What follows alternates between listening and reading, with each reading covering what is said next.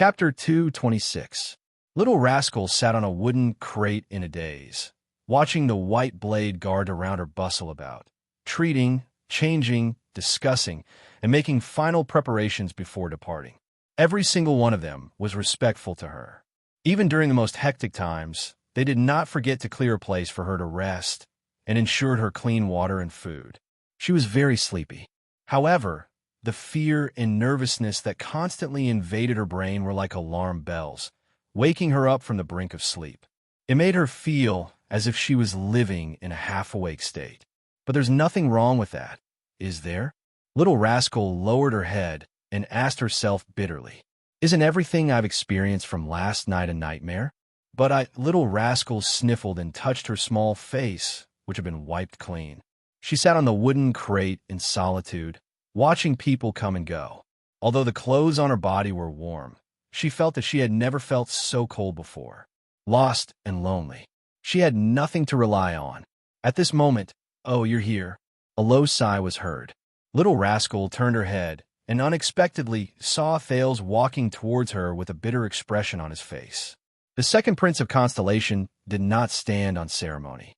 He sat down on the empty ground beside her. "Thales." Little Rascal was a little surprised and delighted. "Why are you?" Thales was in a daze. He picked up a piece of bread from the plate beside Little Rascal, ignoring the angry glare of a white blade guard in the distance. "The food prepared for the Constellations over there is very bad. The priests are also Northlanders." Thales casually bit into the fluffy bread. The bread offered to the temple was indeed different. He buried half of his face in it, snorted, and said in a muffled voice, "I came to rub against you." Little Rascal stared at him in a daze. Thales clenched his teeth with all his might and pulled his face out of the bread. The second prince did not raise his head. He only chewed fiercely and stared at the half-eaten bread in his hand. His gaze was dazed. Little Rascal looked at him and blinked. For a moment, she seemed to have forgotten most of her troubles. "You didn't stay with them." Thales swallowed a mouthful of bread without feeling anything. He felt his stomach slowly fill up. He gestured with his chin at Nicholas and Merc, who were discussing something in the distance. "Did they not treat you well?" Little Rascal raised her head and looked hesitantly at the two people in the distance. "No, they respect me very much." The girl shook her head and almost shook her glasses off again. She was so scared that she hurriedly pressed her hand against the bridge of her nose and said with grievance, "That's why I'm scared." The disheveled girl bit her lip. "You know, they were there before. They all know. It's not important anymore," Thales suddenly said. Little Rascal glanced at the prince in surprise. Thales held the bread in his hand and stared straight ahead, but his eyes were not focused. Only his mouth would occasionally chew. Thales narrowed his eyes and said bitterly, "No matter what happened in the Hall of Heroes, does it still matter now?" He shook his head indifferently. "After we escape from this nightmare, none of this matters anymore." Thales thought absent-mindedly. "Only one thing. We can escape from the nightmare, but the nightmare won't let us go." "Thales." Little Rascal pressed her hands to her sides and leaned forward worriedly. "Are you okay?" Thales snapped out of his daze and glanced at her. "No." Thales lowered his head and sighed deeply. "I'm not okay." Little Rascal smacked her lips timidly. She looked at Thales and blinked, not knowing what to do. "Little Rascal." Thales stared at the wooden crate under the girl, then at her tiny feet in the air. "Do you know," the prince said absent-mindedly, "I came with a mission, even though I didn't want to." Little Rascal stared at him in a daze, not knowing how to react. "But I failed," he concluded dryly. His voice was filled with hesitation and pain. Little Rascal only nodded instinctively. Thales suddenly burst out in laughter. "And now we have to escape, leave behind a mess." His laughter was desolate and desolate. Little Rascal felt a pang in her heart when she heard it. "Then run away with our tails between our legs." Thales listlessly put the bread that he had taken 2 bites of back onto the plate. He leaned back and leaned against the wooden crate Little Rascal was sitting on. He stared at the dark ceiling quietly and vaguely recognized the mural on it. In front of a white ball, 3 blurry figures were born. "This place belongs to the gods, right?" Thales thought absent-mindedly. According to High Priestess Holm, the bright moon goddess probably doesn't care about the conflicts between these mortals. If only I could be like them, indifferent to everything, that would be great. Thales smiled bitterly. Then his expression relaxed again. Little Rascal stared at him quietly, not saying a word. She was like a docile kitten. Do you know? Thales continued to stare at the ceiling. His gaze was unfocused and his voice was faint, as if there was a veil between them. Extet will probably use the excuse of me assassinating the king to send troops south, not just one archduke. Little Rascal nodded lightly. Uh-huh. Thales' vision became blurry. He seemed to see Araka and Sonia's figures, as well as the Fury Guards falling one by one. Broken Dragon Fortress might be lost, and the Northern Territory might also be lost. We can't stop them. Uh-huh. Many people will die. Thales seemed to have seen many more people die. They died in the abandoned house, in the manor, on the streets, in the birch forest, in front of the fortress, and in Dragon Cloud City. This made him feel even more exhausted. They die in war. They die in famine. They die in chaos. They die in a world without order or reason. Uh-huh. Also, because of the diplomat group and the heir's incompetence and failure, the Jadestar royal family will probably face the most severe criticism and attack in history. The nobles are all looking forward to this opportunity, the prince said flatly, as if this was a trivial matter. Uh-huh. As for Lampard will get everything he wants, no matter what it is. Thales rested his head on his arm and said in a daze, He is the final victor, standing on top of our failure. Do you know, I even talked nonsense in his tent, mocking him for being despicable, shameless, cold-blooded, and heartless? Uh-huh. Thales sneered, indecipherable. Little Rascal. His voice became deeper and more solemn.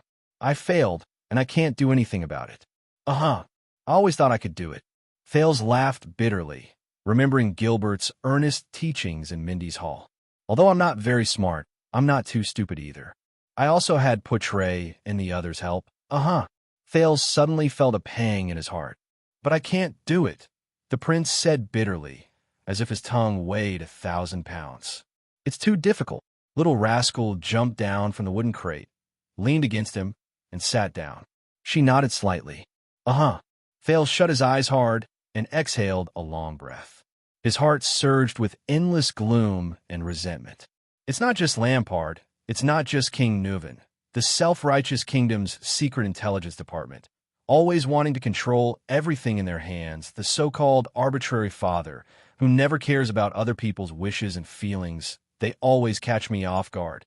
Thales rubbed the space between his eyebrows, as if he wanted to spit out all the dissatisfaction he had for the past month. I really want to do something, uh-huh. Of course, they probably even blame me for acting smart and ruining their plans. Thales immediately sneered and said mockingly, Of course, if it weren't for me, they would probably be celebrating their victory in a corner somewhere. Uh-huh. Thales sighed. And I have neither the right nor the right to criticize them. The prince said desolately, Just like you, I'm nothing at all. Uh-huh. Stop saying uh-huh. Uh-huh. All right. It seems like your mind is indeed wandering. Uh-huh. Little Rascal raised her head as if she had suddenly woken up. Thales leaned against the wooden crate and tilted his head. There was a helpless smile in his eyes as he fixed his gaze on the frightened girl. Little Rascal lowered her head in embarrassment and covered her face with her hands.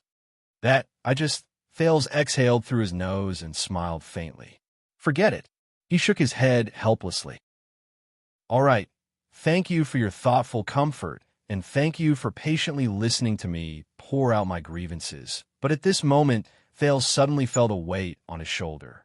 He turned his head in astonishment and saw Little Rascal move closer to him. She spread her tiny arms, one in front of the other, and hugged his neck tightly from the side. Thales stared blankly at Little Rascal, who was right in front of him. He stared at her clean and fair face, but her big eyes behind her thick-rimmed glasses stood out. What are you doing? He asked in a daze. Little Rascal's chest was pressed tightly against Thales' shoulder. Her expression was sincere and solemn. Comforting you. Comforting? The puzzled Thales was slightly stunned. He did not know whether to laugh or cry. A long, long time ago, my mother did this. Little Rascal tightened her arms around Thales's neck.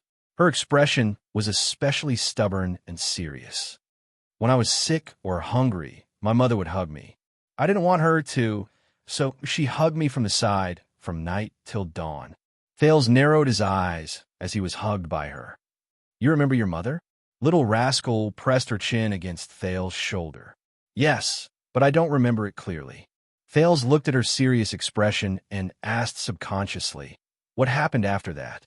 What happened to her? Little Rascal's body trembled slightly. Her expression dimmed. She sold me, Little Rascal said dejectedly. She was very poor. She went to work early every day and only returned home late at night, with very little food.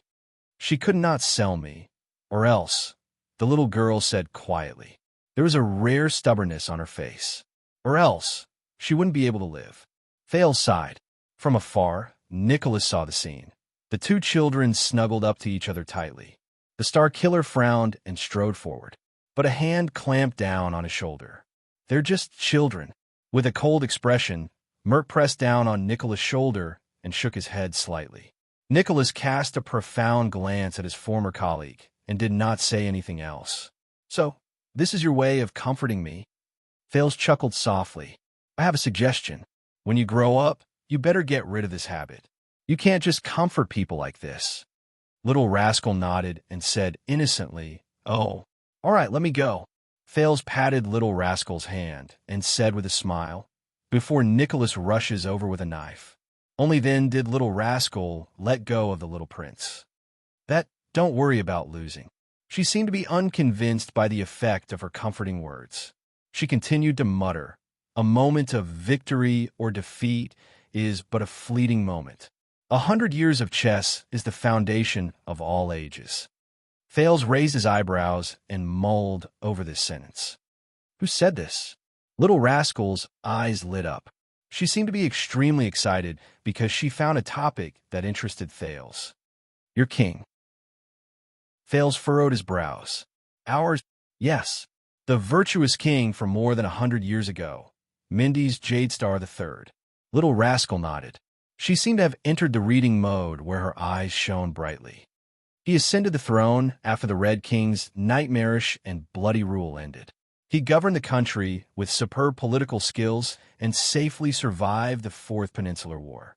Thales thought of something. Mindy's III. I remember now.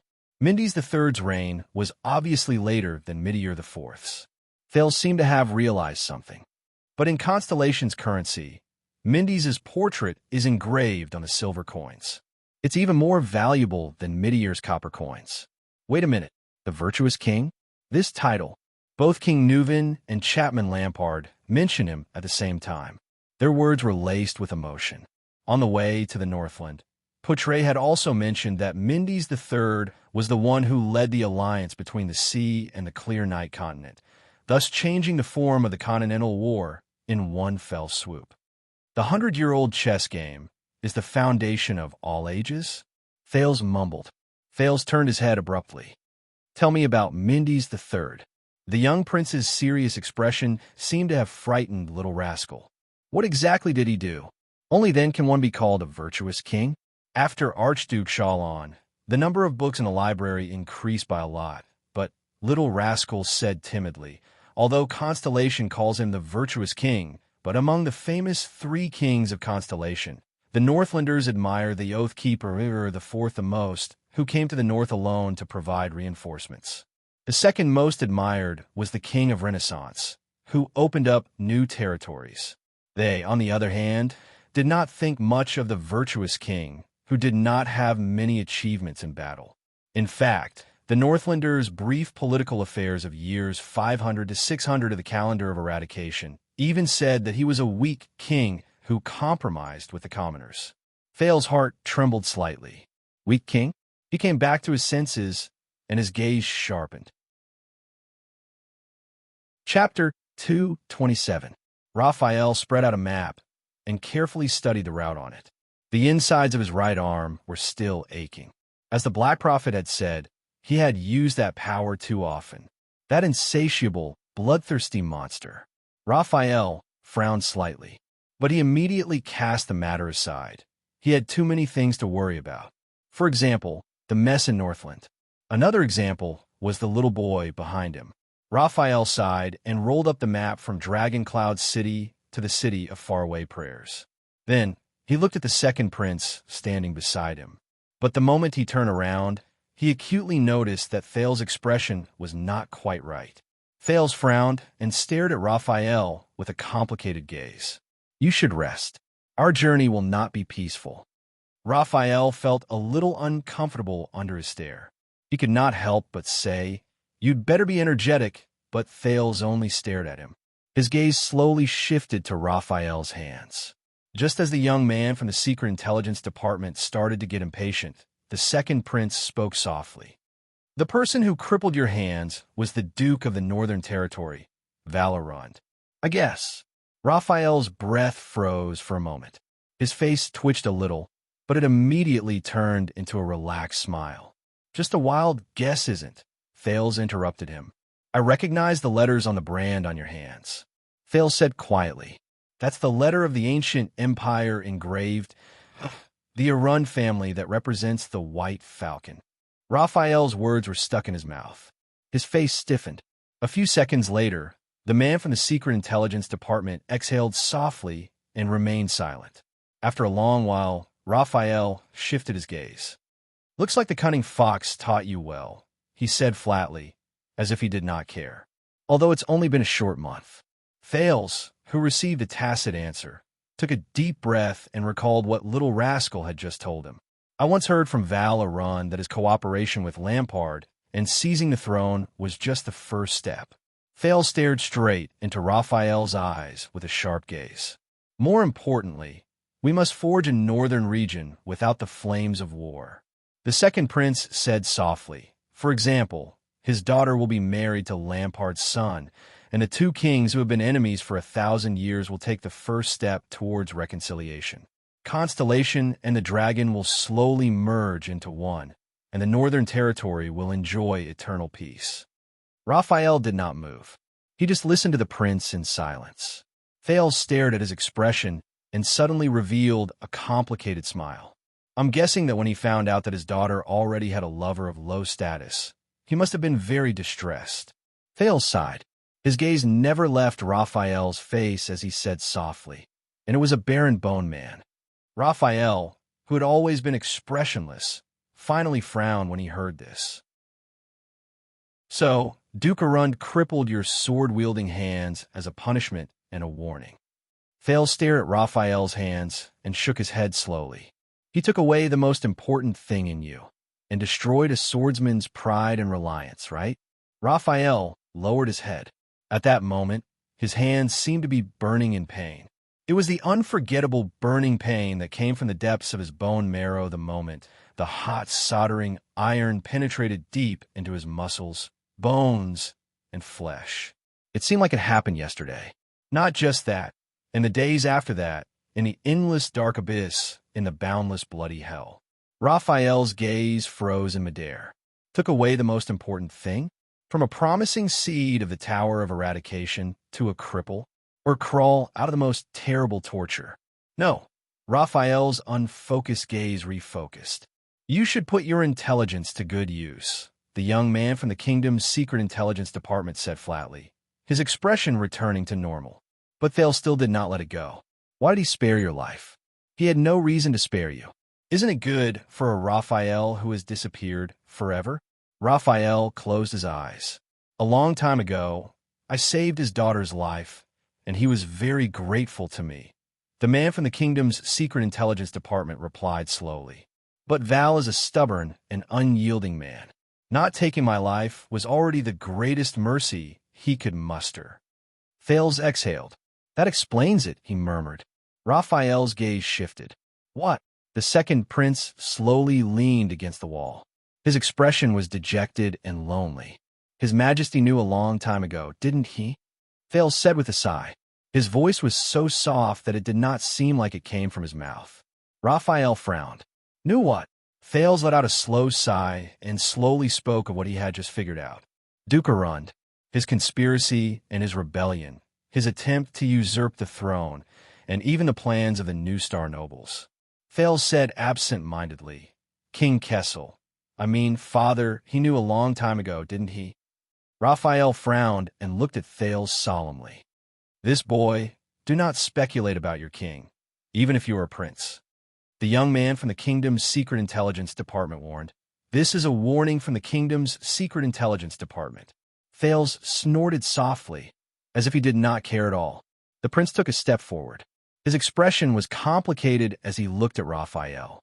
His gaze gradually became clear. So he did know. From the beginning, he knew about Arun's rebellious intentions and his attempt to usurp the throne. Thales sighed, and the reason why His Majesty did not take any action and even allowed things to take their own course was because he was waiting for the other party to truly rebel. Raphael's frown deepened. Waiting. The man from the secret intelligence department snorted in disdain, as if he had heard the funniest thing in the world. "You think too much. If His Majesty knew about this from the beginning, why did he allow the situation to worsen and allow the Duke of the Northern Territory to truly embark on the path of rebellion, putting the Northern Territory in danger?" Raphael shook his head. "I said, do not speculate." Thales clenched his fists. He suddenly raised his voice, as if he wanted to roar out all the resentment and grievances he had accumulated over the past few days. Because he needed this opportunity. Damn it. Raphael's words stopped at the tip of his tongue. He looked at the prince, whose chest was heaving up and down. He was slightly surprised. "Miranda told me that His Majesty had already sent officials to stabilize the situation in the Northern Territory." Thales panted and could not stop his chest from trembling. "It's very reassuring, isn't it? But this is the key." Thales raised his head and gritted his teeth. Kessel's determined face appeared before his eyes. "Tell me, Raphael." The prince stared at Raphael and stared into his red eyes. Thales could not help but think of the Nanchester family's one-eyed dragon, Koster, and the words he said before he left. "You underestimate your father, underestimate the Iron Hand King, and underestimate the fear he instilled in the whole of Constellation. If Prince Mariah had not been assassinated, if Ekstedt had not been pressured by war, if Arund had not taken a risk out of desperation and ended up in prison, and if the Northern Territory had not become leaderless and lost." The prince opened and closed his mouth as he fiercely said, "Then His Majesty could still." Thales paused for a moment. Raphael's gaze dimmed slightly. Thales clenched his teeth and forced himself to finish the rest of his words. "Then he could still defend the enemy in the name of war without any hindrance, send his direct officials and nobles to Cold Castle, as a matter of course, increase the standing military strength in the fortress, and then take over the important territorial affairs such as taxation, adjudication, land, and so on, until the Jadestar royal family completely replaced the Duke of the Northern Territory in prison, so that the Northern Territory, which has been ruled by the Arund family for generations, would be completely taken into the royal power." Thales, who had forcefully said these words, only felt a pain in his head. He could not help but sway. He supported himself against the wall with one hand and pressed his other hand hard against his forehead, rubbing it continuously. Val Arund, Kessel Jadestar, the shocking change in the Ekstedt diplomat group, everything in the Hall of Stars, his appearance, and what he thought was his ingenious way of breaking through the situation. Now, from the looks of it, all of it, Thales felt his forehead hurting more and more. There, a piece of memory fragment surged out uncontrollably and returned to the vast sea of memories. It was a fragment formed by a few words, but it made people's hearts turn cold. "Uncle Zheng Bok Duan, as His Majesty's greatest and most important spy and conspirator, the kingdom's secret intelligence department. Tell me, is this true?" Thales opened his eyes and tried his best to control his voice. But even so, he still made half the people in the room turn their heads repeatedly. Raphael did not speak for a long time, but the prince seemed to be very patient. He stared at the person from the secret intelligence department without moving. His eyes surged with extremely complicated emotions. Finally, Raphael let out a long sigh. His expression was filled with the same complicated and subtle, endless emotions. He spat out a few powerless and helpless words. No comment. This was an answer that did not seem like an answer. But the prince had already obtained the information he wanted to know. At that moment, Thales slowly relaxed like a balloon that had its air released. He subconsciously leaned against the wall, his expression stiff. Why? Raphael looked at Thales indifferently. There was a hint of solemnity in his words. Why would you think so? Thales subconsciously snorted softly. Even though you've told me many times not to believe the Red Witch's words. The prince's voice was very tired, as if he was speaking to another person. You have to know that lies that are strong enough to sway people's hearts are built on certain facts. Raphael's expression changed slightly. Calshin's words to Miranda. Thales closed his eyes and exhaled fiercely. If you don't want this land to be taken away by despicable means, Northland only belongs to Northlanders. Now I understand. The Red Witch does not speak without thinking. He laughed bitterly. His laughter was desolate. Ekstedt and Lampard are not the only ones who want to seize the Northern Territory from Arund. I didn't think that much at first, until I heard about the history of virtuous King Mendes III from a long time ago, Thales said absent-mindedly. It instantly solved many of my doubts. Raphael frowned slightly. Virtuous King? His Majesty? The corners of Thales' mouth twitched slightly. He tried to recall the Iron Hand King's appearance, but what appeared in his mind was always his cold and solemn voice, and his short but powerful movements. Isn't he afraid that the Ekstedtians will really invade the south in large numbers? Not afraid that they will seize the Northern Territory? Thales clenched his fists and clenched the scars on his palms. Raphael sighed slightly. Forgive me for being blunt, Your Highness, Raphael said softly. The young man from the Secret Intelligence Department shook his head slowly. If it wasn't for your unexpected actions, including giving the doctor a chance to contact the secret room, as well as your inexplicable appearance outside Heroic Spirit Palace, Ekstedt would have become a mess according to our expectations. For some reason, Thales laughed. His chest trembled slightly. His laughter was endless, and the meaning behind it was unclear. Has he always been this risky? The prince said weakly. Or has he only been like this since the Bloody Year? Raphael did not speak, but he did not understand what was so funny about it. Thales chuckled softly in the end. He lowered his gaze to the ground, and his expression was unclear. About the ownership of the Northern Territory, does Miranda know? He stopped smiling and said softly, Does she know that you're also in it? This time, Raphael froze on the spot. Miranda, that girl. Nothing to say. Raphael still said the same thing, but this time there was quite a bit of pause and trembling in his words. Raphael's red eyes trembled slightly, and his breathing quickened. Miranda, a girl with such meticulous thoughts and keen senses, how could she? Raphael closed his eyes. How could he not know? If this is what you are here for. Panting heavily, the man from the Secret Intelligence Department tried to end the conversation, but he was interrupted by Thales once again. Help me. 2 words were spoken softly. Short, forceful, but not dejected or dejected. Raphael was slightly startled. What? The man from the Secret Intelligence Department opened his eyes slightly and looked at the prince in puzzlement. In front of him, Thales also slowly raised his head. I'll say, the hesitation and weakness from before had completely disappeared from the prince's voice. It became resolute, firm, and unquestionable. The prince cast a rare gaze from his gray eyes and stared straight into Raphael's eyes. I need your support, Raphael Lindbergh. Help me convince them. Help me. Raphael stared blankly at him. What are you going to do? The man from the Secret Intelligence Department asked subconsciously. He even forgot to address Raphael respectfully. Thales chuckled. His hand had long since left the wall. He stood firmly on the ground and looked straight at Raphael. His face was full of optimism and relief.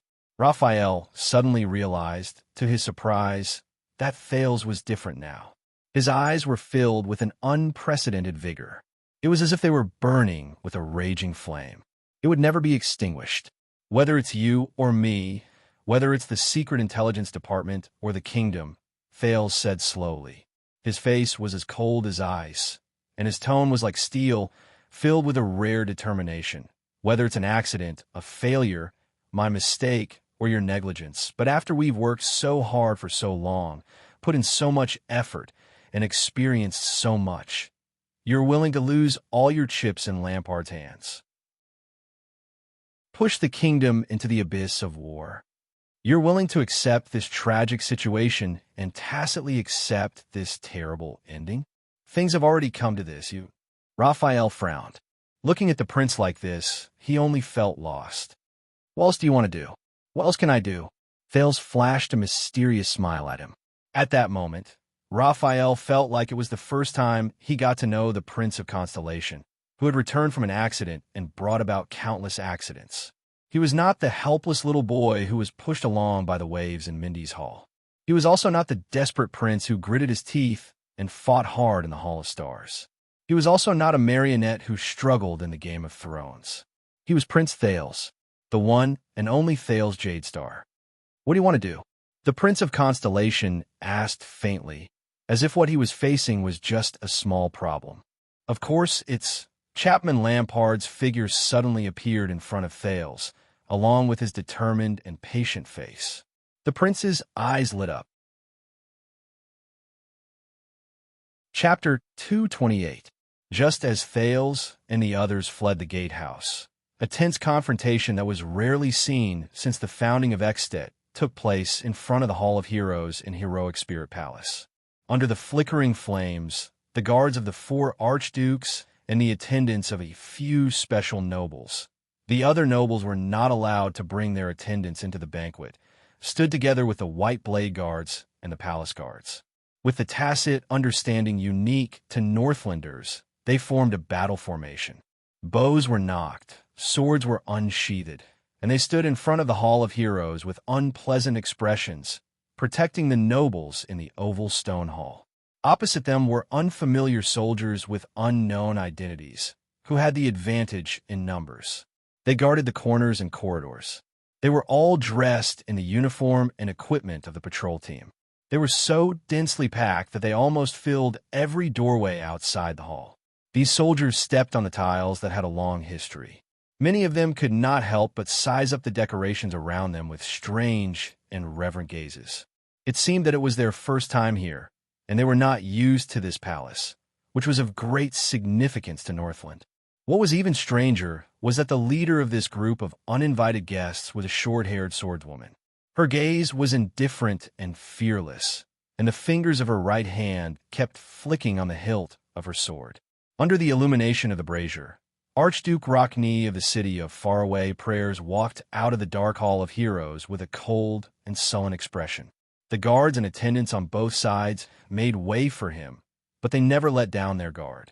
The long-haired Archduke of the city of Faraway Prayers waved away an attendant who was about to put a cloak on him. He stared coldly at the uninvited guests in front of him, and his gaze lingered on their swords. "Show yourself. There's no need to hide anymore." Archduke Kulgan Rockney retracted his fierce gaze and said coldly, "We are separated by 3 stone steps, but we can still smell the disgusting scent unique to your territory. Although we are all from Northland, your soldiers are different." The first row of patrol soldiers exchanged a few glances, but they seemed to be well-trained and still did not say a word. They just stared coldly at the guards and guards guarding the Hall of Heroes. "Where is the Fire Knight?" Archduke Rockney snorted coldly without looking at the female leader. "No matter what you want to do, whether it's besieging Heroic Spirit Palace or murdering the Archduke, you don't have to let a weak woman lead the troops, do you?" The short-haired swordswoman's face turned cold. Her right hand no longer moved. Instead, she gripped the hilt of her sword tightly and took a provocative step forward. "Be careful, Your Grace," she said in an unfriendly tone, her eyes filled with contempt and disdain. "Your life is in the hands of this weak woman." "Little girl." Archduke Rockney shook his head in disdain. "Go home and weave. The long sword is very heavy." Clang! The swordswoman suddenly unsheathed her weapon. Like a flock of birds startled by a bowstring, the guard beside the Archduke, be it the White Blade Guards, the Palace Guards, or the attendant from the city of faraway prayers, all surged forward nervously, but they stopped abruptly. Archduke Rockney raised his right palm and firmly stopped them by his side. The swordswoman looked at the Archduke of the city of faraway prayers with a frosty expression. The tip of her sword stopped right in front of Archduke Rockney's throat. The Grand Duke did not move from his eyes to his body. He stared at her without flinching, as if it was not a sword that was pressed against his throat. "It's fine," Rockney said coldly. "Let's see if our little cutie really has the ability to hold a sword." A cold glare flashed in his eyes, and the courage to kill an archduke. The swordswoman's gaze turned cold. The tip of her sword moved forward without hesitation and touched his skin. Rockney's pupil shrank. He felt a chill on his neck, and blood flowed down. Behind the Grand Duke, the attendant's inhales could be heard clearly, but there was still no expression on Rockney's resolute face. At this moment, a deep and sonorous male voice came from the patrol team. "Be more polite, Croche." A middle-aged nobleman in armor with a weathered face and steady footsteps slowly walked out of the crowd. "We are not here to fight." Behind him were two noblemen. One of them was dressed in plate armor and had an old-fashioned face, while the other was tall and thin with a sharp gaze. The swordswoman, Croche, snorted softly. Then she stepped back and sheathed her sword. Rockney slowly lowered his head and extended his hand to wipe his neck. He stared at the blood on his hand with a subtle expression. The soldiers in the patrol team made way for the newcomers. "There's no need to be so nervous, everyone." The tall and thin young noble smiled slightly and bowed politely at the guards. "We are not enemies. We should not point our swords at each other." Rockney lowered his hand. His gaze swept over the three newcomers, and he snorted softly without showing them any respect. As expected, surprises are never late. Archduke Rockney's expression grew colder. He fixed his gaze on the middle-aged noble, Chapman Lampard. His attendants frowned in unison.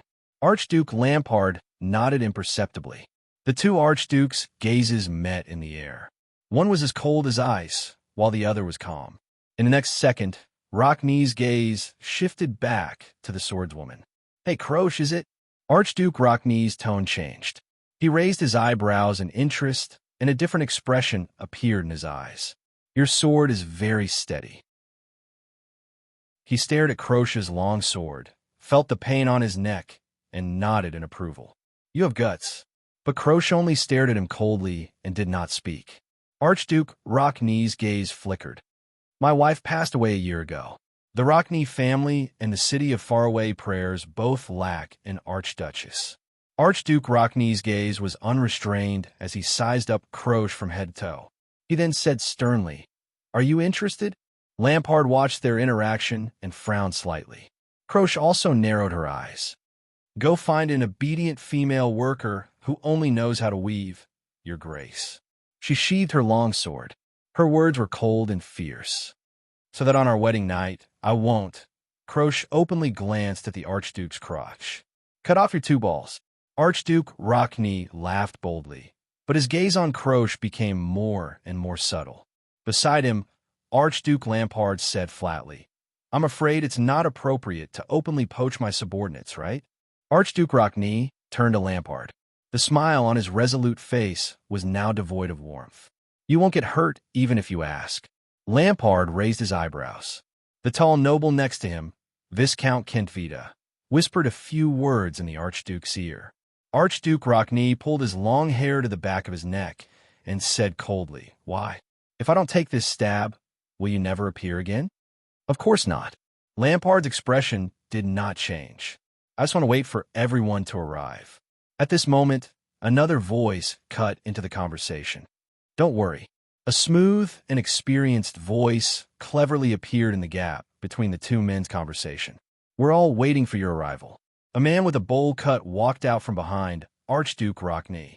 He was the Archduke of Reformation Tower, Porphyus Trentida of the Trentida family.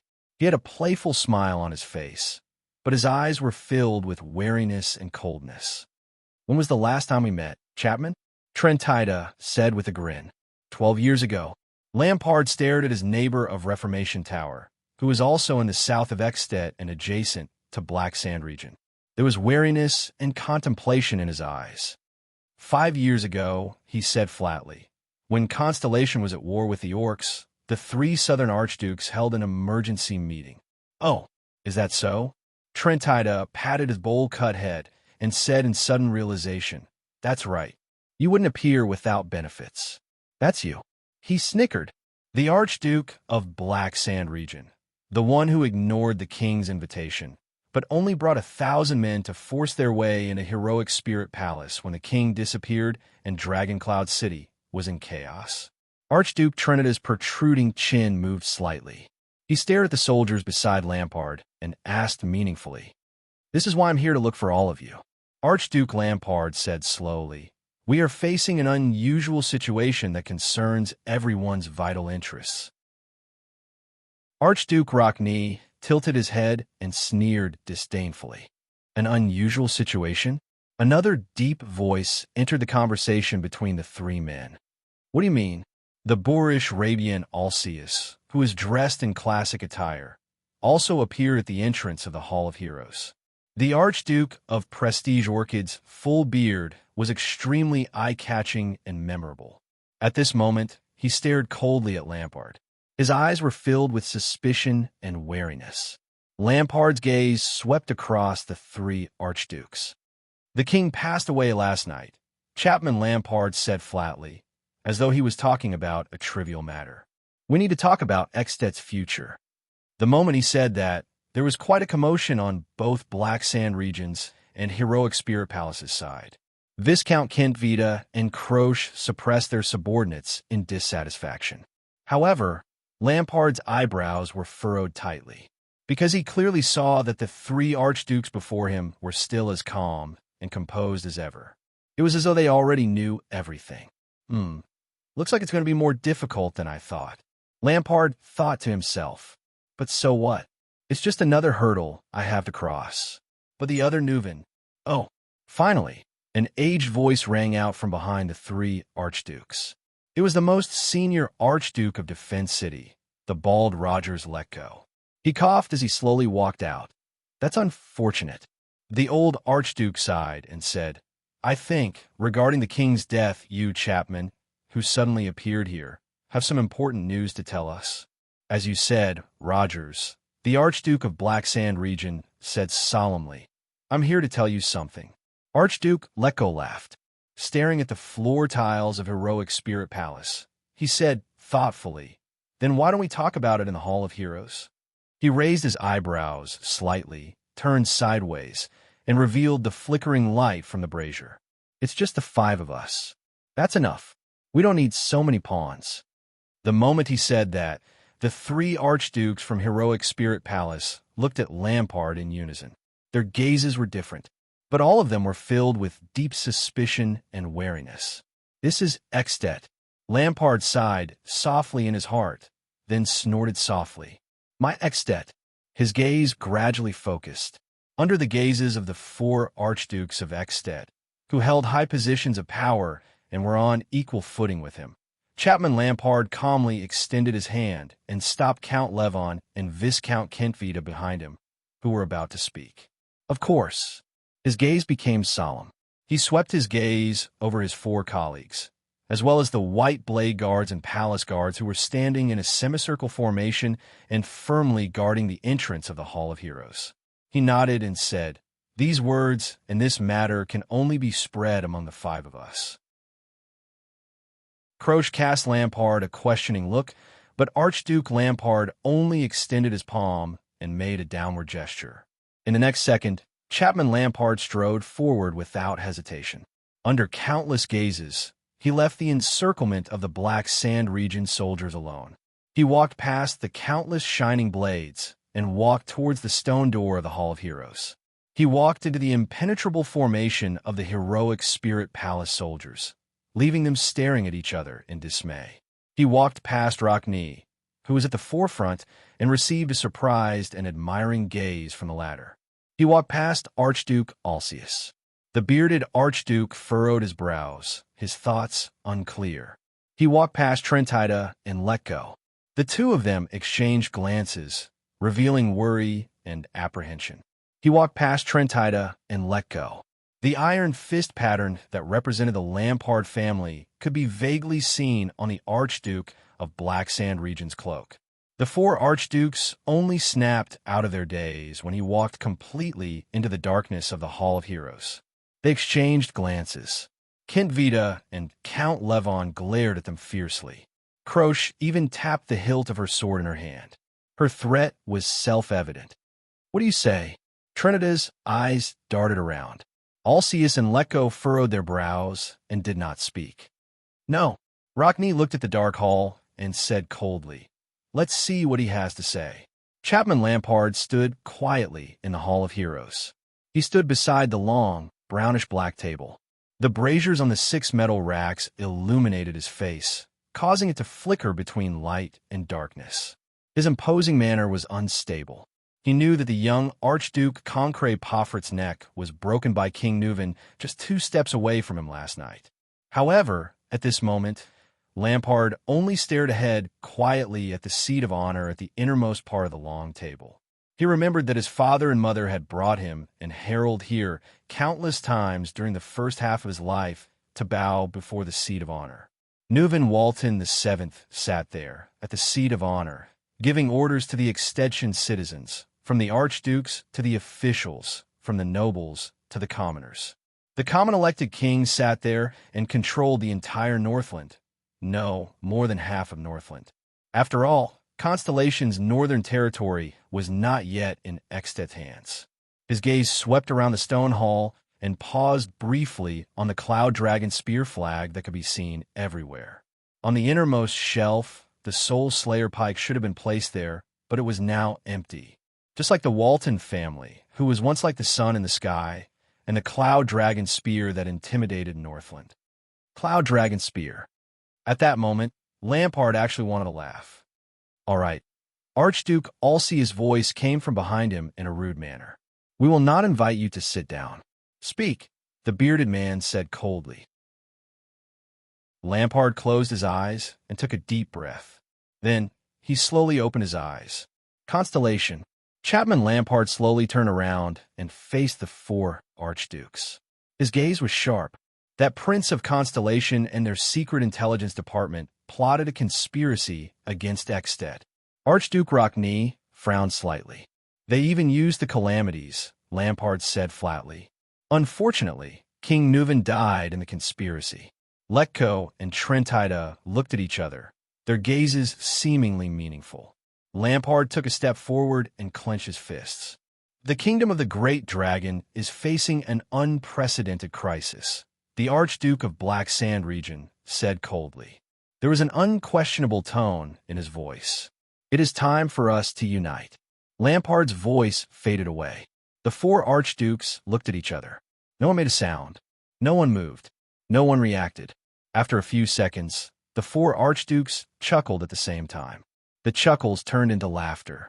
The laughter turned into sneers. And the sneers lasted for almost a minute. Archduke Lampard looked at the archduke's sneers and could not help but frown. There was a deep chill in Alcia's smile. Trinida's smile had a profound meaning that was worth pondering. Lecco's smile was very forced. Perhaps he did not want to laugh at all. Only Archduke Rockney's laughter was the loudest, longest, and coldest. The family emblem of the canon of knights from the city of Faraway, prayer shone brightly on his shoulder. Lampard's expression also turned cold. Finally, the archdukes stopped laughing. In the next second, Archduke Rockney took a step forward and met Lampard's gaze without flinching. Colgan Rockney said coldly and rudely in his unique, bold voice, "That's right. Go home and F***CK yourself, Chapman Lampard." He spat harshly. His eyes were filled with disdain and contempt, as if they contained 10,000-year-old ice. Chapter 229. Dragoncloud City, Bright Moon Temple, in a secluded room. Poutre looked at the busy Constellatiate soldiers not far away and could not help but let out a long sigh. In the first half of his life, he had experienced failures. In fact, the failures he had seen were more terrifying, and the price they paid was heavier. For example, 12 years ago, But now, Poutre suddenly felt that the pipe in his hand was very heavy, and he lost the desire to take a puff. This was very rare for someone like him who valued smoking as much as his life. King Kessel used his bloodline as a hostage to try to eliminate the scourge of war. It should have been a generous and sincere act that the whole country would praise. But now, it had turned into a disaster. The prince was involved in the death of the king of Ekstedt, bringing about the worst situation that should have been avoided. Worse still, the Jadestar royal family would once again suffer a huge blow to their reputation. After that child returns to Constellation, what he has to face. Poutre recalled Thales's dejected look, and his mood became gloomy. He silently reached out and knocked the burning tobacco out of the pipe. "I'm sorry, Gilbert. Other than bringing him out of danger, there's nothing I can do. Just like how I watched His Highness pass away. I've disappointed you, old friend." Again, while Poutre was lost in his memories, the new soldier, Willow, interrupted his thoughts. "My lord, what is it?" Poutre raised his eyebrows. "Please go to the back hall, the hall we entered from." Willow seemed a little confused, but he still carried out the order. "This is Prince Thales's order." Poutre's expression changed. Cohen packed his things and checked his weapons for the last time. "Are you not going to ask Raphael anymore?" The police officer looked at Poutre, who was talking to the Constellation's soldiers in the distance. He sighed and turned to Miranda beside him. "You know about the disaster swords, the secret intelligence department?" His hands. At this point, he remembered that his good friend, a swordsman, had both his hands crippled. He did not know when his hands had turned into such monsters. Cohen could not help but grit his teeth. What did that guy go through?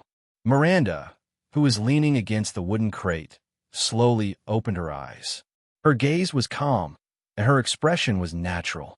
However, his voice was slightly hoarse. "There's no need. He has already made his decision," the swordswoman said softly. "There are some things that will only be futile to ask." Cohen looked at Miranda's expressionless face and wanted to say something, but in the end, he just shrugged and lowered his head to adjust his sword belt. A few seconds later, the police officer said in a low voice, "Then how do we report to Tower?" "I met 3 disaster swordsmen in Dragon Cloud City, and one of them has an unknown identity." Miranda's eyes flickered. "What about you?" she asked lightly. Cohen was slightly taken aback. "In my opinion," the police officer exhaled deeply, and his gaze became firm. He seemed to have made up his mind. "To hell with the Tower of Eradication. I've been out for so long." Cohen shook his head and snorted softly. "I've never seen any disaster sword. It's all Castlin's scheme. End of report." Miranda smiled faintly. If Master Jedi knew the truth, he would go crazy. So this is for his own good. Cohen raised his eyebrows. His most outstanding student is worried about his mood and is determined to make him worry less. Miranda raised her eyebrows and closed her eyes again to rest. After a while, Cohen spoke again. His voice was downcast. "Miranda, it's only been 3 years," the police officer said dejectedly. "How can a person change so much?" Miranda opened her eyes again. This time, there was a complicated look in her eyes. "I'm not just talking about Raphael." Cohen sheathed his long sword with a worried expression. "There's also Croche. I still remember the days when I was punished to bite a sword and squat down with her. That tomboy's favorite thing to do was to scold me," he said in annoyance. Miranda curled up the corner of her mouth. "That's because she likes you, but doesn't dare to say it out loud." Miranda rolled her eyes, then her heart dimmed.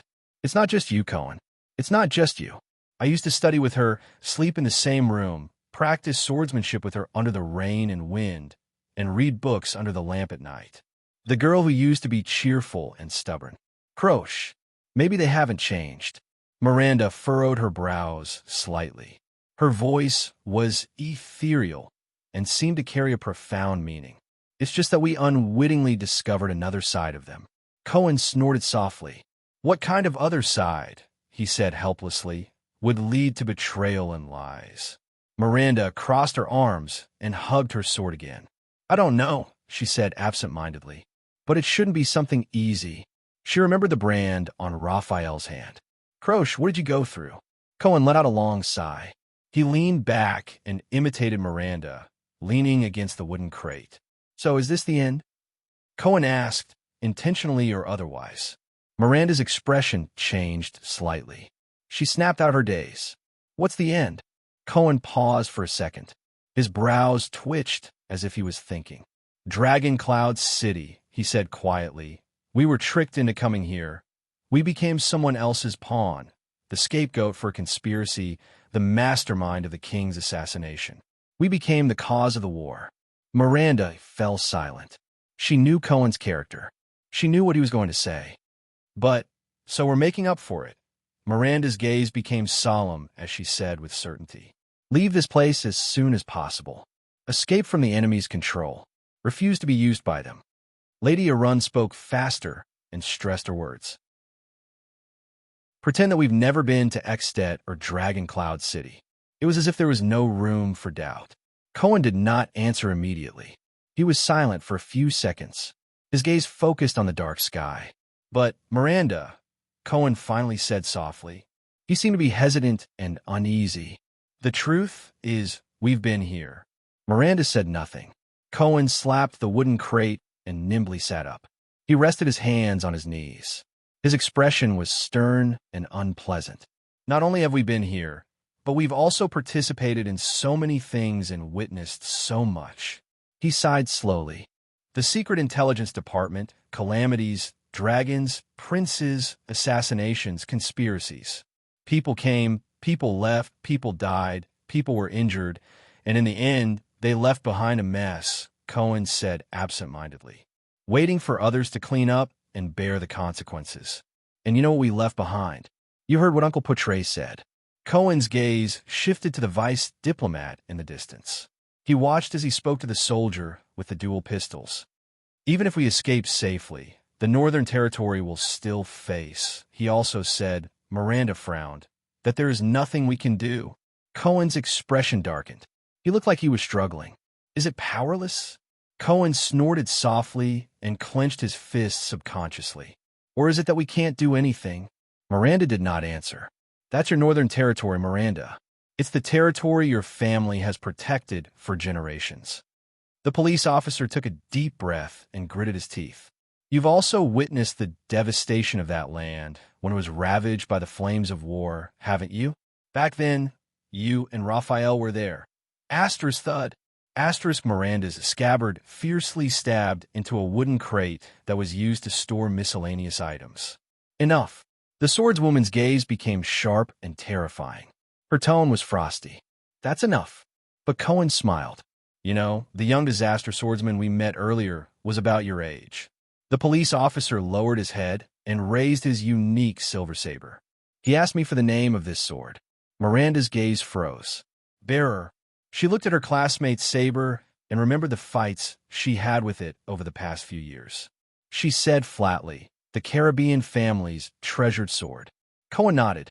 His arm muscles tightened as he steadily raised his weapon. "Bearer." "It's too heavy," Cohen said absent-mindedly. He thought of the gloomy old castle in his family, and the scene when his old man took it out from inside.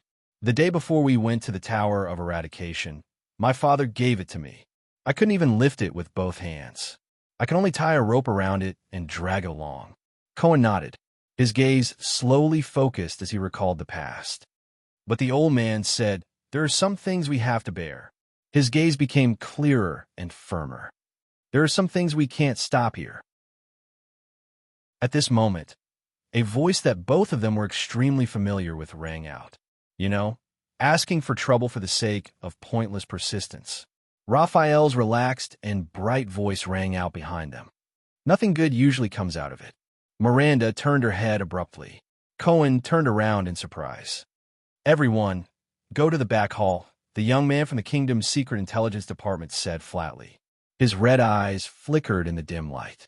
"It's not time yet." Miranda frowned. "Why are we going to the back hall?" Raphael let out a sigh as if he was helpless. He also seemed to be hesitating, but he only paused for a second before he raised his eyes and looked at the two of them. "I told you." Raphael snorted coldly. Chapter 230. in the back hall of Bright Moon Temple. In the not-so-wide hall, the Prince of Constellation stood calmly in the center. Under the illumination of the everlasting lamp, Thales stared at the bright moon goddess statue in the darkness from afar.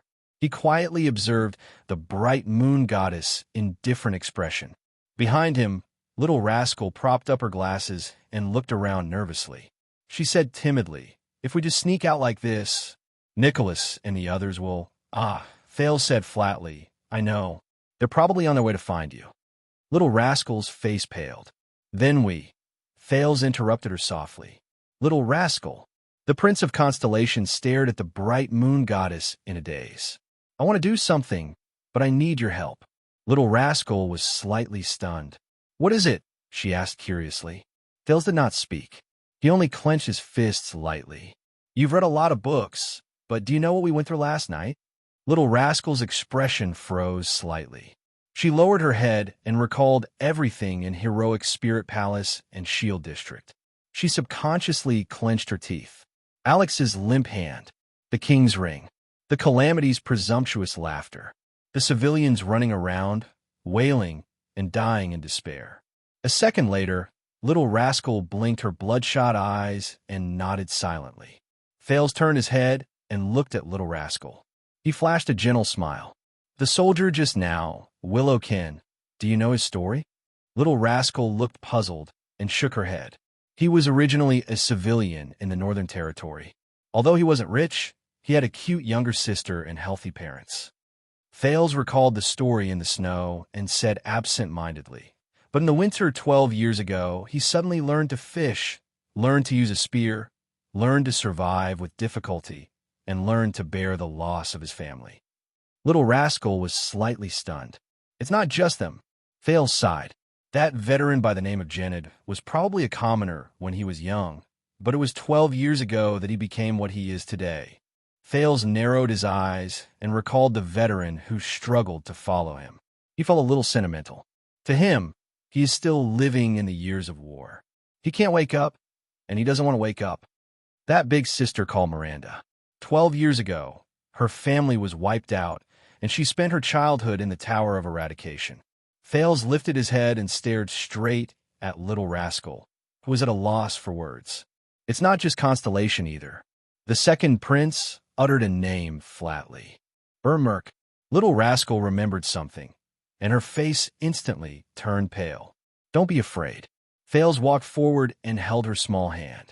Feeling the coldness and trembling in his palm, he said sincerely, "I'm here. No one can hurt you." Little Rascal's breathing gradually calmed down. "But you heard it with your own ears." 12 years ago, he lost his vow to protect and the love of his life. Since then, he has fallen into the boundless hell, struggling to catch his last breath. Thales stared at her quietly. "And Chapman Lampard." Thales' eyes dimmed. 12 years ago, his hands were stained with his elder brother's blood. In the whirlpool of his father's generation and power, he transformed into the current Archduke of Black Sand region. With a solemn expression, Thales let go of the girl's hand, but held her shoulders. Little Rascal could only stare at him blankly. "Look, so many people's fates have been decided just like that." Thales' voice was a little intermittent, sometimes soft, sometimes heavy. "It's all because of that incident 12 years ago." Little Rascal inhaled and stared back into the prince's gray eyes. "The bloody year?" Thales stared at her seriously and nodded. "The bloody year." Little Rascal's gaze was conflicted. She nodded slightly, as if she understood. Thales first closed his eyes and inhaled deeply. Then he opened his eyes. With a solemn expression that he had never shown since he arrived in this world, he said with a straight face, "Little Rascal, everything we've seen and heard tonight is not just a family drama between a few people, but a major event that concerns the future of millions of people in 2 countries. Thales stared at the girl's blank eyes behind her glasses with a solemn expression. He clenched his teeth. In that second, the Potemkin village that he saw after leaving the capital appeared in front of his eyes. The majestic star-shaped fortress, Broken Dragon Fortress, the Northland villagers in the Mountain Pass village, and the Black Stone at the Raymond Pass, the place where Horus died. There might be tens of thousands, hundreds of thousands, millions of people whose fates will change because of this, Thales said with difficulty. No, in Dragoncloud City, the fates of countless people have already changed. Many of them have even reached the end. Thales lowered his eyelids and said dejectedly, like Alex in the Shield district that we passed through. Like ourselves, Little Rascal was stunned for a second. If we just walk away like this and leave everything behind, Thales sighed. He felt that his chest was heavy. That kind of burden will make me feel like I can't breathe.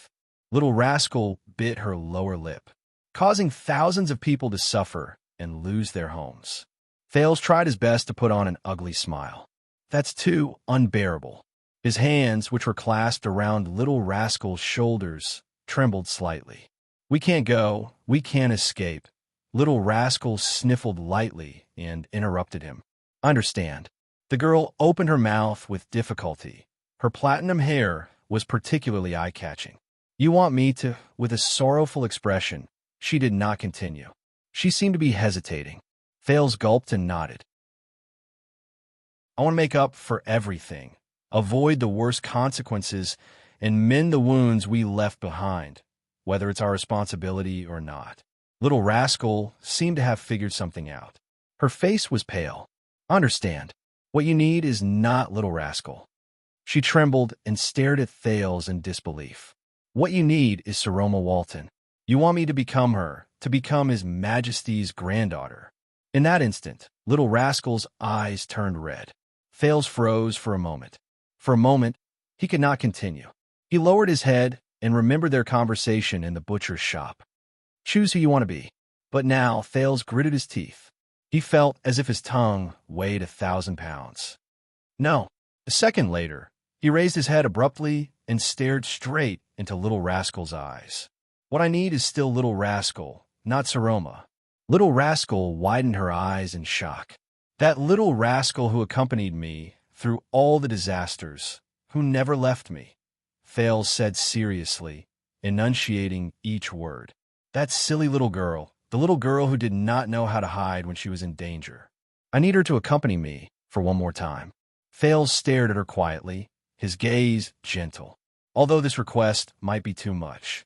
Little Rascal stared at him blankly, as if she had forgotten to think. I know you're afraid.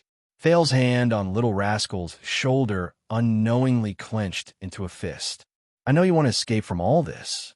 But Thales' face contorted, but after a few seconds, he raised his eyes again and stared straight into Little Rascal's eyes. Raise your head and face it, just like how you faced the great dragon. Little Rascal did not answer. She only stared at Thales with tears welling up in her eyes. A few seconds later, tears flowed uncontrollably from her eyes. There's nothing like this in the books, Little Rascal said fearfully, tears streaming down her cheeks. I don't know. She bit her lips, tears flowing down her cheeks. Thales sighed in his heart. Maybe there is, Thales said softly. It's just that we don't know. Little Rascal sniffled. If there really isn't. Thales sighed and moved his hands to her head. That would be even better. Thales stretched out his fingers and gently wiped away her tears. Then he held her black-rimmed glasses and gently straightened the crooked and damaged glasses. He stared at Little Rascal with a solemn expression and a stern tone. After reading so many books and reading so many other people's stories, it's time for you to write your own story. Little Rascal subconsciously let out a sob. The girl stared at Thales with a dazed expression and a blank gaze. It was as if she was flipping through a random book instead of staring at a determined boy. A few seconds later, Little Rascal pursed her lips and slowly opened them. She said softly, "Will you always be by my side?" "Yes." He nodded. Her eyes brightened. "Will you face all of this with me?" "Yes." He flashed a smile. Her expression changed, and she gritted her teeth. "You will protect me." He sighed, raised his head, and touched her forehead. Through the glasses, their eyes met. The boy spoke softly, his tone was resolute. "I will." At this moment, Thales heard footsteps behind him. He gently let go of the dazed Little Rascal and turned to the person. "You better have a good explanation, little prince." The Star Killer's pale and cold face appeared before him. His expression was unfriendly and his tone harsh. About abducting the Walton bloodline. Sorry, Nicholas cast a glance at Little Rascal, who was deep in thought. Come back with us. You shouldn't have too much contact with this dangerous prince, my lady. Little Rascal pursed her lips and hid behind Thales. Nicholas furrowed his brows. Thales took a deep breath and raised his head to look at Nicholas. And Merc, who was behind him. Thales ignored the Star Killer and said softly to Merc, Lord Merc, I'm sorry. I'm still used to calling you Lord. The listless Merc was a little startled. Nicholas, on the other hand, was slightly startled. Why did you come back to help the Walton family? Thales looked at Merc calmly. You're no longer an administrator. I remember that King Nuven has exiled you forever. Merc's expression became sorrowful and desperate. His muscles tensed up without him realizing it. In King Nuven's eyes, you're the sinner who killed his son, aren't you? The prince said flatly, he took your child away because of this. He treated you like this, so you should treat him fairly. Merc shuddered violently. Nicholas stared at his former colleague, and his expression changed. Hey, you little prince, the Star Killer said decisively. Someone interrupted him, but it was not Thales. Yes. Merc trembled and raised his head.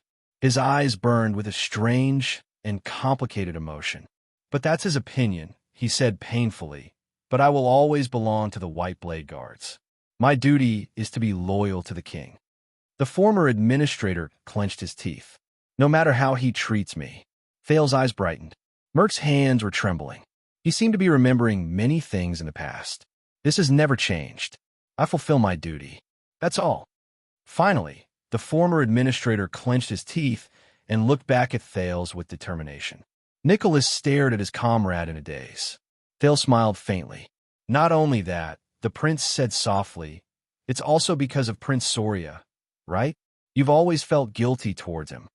Merc swayed a little. Thales observed his expression, lowered his head, and sighed slowly. You did your best to do one thing, but fate played a joke on you.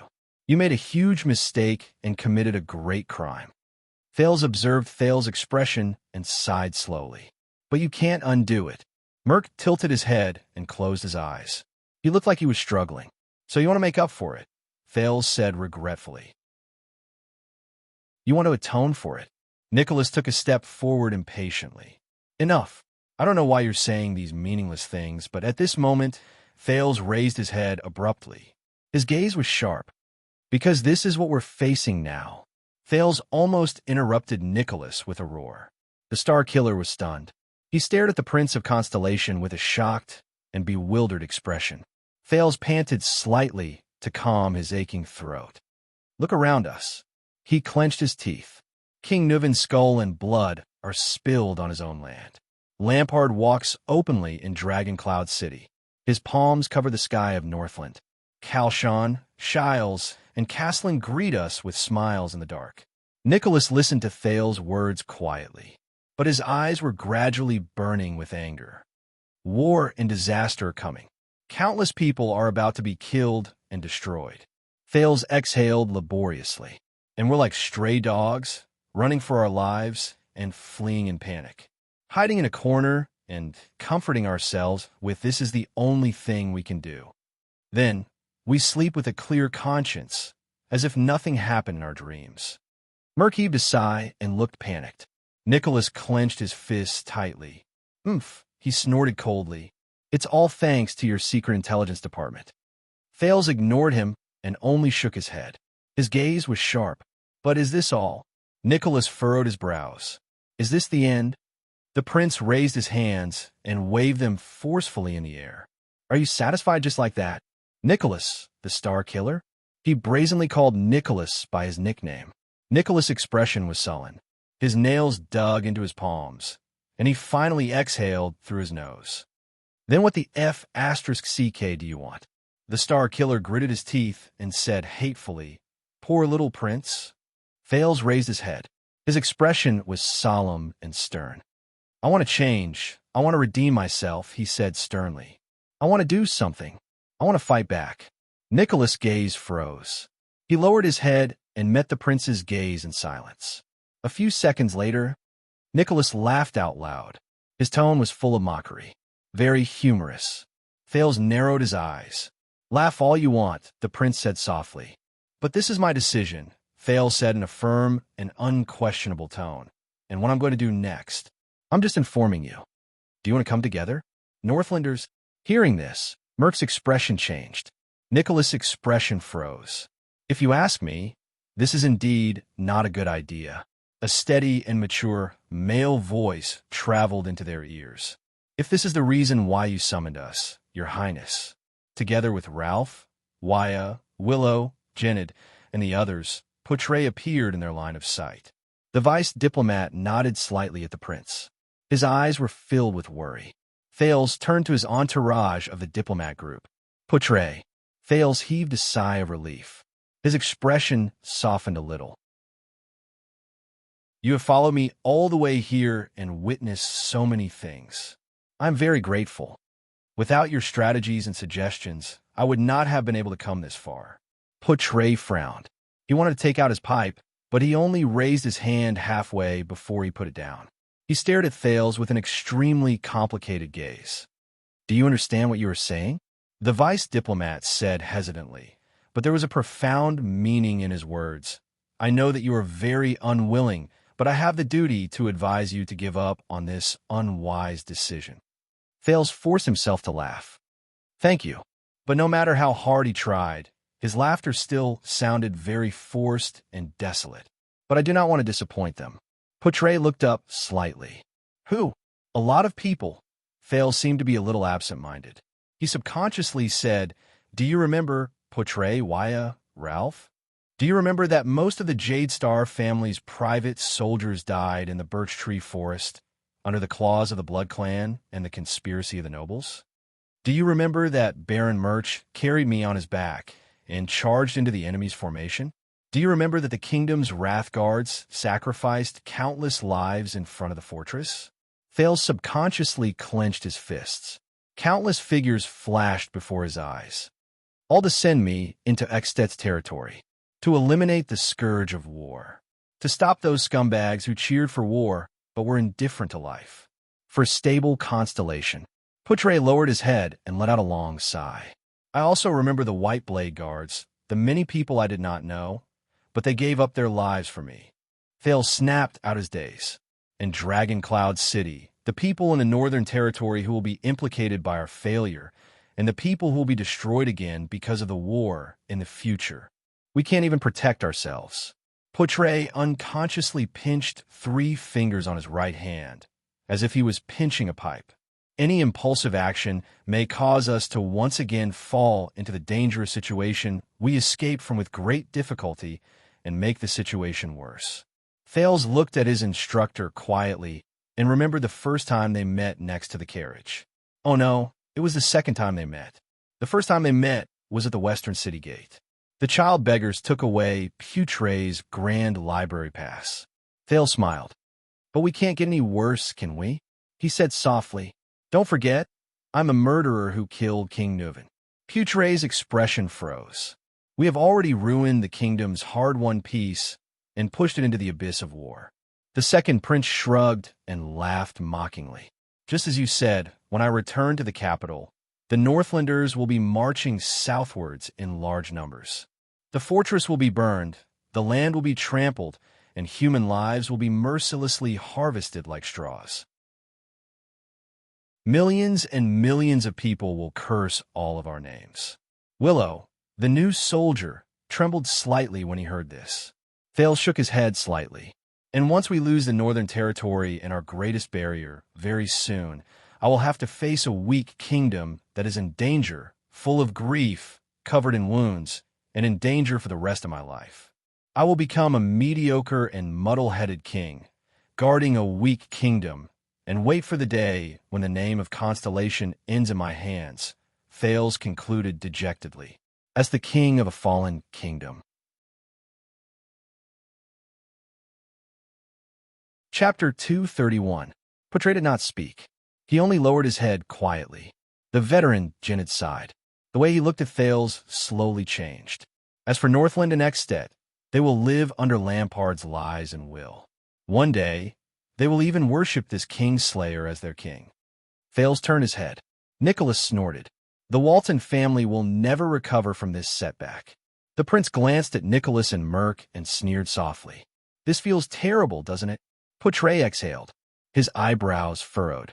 As for escaping, Thales continued. His voice was a little hollow. Leaving behind such a mess. Where else can we escape to?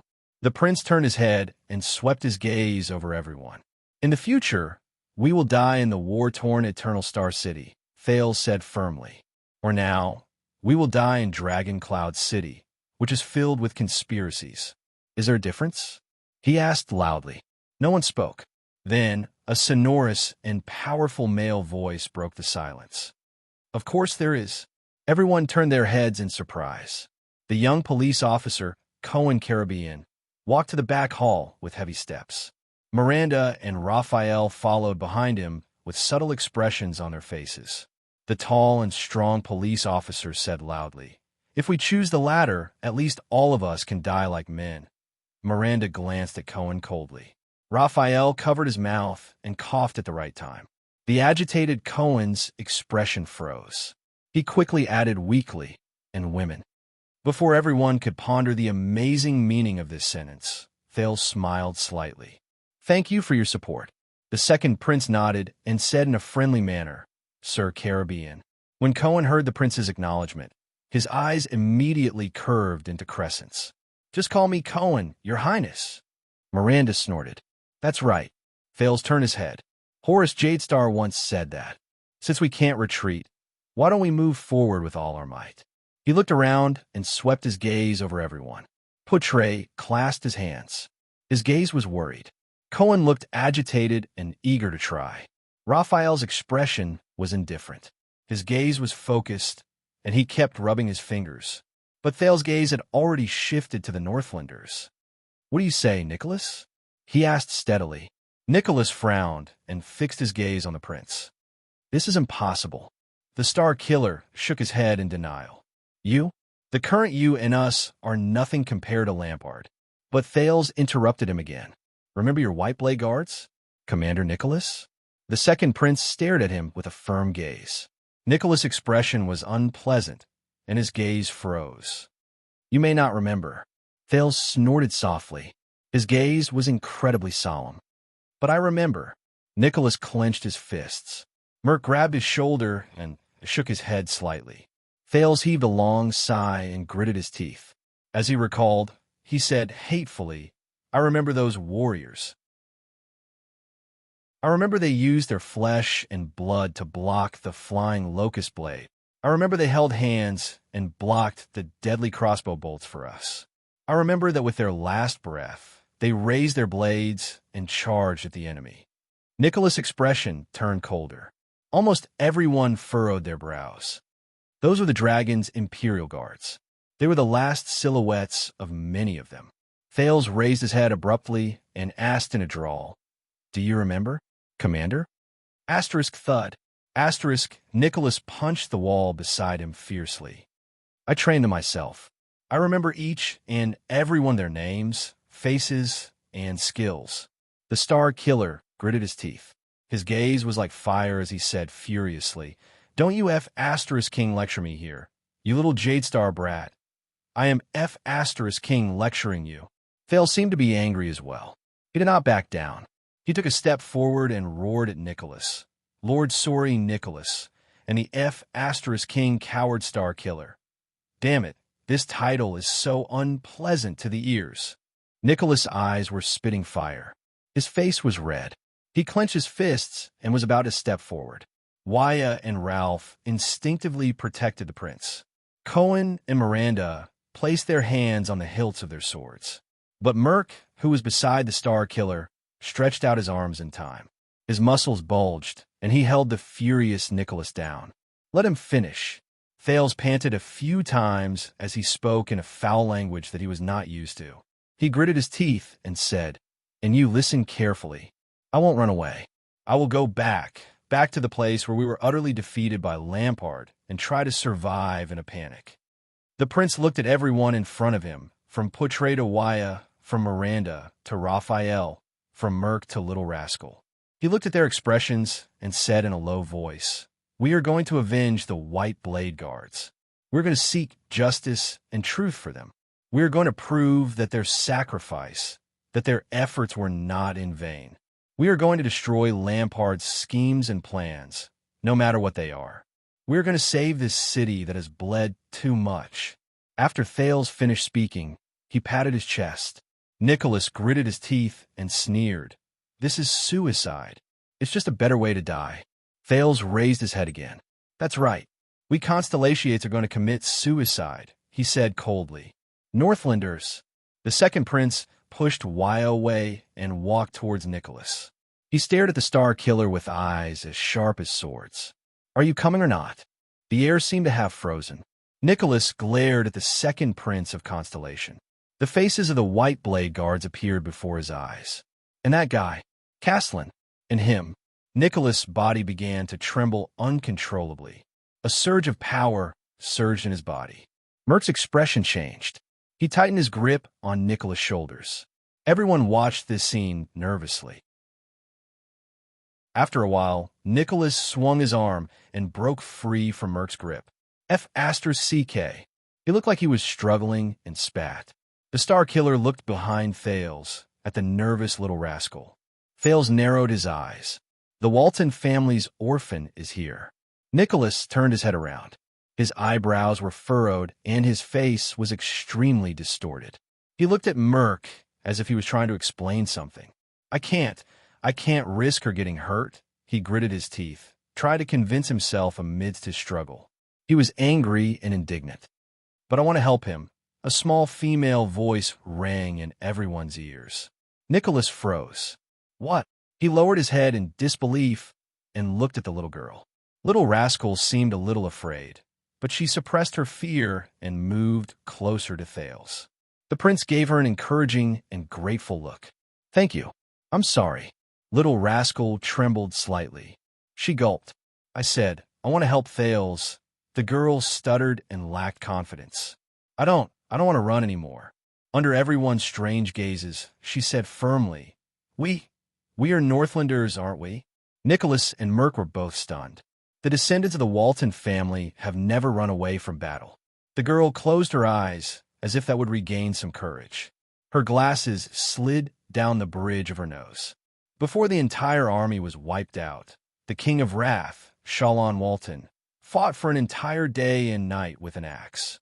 In the end, he widened his eyes in anger and watched the Nightwing King twist his head off. Even if he failed, he wanted to witness his own death. Little Rascal opened her eyes shakily and forced herself to look at Nicholas, whose gaze was as sharp as a knife. She said, "We can't run. I don't want to run either." Hearing this, Merc suddenly chuckled softly. "You're a real Walton." The former administrator of the king's eyes were sorrowful. No one knew what he was thinking about. This young lady. Little Rascal thought of Alex. She shivered and retreated behind Thales, not daring to meet Merc's gaze. His Majesty made the right choice. Merc laughed bleakly. "What do you say, old friend?" Nicholas' face gradually relaxed. He exhaled. A few seconds later, the Star Killer laughed as well. His laughter was relieved and desolate. "Son of A.B. *TCH. Nicholas glared at Thales fiercely and said to Merc, "Isn't it written all over your face?" Merc nodded and looked dejected. "I'll get the boys to prepare now." Thales breathed a sigh of relief. "So what's your plan?" Nicholas said fiercely, "I'll say this in advance. I refuse to let a brainless wild boar charge forward, Your Highness of Constellation." Thales narrowed his eyes. "You'll be satisfied. Maybe. We're probably all crazy," the Star Killer snorted coldly and said disdainfully, "to actually listen to two children and go to their deaths." Portray sighed deeply, then took a step forward. His steady voice rang. "What did Lord Hanson say?" Portray looked at Raphael, who had been quiet all this while. Did the Secret Intelligence Department agree as well? This is not a simple decision. It concerns the future of the kingdom. It's best to have the Secret Intelligence Department's support and plan. Raphael instantly attracted everyone's attention. Or rather, Thales thought in his heart, It's the Black Prophet who attracted everyone's attention. The young man from the Secret Intelligence Department frowned slightly.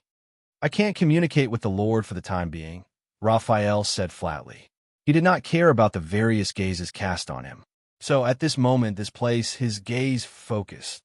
I am the will of the Secret Intelligence Department. Poutre reached into his bosom and took out his favorite pipe. He absent-mindedly filled it with tobacco. So what do you mean? Raphael glanced at Miranda. The latter only held her saber tightly and pursed her lips. She did not say a word. This reminded him of the little girl 12 years ago. At that time, she also pursed her lips and shivered as she curled up in a corner, curled up in a pile of dead people. Raphael chuckled in his heart. The young man from the Secret Intelligence Department turned his head. His gaze was resolute and firm. He still looked cynical and relaxed, but his words were very formal. Since it's the prince's decision, the Secret Intelligence Department will, of course, fully support and provide all assistance. Thales nodded at Raphael. Moreover, he's not completely unsure. Raphael glanced at Thales.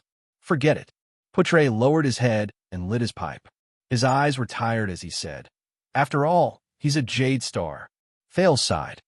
Lord Poutre-Nemain, go ahead. When Poutre raised his head again, his expression was much calmer. He exhaled a mouthful of smoke. If this is your will.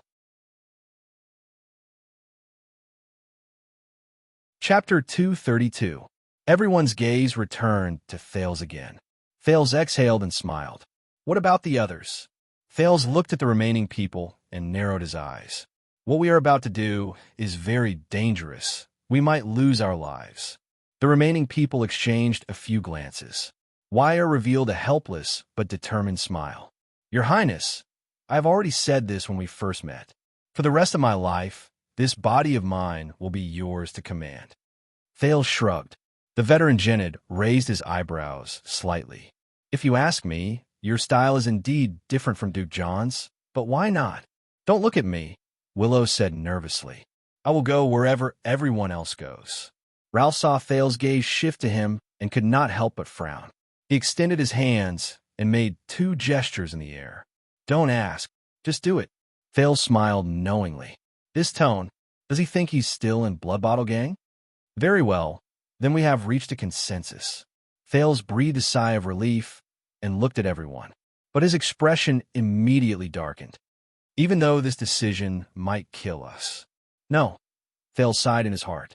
In this plan, there had to be someone who was going to die. But since the decision has been made, Thales' gaze froze. But what are you going to do? A discordant voice interrupted. Everyone turned their heads. We only have a group of defeated soldiers who are on the run. All of them are injured and hiding. Including the White Blade Guards, there are only about a dozen of us. Behind Cohen, Miranda Arund looked at the prince with a cold expression. You're just a 7 or 8-year-old brat. What can you rely on to overthrow Lampard and protect the Northern Territory? Lady Arund's gaze was incredibly sharp, and her question was extremely sharp. Even to save the kingdom? The same question, Nicholas mocked bluntly. Do you really want us to die and move the people of Dragoncloud City? Thales lowered his head and was silent for a few seconds. What do you think? The Prince of Constellation asked calmly. Everyone looked at each other. Poutre raised his eyebrows. I say, said the vice diplomat in a low voice, with a puff of smoke, that we are no match for Lampard in any respect. Cohen crossed his arms and gave Raphael a questioning look, but the latter ignored him. Lampard has nearly 2,000 men. They're the standing army of Black Sand region, and they're disguised as patrols. They're also firmly occupying the first gatehouse, and even control Heroic Spirit Palace. Poutre calmly recounted the events. Nicholas raised his head, and his eyes shone with a cold glare. Dragoncloud City has enough troops to suppress him. Gather the patrols and the Walton family's recruits. The White Blade Guards will be the vanguard, and I will personally lead the attack. Whether it is the gatehouse or Heroic Spirit Palace, I guarantee that they will not last more than 15 minutes. If, as a mere lord, you could recruit these troops in a suitable name, which might take a whole day, and make them run amok in Dragoncloud City without hesitation, follow you to attack the gatehouse, and rush into heroic spirit palace. Poutre retorted without batting an eyelid. That's right. Nicholas did not speak. He forcefully swallowed the words, "This was my original plan," back into his throat. Merc patted him on the back of his shoulder. Poutre sighed and continued. He has multiple Supreme-class elites under him. Regardless of whether it's Castellan or the Fire Knight, if they ambush us when we are caught off guard, they could defeat us in a short amount of time. There's even an existence like the supra-class swordsman Croche. Hearing this, Mert's expression clearly froze. He has allies like the Red Witch, Shiles, and Vlad. Everyone listened quietly to Poutre's analysis. Their expressions became increasingly unpleasant. Intelligence is everywhere, and his connections are everywhere. I am willing to bet that once we get close to Heroic Spirit Palace or the First Gatehouse, we will be discovered within 5 minutes. Don't forget about Shadow Shield. Thales sighed, and maybe Charlton. Hearing this, Poutre's gaze darkened. Yes, and Shadow Shield and Charlton. We are also at an absolute disadvantage in terms of the situation. The vice diplomat took another puff of his pipe. There was a worried look on his face. Your Highness, as well as Constellation, have been rumored to be the masterminds behind the scenes. Other than a few white blade guards in this neutral temple, we are isolated and helpless. It is difficult for us to even show our faces. Everyone's expression became solemn. It was as if the excitement and passion from earlier had been swept away. Unless Lampard surrenders directly. Poutre put down his pipe and sighed softly. Otherwise, I don't see any chance of winning until now. Thales did not speak. He only quietly observed everyone's expressions. Might as well let Raphael find another calamity to help us. Cohen shrugged in annoyance. It will be faster this way. Many people raised their eyebrows. Nicholas and Merc looked at the young man from the Secret Intelligence Department with unfriendly expressions. Yes, Raphael snorted coldly and glanced at Cohen. Maybe we can even get a great dragon to help us. Then we will definitely win. The others shook their heads. Little Rascal's expression changed. She subconsciously touched her glasses. Ralph grunted and gestured at the bright moon goddess with his chin. Ah, I understand what the mute meant this time. Wyatt looked at the phantom wind follower and sighed. He said that we should directly pray to the bright moon goddess. This is more reliable. Under everyone's gaze, the prince's attendant spread his hands at the statue. At least you will still be able to see her. Poutre clutched his forehead and sighed. Are you done? The second prince suddenly interrupted Poutre. Thales raised his head and looked at everyone with a piercing gaze. He flashed a sly and confident smile as he recalled the unforgettable battle and the swordsman who left a deep impression on him. Before the big battle starts, Thales raised his right hand and gently tapped his forehead. We have to change our minds first. Everyone was stunned. Change our minds? Miranda asked doubtfully. Among the puzzled people, Raphael rolled his eyes and seemed to be deep in thought. Thales exhaled and operated his brain, which had been thinking for a few hours. Black Sand region seems to have the upper hand in every aspect, seizing the initiative. The scenes from last night appeared before his eyes. He extracted information one by one. They have the entire situation under control, and we have no power to fight back. Thinking of this, Thales smiled faintly. How could a flying dragon lose when it rides on his face? But he felt a little gloomy. No one in this world understands this joke. At this thought, Thales raised his head and forced himself to be alert. Asterisk smack. Asterisk but. The second prince's gaze was calm as he punched his other palm. Really? Do you have another opinion? Poutre's eyes shone brightly. Your Highness? No. Unexpectedly, Thales shook his head. Your analysis is correct. But even if they are as strong as the calamities, the prince raised his head and his gaze was firm. They can't change people's hearts and turn the situation around. Even if they are strong enough to destroy Eksted's capital, kill all the Ekstedtian nobles, and even threaten every Northlander with death, they can't change Northland's traditions, can't change Eksted's spirit, can't force people to change their minds, and can't destroy the truly precious things in this land. Cohen ran his fingers through his hair. His expression did not change, but his gaze when he looked at Waya was filled with one word. What? Waya shrugged at him. I don't understand. They were not the only ones. Nicholas also frowned in puzzlement. What are you trying to say? Thale's pupils shrank. What I want to say is, the second prince said faintly, don't limit your vision to a simple comparison of strength. The battle we are about to face is not a gambling fight between two people using their strength to arm wrestle, nor is it a game of counting on a chessboard, much less a fair duel between ancient knights. An army of 1,000 or 2,000 people is nothing. They can't change the minds of the nobles in Dragon Cloud City, and the warriors of Dragon Cloud City can crush them in one blow, Thale said calmly. At the same time, he kept thinking about the doubtful points he had grasped before. Castellan and Tolja can kill any pawn at will, but even if you tie the two of them together and multiply them by 10, they can't make the archdukes willingly support Lampard as king. They can't turn the truth that has already happened into an illusion. The Red Witch seems to be very powerful, but without the support of the power she is attached to, the secret rooms, spies, and the secrets they hold are nothing. Shadow Shield and Charlton sound terrifying, but they can only carry out assassinations and spies in the dark.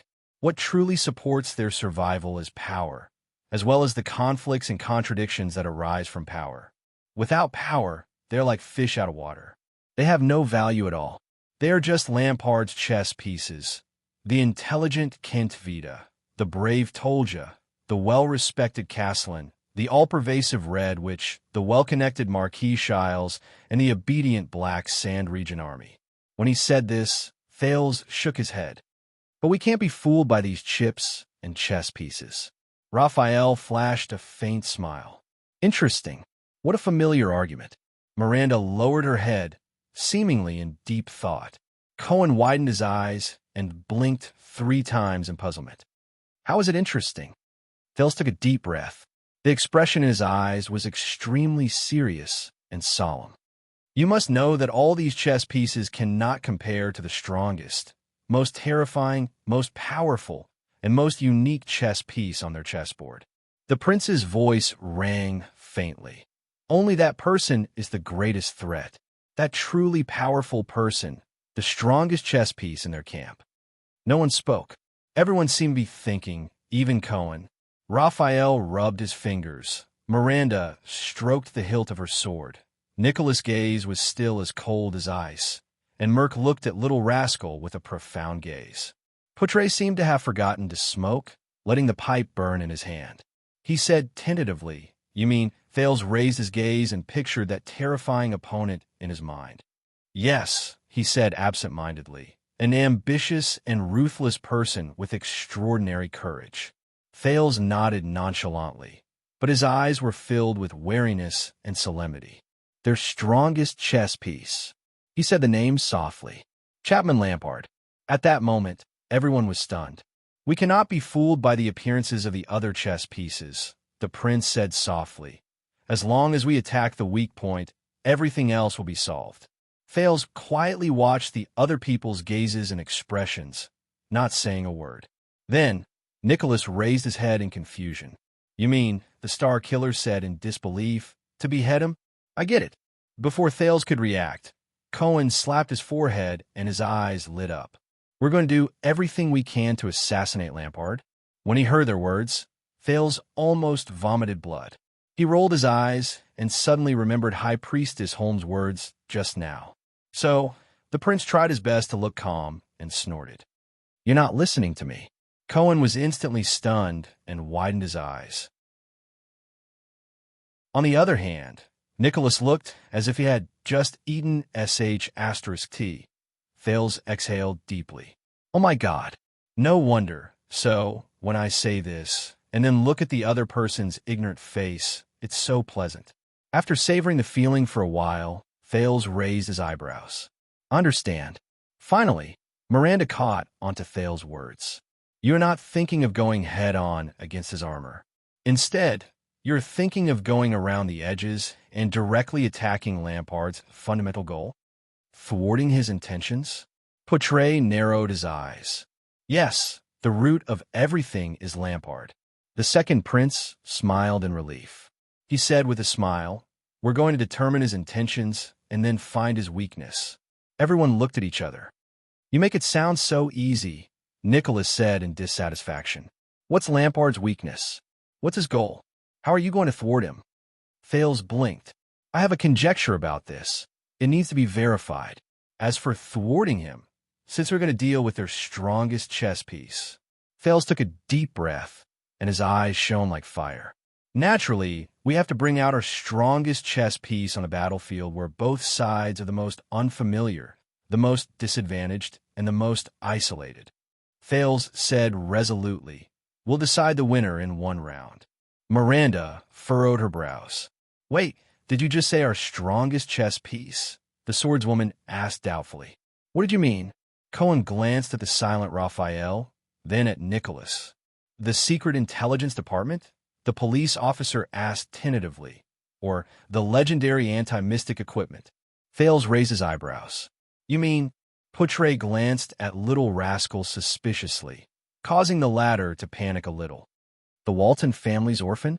The legitimate heir of Dragon Cloud's city? But her gender? The strongest chess piece." Nicholas put down his arms and looked around. Puzzled, he said, "Me as a supreme class?" Fales ignored the three of them. He exhaled through his nose and suppressed the displeasure in his heart. "All of you are right." He ignored the others' words. His eyes burned with the flames of pre-battle.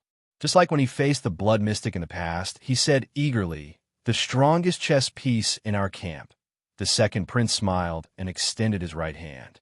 He tapped his chest and shouted name. Chapter 233. For 3 seconds, no one said a word. Until, cut the nonsense. Nicholas tilted his head to reveal the hilt behind his back. There was a fierce glint in his eyes, and his words were as cold as frost. "Or do you like to joke?" Cohen narrowed his eyes. Even Little Rascal shook her head. Fales raised his eyebrows and smiled awkwardly. "But I am serious." He looked at everyone's hostile and doubtful gazes, and his heart skipped a beat. The prince could only shake his head in the end. "All right, let's get to the main point. Ever since King Nuven was assassinated, I have collected a lot of information while on the run." Fales sighed. "There are many details about Lampard's plan this time." Portray and Raphael glanced at each other, inwardly surprised. Miranda frowned slightly. "Collecting information while on the run?" Fales shrugged. "I can't just run for my life in a panic." Nicholas focused his gaze. For example, Lampard's true objective." Fales' breathing slowed down. Whether it was the army that he did not need to bring or his personal appearance, it has far exceeded the scope of self-preservation by counterattacking Nuven. "We talked about this in the prison cell," Miranda said keenly. "Do you have an answer?" Under everyone's gaze, Fales lowered his head slightly. He recalled the oppressive conversation in the carriage. "After King Nuven died, and I fell into Lampard's hands, he said something to me," the second prince said absent-mindedly, replaying the scene in his mind. "That sentence has been bothering me, until just now." Raphael subconsciously leaned forward a little and narrowed his eyes. "Chapman Lampard's original words were," Fales said in a hoarse voice, imitating the ambitious and ruthless man's tone. "What's next?" Double quotes. "To save this country." Aside from Little Rascal, everyone was stunned. There were a few seconds of silence again. "What?" Portray was bewildered. Raphael and Miranda lowered their heads and pondered. Nicholas shook his head and exchanged glances with Merck. The self-justification of the shameless, the cunning words of the king's slayer. Fales shook his head solemnly. "No, I can feel it." The prince exhaled. His gaze was solemn. "He is serious. Lampard really believes that what he is doing is saving Ekstedt." The Star Killer's expression slowly froze. Cohen scratched his head. "Maybe we should stop this guessing game and get straight to the point. Say something that I can understand." "There's something wrong with this sentence." Portray took a puff of his cigarette, and an undercurrent surged in his eyes. "What does this country have to be saved?" Could he be referring to the overthrow of King Nuvan? Miranda crossed her arms and thought carefully. As far as I know, Nuvan VII's 30 years of rule made the archdukes respect and fear him. To Lampard, Nuvan's death is the rebirth of the country. They can finally break free from the oppression of the Walton family in Dragon Cloud City. Merc sighed, but the prince still shook his head. Thales inhaled and said quietly, "The biggest reason Lampard wants to overthrow King Nuvan is because he is afraid of King Nuvan's revenge on Black Sand region. It is to protect himself. But this problem has been solved." Thales raised his head and organized every element in his mind. King Nuvan is dead. He will not crawl out of Hell's river to look for him. Raphael did not say a word, but he suddenly smiled. The young man from the Secret Intelligence Department had a scrutinizing gaze. According to Lampard's original words, he is about to go to save this country, but King Nuvan is already dead. Judging from the chronological order, it is not right. Thales nodded absent-mindedly.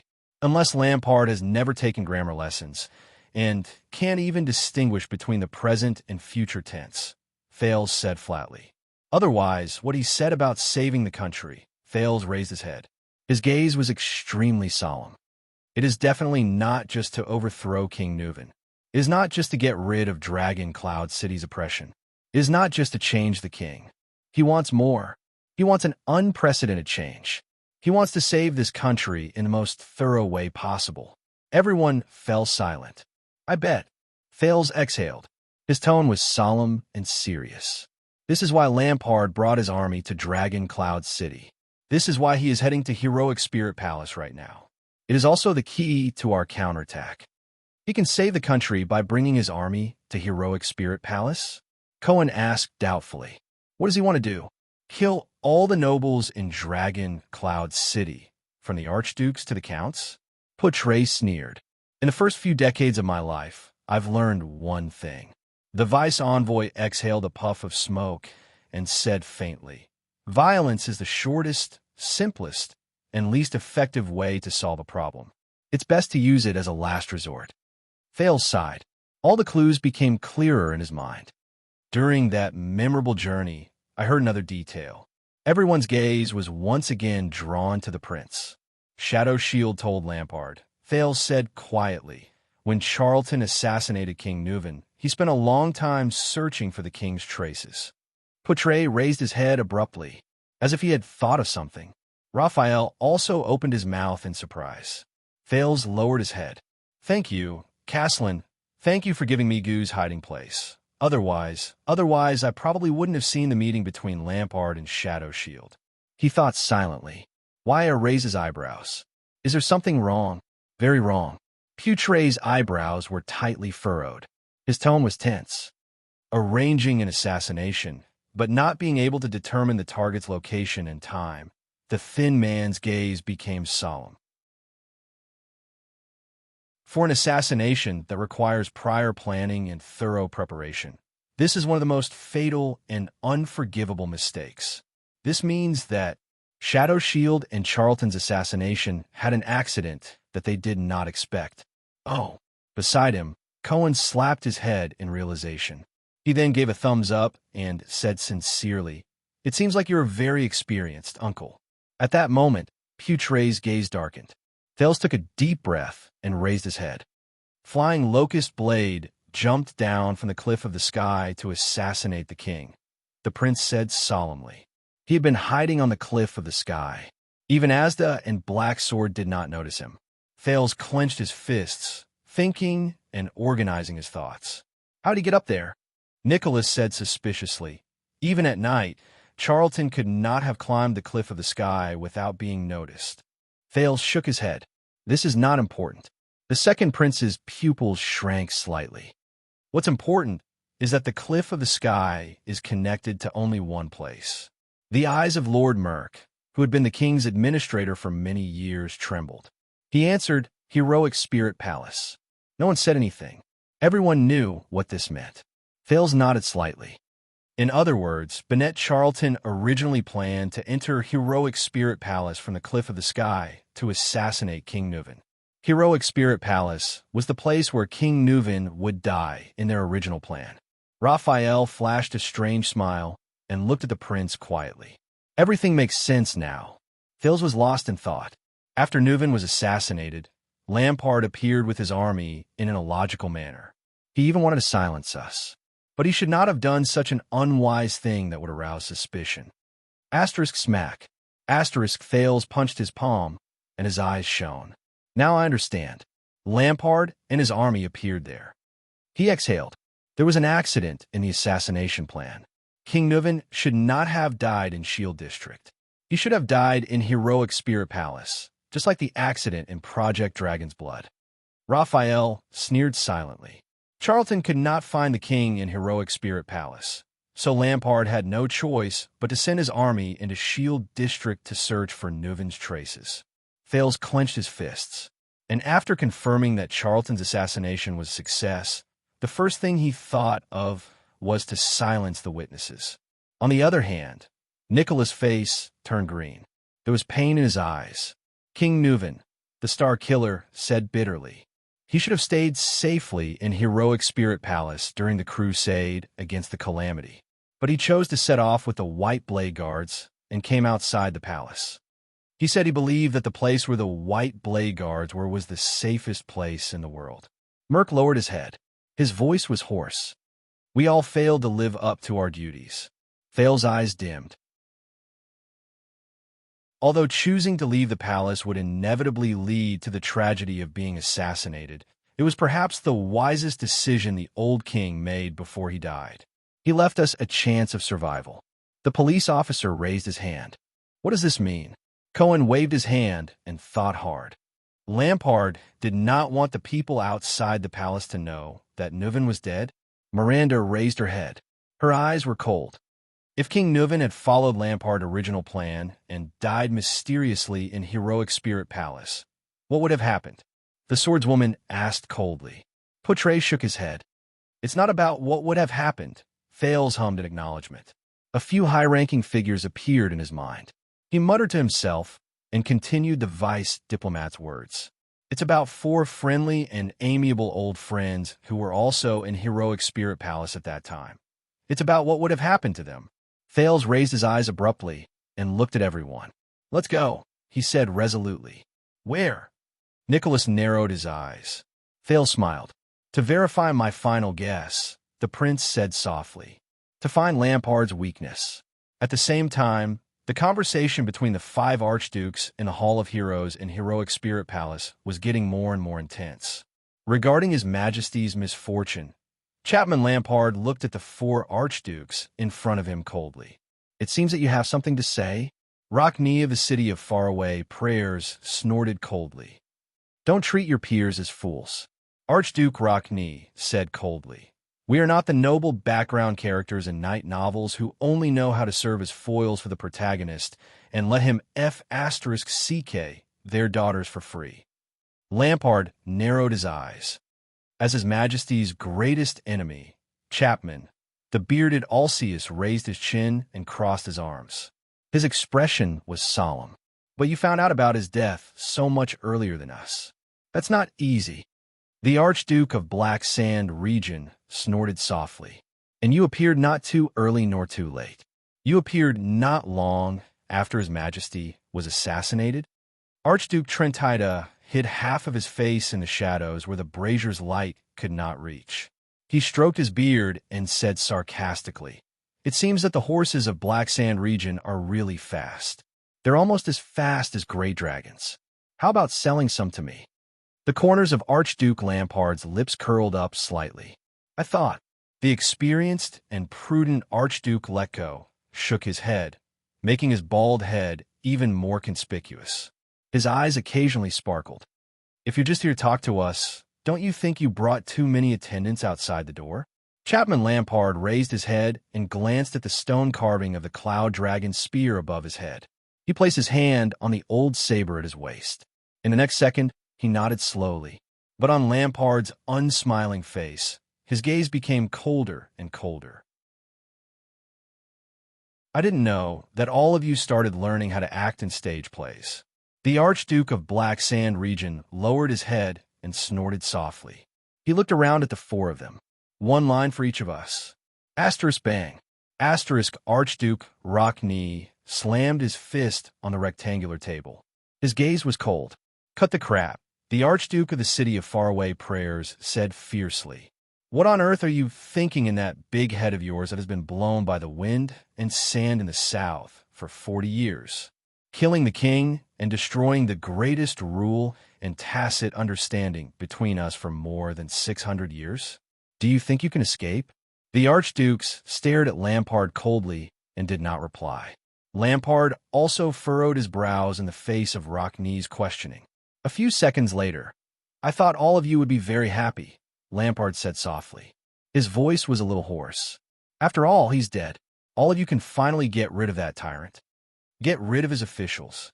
Get rid of his unreasonable demands. Get rid of his increasingly greedy desires. Get rid of his growing power. Get rid of his unreasonable interference in the affairs of your territories. Chapman Lampard swept his gaze over the archdukes coldly. Isn't that so? At that moment, different emotions flashed in the four archdukes' eyes. The hall was silent for a moment. The Archduke of Prestige Orchid, Rabian Alceus, walked forward. The corners of the bearded archduke's lips curled up. His tone was cold as he said, "But this is not how the game is played. You can't overturn the chessboard just because you're temporarily at a disadvantage." He narrowed his eyes. "You're acting like a gambler who throws caution to the wind. This makes us very nervous." Lampard snorted coldly, as if he was disdainful. Nervous? He extended his palm and patted his chest. He said in a deep voice, "Ask yourselves, my fellow archdukes. In the past 30 years, 60 years, 90 years, Lampard's expression was as cold as ice, and his words were as sharp as a sword. Was it me, or the Waltons, who pressured you to the point of suffocation with all sorts of tricks and aggressive actions? Who made you more nervous?" The archdukes did not speak. Years of experience had long since made them used to not show their emotions on their faces. Not everyone was as young as Pomfret. Lampard strode towards the direction of the long table. "Of course, Nuven and the Waltons are very good at this game. He keeps his chessboard in good order," Lampard said coldly. "Look at that throne. It has been placed in Dragon Cloud City for almost 100 years." The Archduke of Black Sand region waved his hand and pointed at King Nuven's seat. His gaze was cold. "Don't you find it strange?" Archduke Alceus spat angrily. "This has nothing to do with us." The Archduke of Prestige Orchid walked in front of him and confronted Lampard without flinching. "But you did break the joint ruling pledge. His Majesty is still your common elected king." Asterisk thud. Asterisk Lampard took a sudden step forward. His forehead was almost touching Alceus' forehead. But Alceus did not flinch.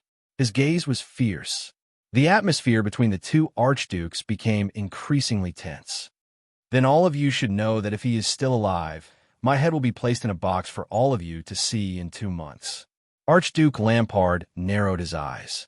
He enunciated each word, and it sounded extremely terrifying. "If he is still alive, my head will be placed in a box for all of you to see in 2 months. How do you know that the next head in the box will not be one of you? Stop talking nonsense." The oldest Archduke Letko raised his head, which was a rare sight. His gaze was very solemn. "Trying to make us believe that the Prince of Constellation killed the king is not a good idea to divert the focus. The Northlanders have their own way of doing things." Archduke Rockney continued his sentence and said in a deep voice, "We just have to follow it." Archduke Lampard narrowed his eyes, seemingly dissatisfied. Archduke Trentida clapped his hands. "I don't think he wants to follow the way of Northland." The Archduke of the Reconstruction Tower, who was famous for his cunning, tilted his head. "Look at the bunch of stupid soldiers outside the door." Archduke Rockney snorted coldly. "Why? Do you still plan to exterminate all of us here?" Archduke Lampard stared at the four archdukes. His expression grew colder. He clenched his fists. But the four archdukes before him did not have the slightest intention of backing down. They either sat or stood, staring coldly at Lampard, uncompromising. After a long while, Lampard relaxed his fists, lowered his chest, and slowly exhaled. "I'm not here to threaten all of you," the Archduke of Black Sand Region said solemnly. "And I'm not here to harm all of you." Archduke Letko narrowed his eyes, as if he was deep in thought. Lampard raised his head abruptly. "I'm here today for Ekstedt." Archduke Alcius and Archduke Rockney exchanged glances and sneered at the same time. "Come on." Rockney shook his head. "The King's Slayer wants to negotiate terms." "For Ekstedt's future," Lampard said solemnly, "I have an important proposal to make to all of you." The Archduke of Black Sand Region raised his head. His expression was cold, but his eyes seemed to be burning with flames. Flames and ice. "Dragoncloud City no longer has a direct heir," he said flatly. "I believe that whether it's the selfish Walton family or this archduchy that has been a burden to Ekstedt for more than 600 years, should not continue to exist." Trentida revealed a puzzled expression. Archduke Letko's expression changed. Alcius pursed his lips. There was a hint of shock in his eyes. Rockney's smile froze on his face. But Lampard continued to speak. "The western part of Dragoncloud City can belong to the City of Faraway Prayers," he said flatly, as if he was talking about a trivial matter of the winter hunt last year. "We can let Defense City manage the northern part. As for the rest..." Lampard narrowed his eyes and stared at Alcius and Trentida. "Let Prestige, Orchid Region, and Reformation Tower respectively." The Archduke shut his mouth and waited quietly for a response. No one spoke. It was as if the air had frozen. Then, Archduke Letko's incredulous and trembling voice rose. "What did you say?" Lampard turned to him. "Did you hear what I said?" Lampard's eyes widened slightly. He said in a low voice, "We will jointly manage this piece of land, Dragoncloud City."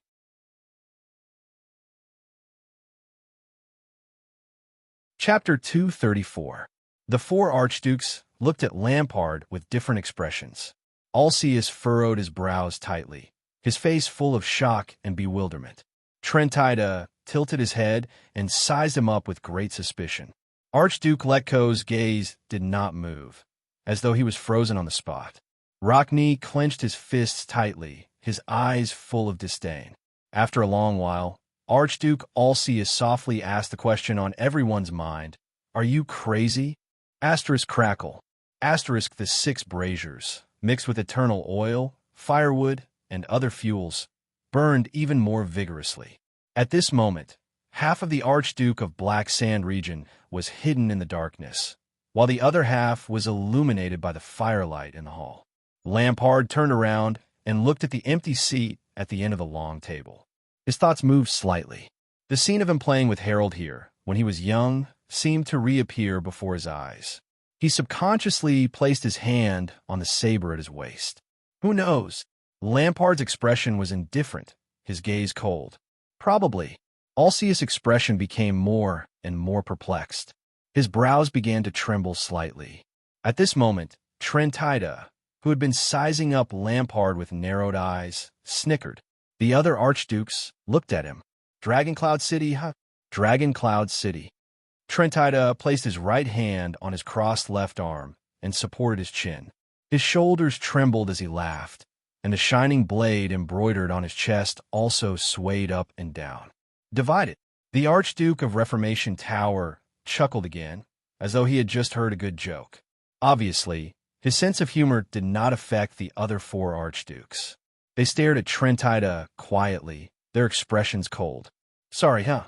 Forgive my loss of composure, everyone." Archduke Trentida grinned and shook his head. With his right hand still resting on his left arm, he casually waved at the archdukes. But there was not a hint of apology in his words. Sitting in the seat of an archduke, it's rare to hear such shocking words. Archduke Trinida's smile slowly faded, but remained on his face. There was a profound look in his eyes, especially when it comes from another archduke. Lampard stared at him and snorted softly. His expression was unfathomable. "Very well." Archduke Alcius of Prestige Orchid interjected coldly. "We will take over Dragoncloud City's vast land and countless subjects. Then we will eat and drink our fill." then they will let you off lightly, right? He seemed to be deep in thought, but his gaze became increasingly hostile. Like a good business? The king's territory in exchange for the king's life? Lampard did not even look at him. He stared at the sky and said, "Don't read too much into what I mean, Rabian. You've been prejudiced against me since you were young." Alcius sneered, his expression ugly. Archduke Letko, the only one sitting, heaved a long sigh. Ignore King Neuvin's assassination. Ignore someone's domineering and betrayal. The oldest archduke shook his head, a rare solemn expression on his face. This is not a good suggestion. Lampard looked at Letko, and his gaze sharpened. "I believe that this is a good suggestion, Rogers, respected elder," he said respectfully and sternly. Dragoncloud City is located in the heart of Ekstedt. It has countless important roads, abundant resources, vast territory, fertile land, and many subjects. Lampard's gaze flickered slightly. It has a natural suppressive advantage over other territories. During the days when Neuvin was in power, all of you suffered a lot. Troops passing through borders, setting up checkpoints, cutting off supplies, storing up food, migrating, opening up wastelands. He had plenty of ways to deal with us. Archduke Letko sighed. His gaze was misty. So to get rid of Dragoncloud City, Lampard extended his right hand and looked around at the archdukes. He slowly clenched his fist. This is so that the shackle known as the Walton family will no longer exist. It is to free all of you who are here. He glanced at the other 4 archdukes, but the other archdukes were unmoved. Only Archduke Rockney raised his chin slightly. He first revealed a faint smile, then his gaze turned cold. "How interesting," he said in a low voice. "After you did all this, after you shamelessly killed the king, after you brought your troops to heroic Spirit Palace, you actually wanted to use the late king's interests and territories in exchange for our understanding and our accomplices?" Rockney's voice gradually revealed his suppressed anger. "You actually wanted to use the late king's interests and territories in exchange for our understanding and our accomplices? And you're still speaking in such a dignified manner, as if you're on our side and have no choice but to do this for us." Archduke Rockney spat coldly in front of Lampard. "Go to hell, Lampard." Lampard stared back at him expressionlessly. Although Colgan Rockney of the city of faraway prayers was bold, straightforward, and uncompromising as the rumors said, this was the first time he met him. Maybe it'll be troublesome. Archduke Lampard closed his eyes, then slowly opened them. "I have to reiterate, although King Neuvin and I have an unresolvable misunderstanding and even a grudge," he said slowly, "but the whole tragedy last night, it's all the Constellation's plan. You've all heard of the Secret Intelligence Department's methods. Some of you may have even seen it. The reason I'm here is to save ourselves before the trauma they left on the kingdom of the great dragon worsens." Alcius rudely cut him off.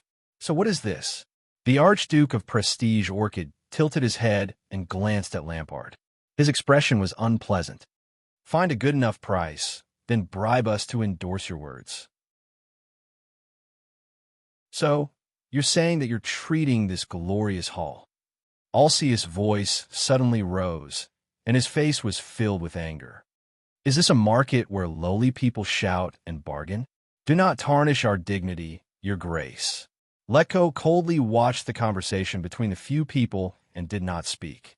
Lampard's expression darkened. He lowered his head slightly and exhaled slowly. "So you don't accept this price?" His voice was a little low. "The same thing happened once before. 300 years ago, if it weren't for Char's regency, the Waltons would have lost their rule over Dragoncloud City because their suzerain died. In other words, this is a once-in-300 years opportunity for you." Hearing this, Rockney could not take it anymore. He slammed the table and shouted angrily, "This is impossible!"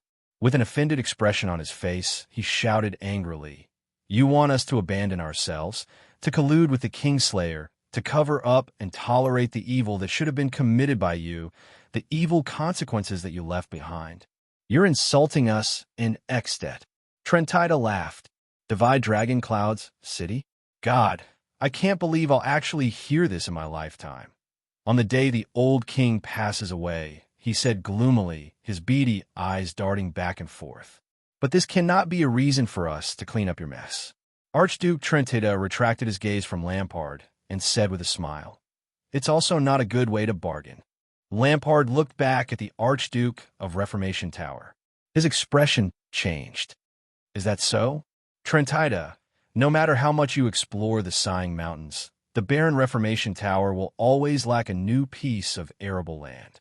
Lampard turned to face Trentida. His words made the latter slightly startled. "But if you have 2 or even 3 counties southeast of Dragoncloud City, you won't have to feign civility with those mountain barbarians anymore. You won't have to worry about the food shortage every day before the bitter cold winter." Trentida narrowed his eyes. "Are you talking about the 2 enclaves that don't border my land?" The cunning Archduke sneered faintly. "Who will benefit more?" Lampard curled up the corner of his lips. "Since you said so," the Archduke of Black Sand region said something chilling. "Pofford of Beacon Illumination City has just passed away, and his territory is too close to Dragoncloud City."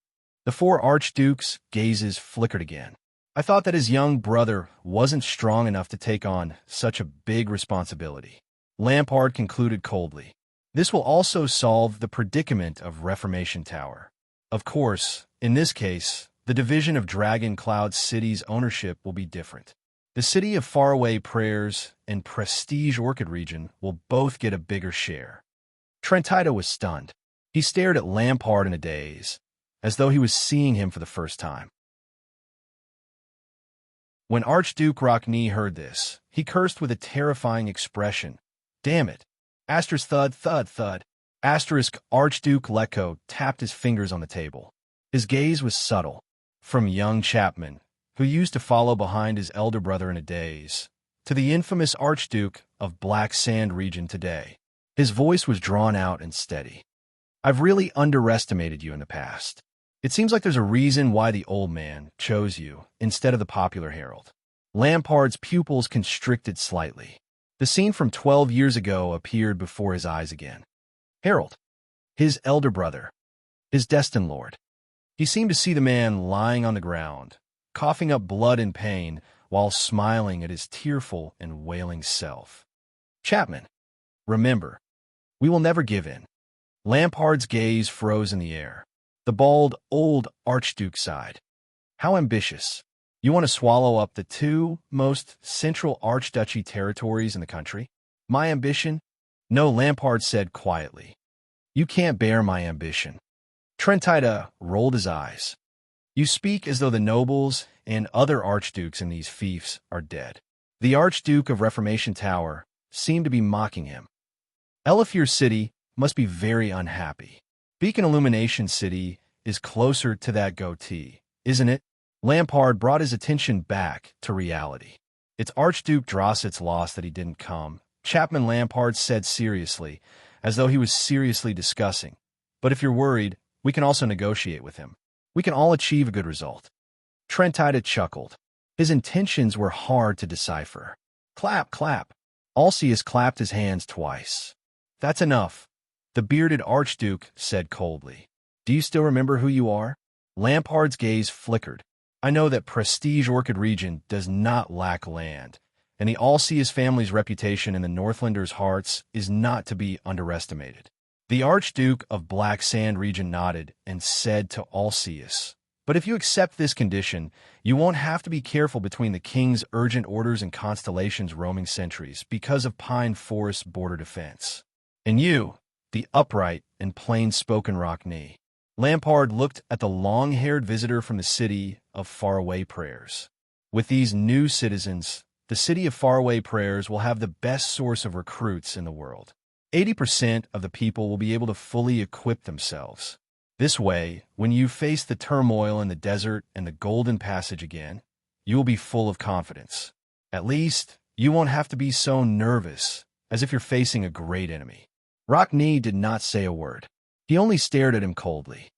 As for Defense City, Lampard turned to Lecco, whose face was deeply wrinkled.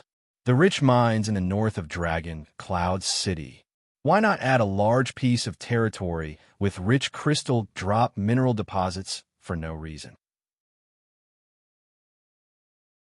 The next time Archduke Shustel or the new king forces you to mobilize the entire territory and fill up the glacier defense line, you can throw a bunch of gold coins at them to shut them up.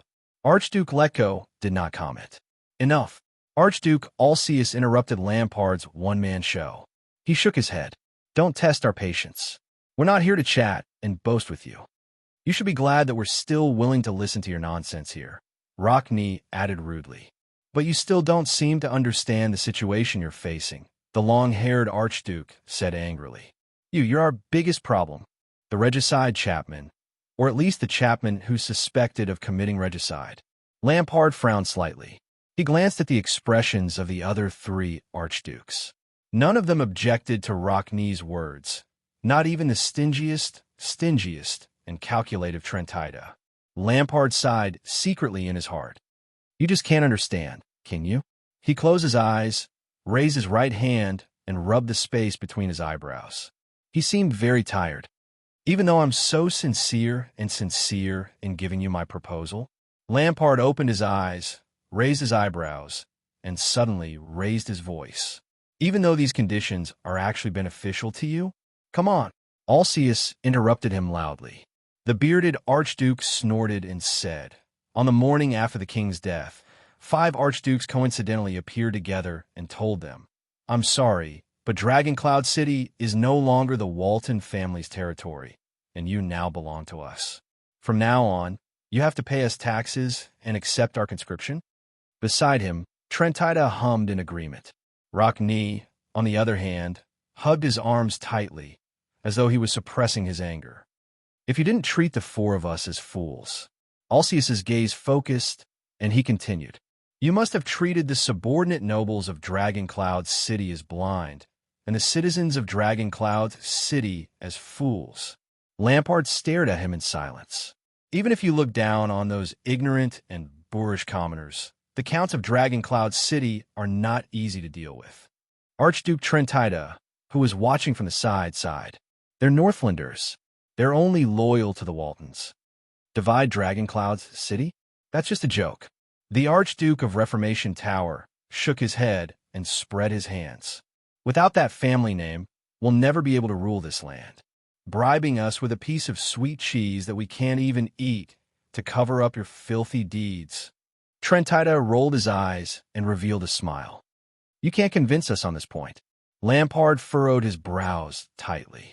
Archduke Rockne, who was in front of him, snorted loudly. And all of Ekstedt, what do you think they'll think of us? Archduke Letko spoke slowly. Occasionally, a bright glint flashed across his eyes. After the 5 archdukes conspired to kill the king, they divided his territory. Letko shook his head and did not continue speaking. Rockne took a step forward. He narrowed his eyes and spoke to Lampard's face in an almost rude manner.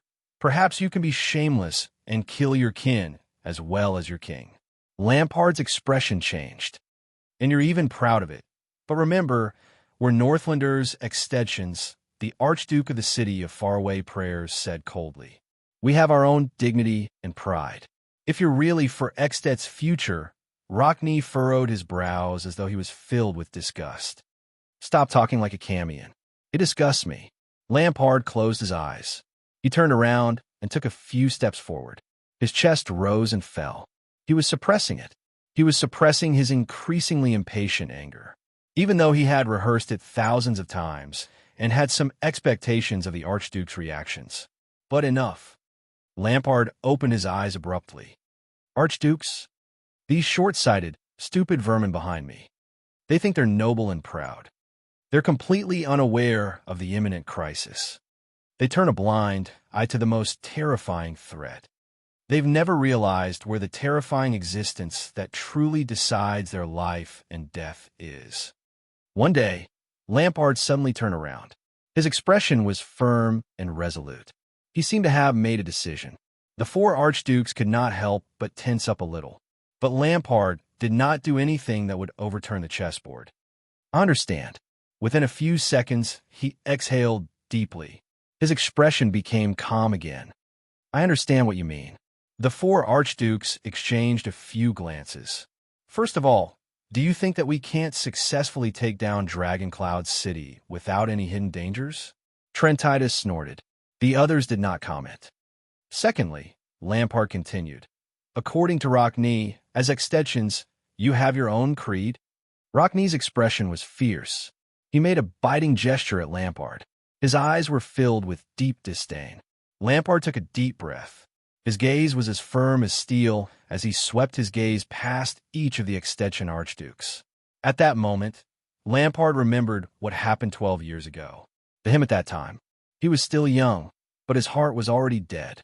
He had tasted the vicissitudes of life. The young count who did not know where his future lay. The heir of Black Sand region, this nightmarish title. At that time, he was also like this. With great determination, he stood in Constellation's Renaissance Palace, in the Hall of Stars, and faced the hostile gazes of the Constellations. He faced the old Supreme King of Constellation, 80 Jade Star, whose eyes were filled with a meaning that made people feel uneasy.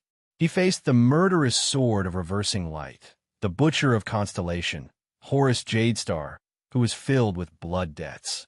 He faced the king's eldest son, who sat at the seat below the king.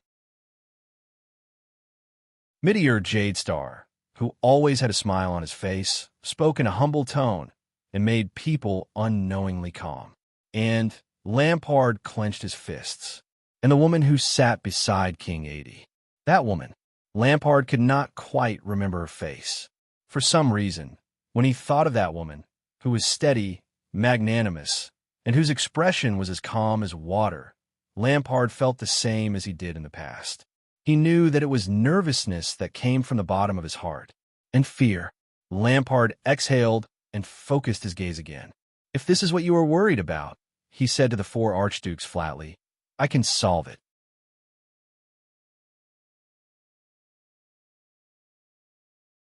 Chapter 235. The four archdukes had different reactions, but one of them set an example. Enough. Alceus rejected him decisively. Let's stop talking about dividing Dragoncloud City. Please let me finish. Lampard lowered his eyelids. Can't you understand human language? Rockney interrupted him coldly. But Lampard's eyes were filled with anger, and he immediately retorted in an even louder and more decisive tone. I know you've already sent a messenger, Crow. Lampard roared angrily. Lee Span and his patrol team are rushing over, aren't they? His words faded away. There was only silence.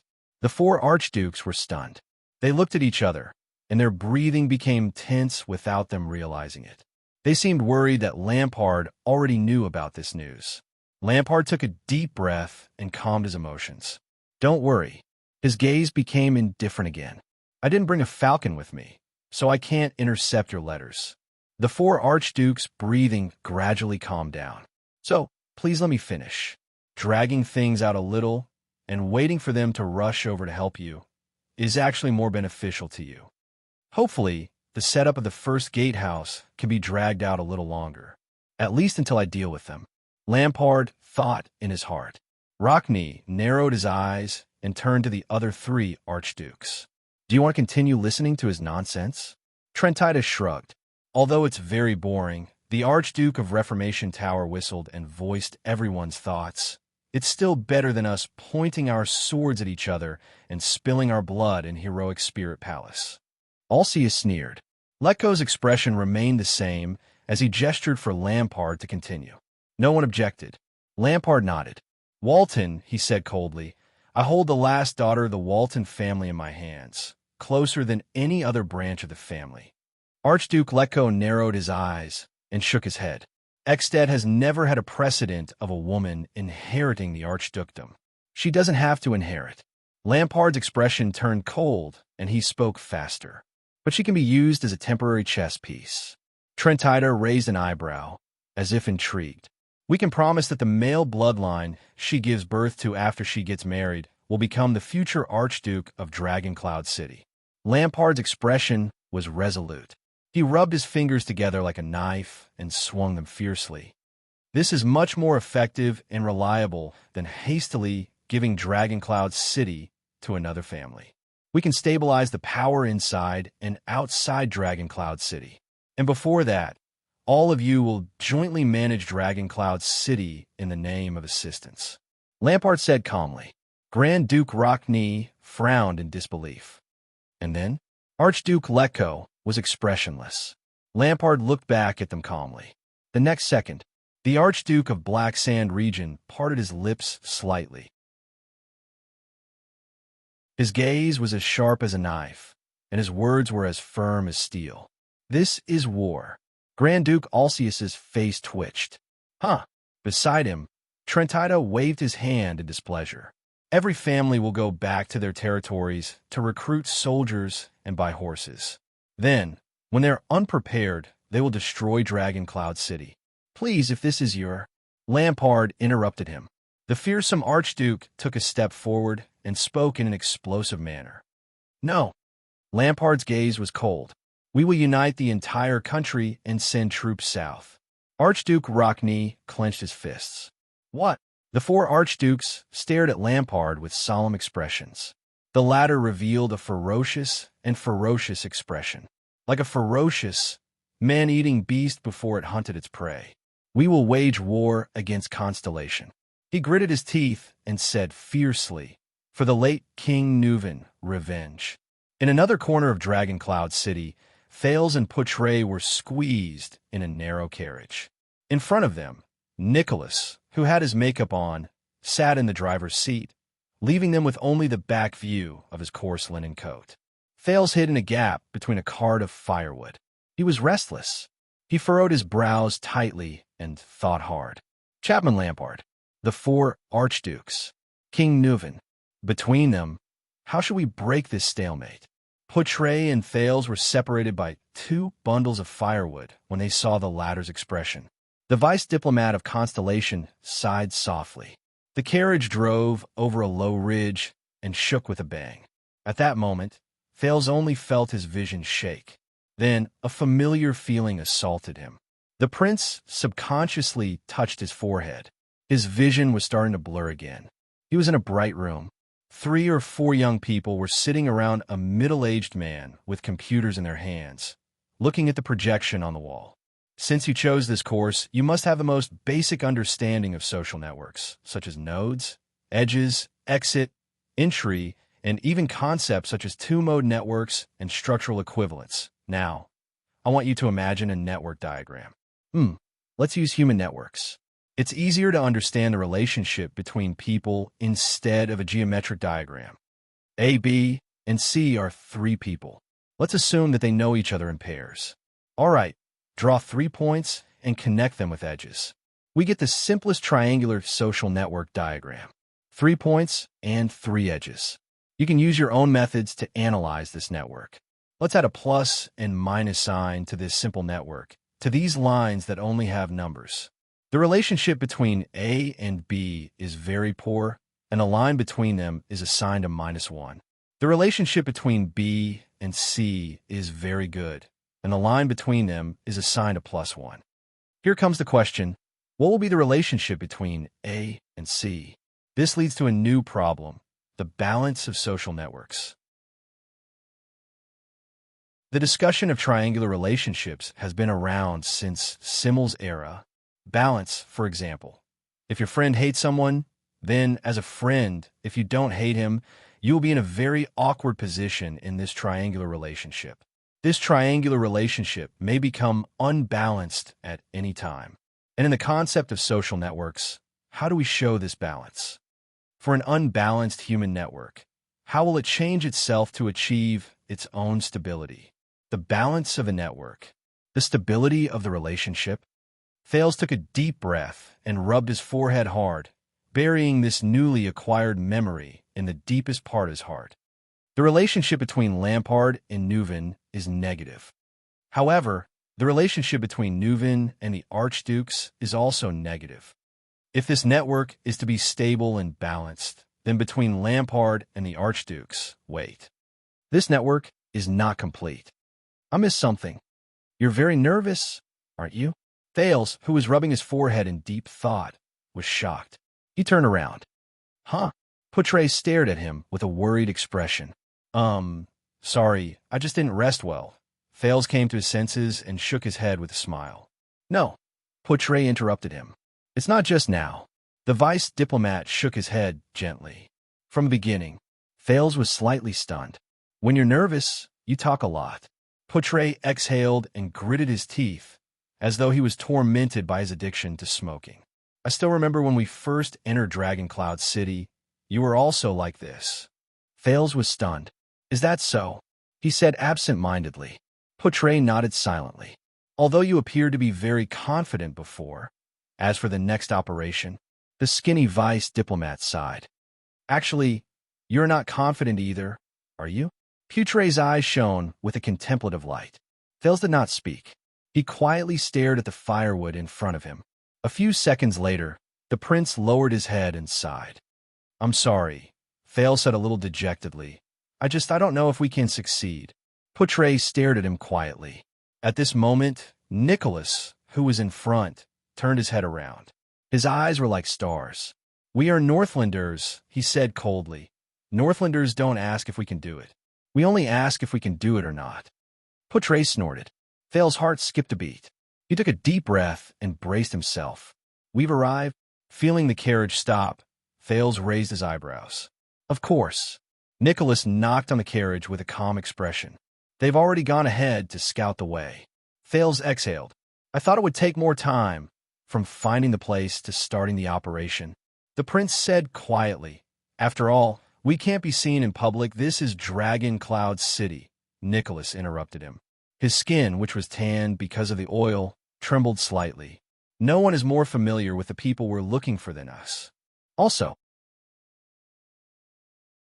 both the real patrol team and the imposters from Black Sand region seem to be missing.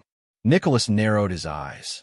At this moment, a white blade guard in disguise moved to the driver's seat and gestured to Nicholas. Nicholas responded with a thumbs up. We can go in now. Nicholas shook off the reins and jumped off the carriage. He turned around and said to them, They've scouted the way. We'll go in directly. Thales was slightly shocked. Go in directly? The prince widened his eyes. Aren't we going to sneak in? Won't we alert too many people? Shut your mouth. Nicholas said scornfully. We're sneaking in. Poutre pushed aside 2 bundles of firewood and jumped off the carriage first.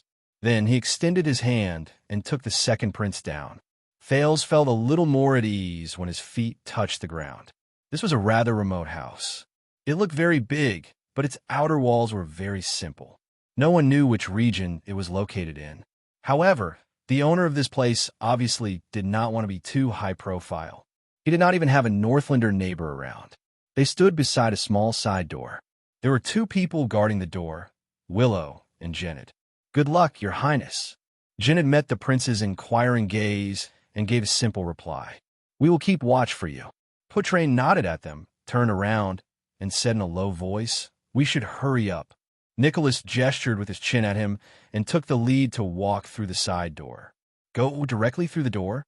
Thales followed Nicholas into the small side door and walked into a seemingly desolate backyard. He could not help but frown. Won't we be discovered? What if we're exposed? We're in a dangerous situation. We need to keep a low profile.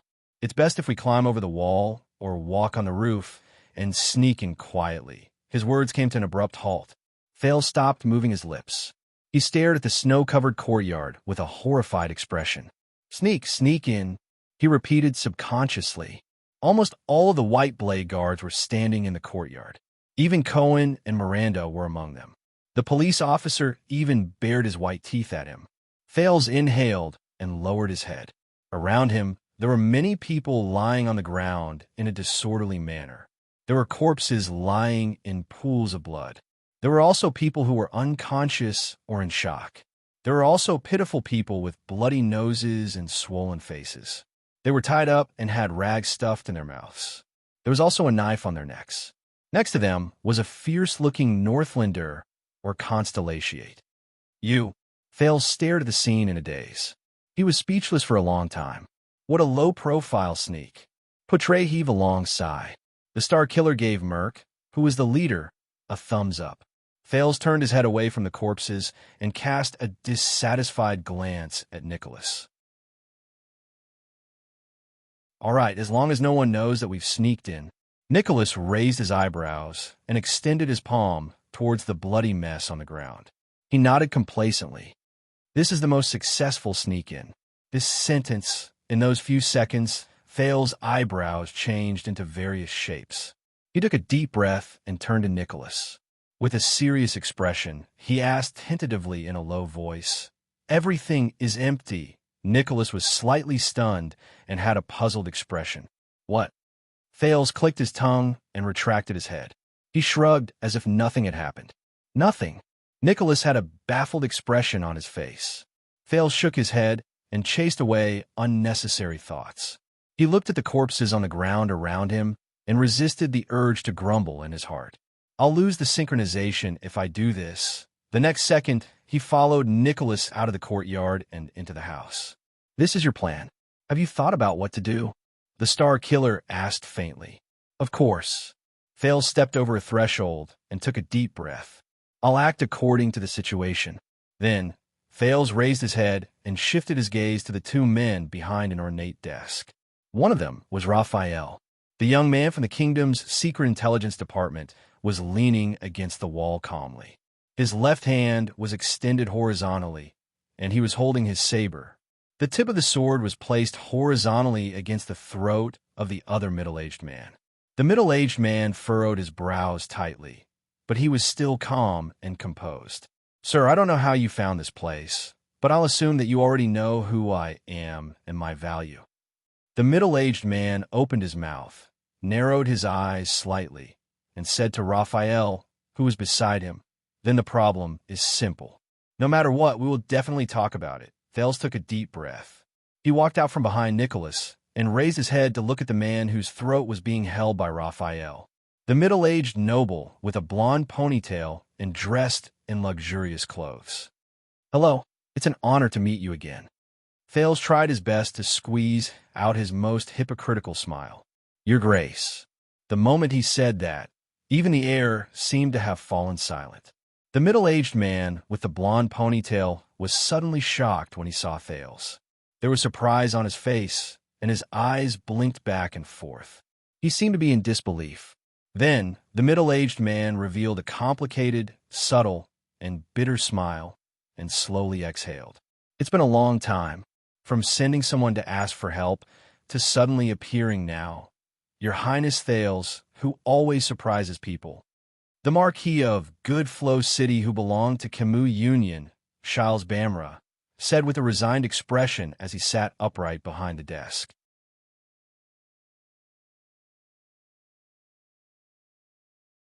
Chapter 236. Just as I said, you got what you wanted. Charles' expression was indifferent, as though he had forgotten about the blade in front of his throat. His gaze swept past Poitre, who was beside Thales, and he nodded thoughtfully. "Congratulations on being released from prison. And you, Your Excellency, I did not know that you came to visit." Charles knew that the thin man in front of him was a key figure in the Constellation diplomat group. "As long as I talked to him," but Poitre did not say a word. His expression was cold, and he only waited quietly for their prince to speak. Thales flashed a smile. "That's enough, Your Grace. Stop looking at Poitre. I'm the one who came to talk business with you today." Charles paused and stared at Thales in a daze. His gaze kept changing. Even when he first met the prince, he did not have such an expression. Charles seemed to have recovered his previous demeanor and etiquette after the sudden attack. He cleared his throat and said with a smile, "Then, why do you want to put yourself in danger again?" He took a deep breath and glanced at the blade in front of his neck. He thought about the current situation, raised his eyebrows, and said with a smile, "Although it is not very friendly to say this, but I have a designated contact person. According to the previous plan, once they lose contact with me, their first choice is usually to inform Archduke Lampard." Nicholas frowned. Marquis Bamra of Camus Union turned to Thales. With an earnest and well-intentioned expression, he sighed and said, "Look, you are taking a risk." "Yes." Thales nodded and waved his hand at Nicholas, signaling him to step back. "So, I'm taking the risk of exposing myself to come here to look for you. Just like a few hours ago, when you took the risk to personally fetch me. Thale's gaze sharpened. Thale's gaze froze. The Camion showed a helpless expression. I understand your feelings. This is a sad diplomatic journey. Shao sighed helplessly. You finally escaped from a disaster, and you are depressed. You want to get some interest back. No. Thales interrupted him. My time is limited, the second prince said faintly, so I will make it short. Shiles was slightly stunned. The second prince took a step forward and climbed onto a stool in front of the desk. He tried to make his line of sight level with Shiles, who was being held hostage. Firstly, when you came to pick me up, you told me that if I gave up on returning to Heroic Spirit Palace, you could send me out of the city quietly, or even back to Constellation. Shiles rolled his eyes and smiled politely. That was a decision you made behind Lampard's back, Thales said in a low voice. So, you're Lampard's partner, but you're not his subordinate. You don't have to listen to his orders, nor do you have to be loyal to him. The corners of Thales' lips curled up. Otherwise, why didn't he send his elite soldiers to protect you? Marquis Shiles nodded with a friendly expression. He seemed to be very polite. I understand. You want me to betray my relationship with Archduke Lampard? Help you instead? The Marquis thought for a moment and said calmly, This is not a small request. If he finds out, Thales shook his head. Your contract with Lampard has been completed. The prince stared at his face seriously. King Neuven is dead. The spirit of the contract, remember? The Marquis' gaze flickered slightly. I want to make a business deal with you, Your Grace. The prince said softly, Business is naturally a win-win situation. The gains will definitely exceed the costs. As soon as he said this, the room fell silent for a moment. Shiles curled up the corners of his lips, and his eyes shone. Business? He pondered for a few seconds, and then raised his head. Ignoring the fact that he was being held hostage, he smiled brightly. What do you want? Thales also smiled. I need information. Information? Shiles nodded and seemed to be deep in thought. Since it's a business deal, what do you intend to use in exchange? Information. Exchange. Thales inhaled and suddenly remembered Covendier's Vine Manor and that bloody night. It was not a long time ago, but it felt like a long time ago. He snapped out of his daze and smiled at Shiles, who was behaving appropriately. Don't worry, my price is very fair. You'll definitely profit. Shiles lowered his head slightly, and his eyes shone. Oh, I look forward to it.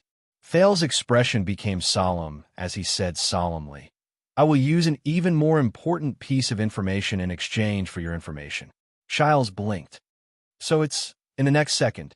Thales exhaled and inexplicably thought of the butler of the Blood Clan's opponent, the old man named Chris. Then he looked straight into Shiles' eyes. My information is that your life is in our hands. The prince smiled and said, Is this information sufficient? Shiles' expression froze. 1 second. 2 seconds. Shiles exhaled and shrugged. I thought you really wanted to do business with me. Not. Think about it again. Thales' smile remained. This business deal is very profitable. Shiles sighed softly, but his words did not yield an inch. That's not how business is done. The Marquis narrowed his eyes, seemingly not worried at all. You've already provoked Extet and can't even protect yourself. Camus Union is very willing to lend a helping hand, such as quietly sending you out of the country. Just like what we said before. Thales' expression turned cold. King Neuven is dead, he said coldly. These people who swore to protect him had no choice but to suffer the humiliation of the White Blade. As an accomplice, shouldn't you bear some responsibility? Shiles' words came to a halt. He looked at Thales with a face full of suspicion. These people? The Marquis narrowed his eyes. The humiliation of the White Blade? Nicholas took a step forward coldly. You don't seem to have realized your situation, the Star Killer said coldly. My dear Camion friend. Shiles heard this voice.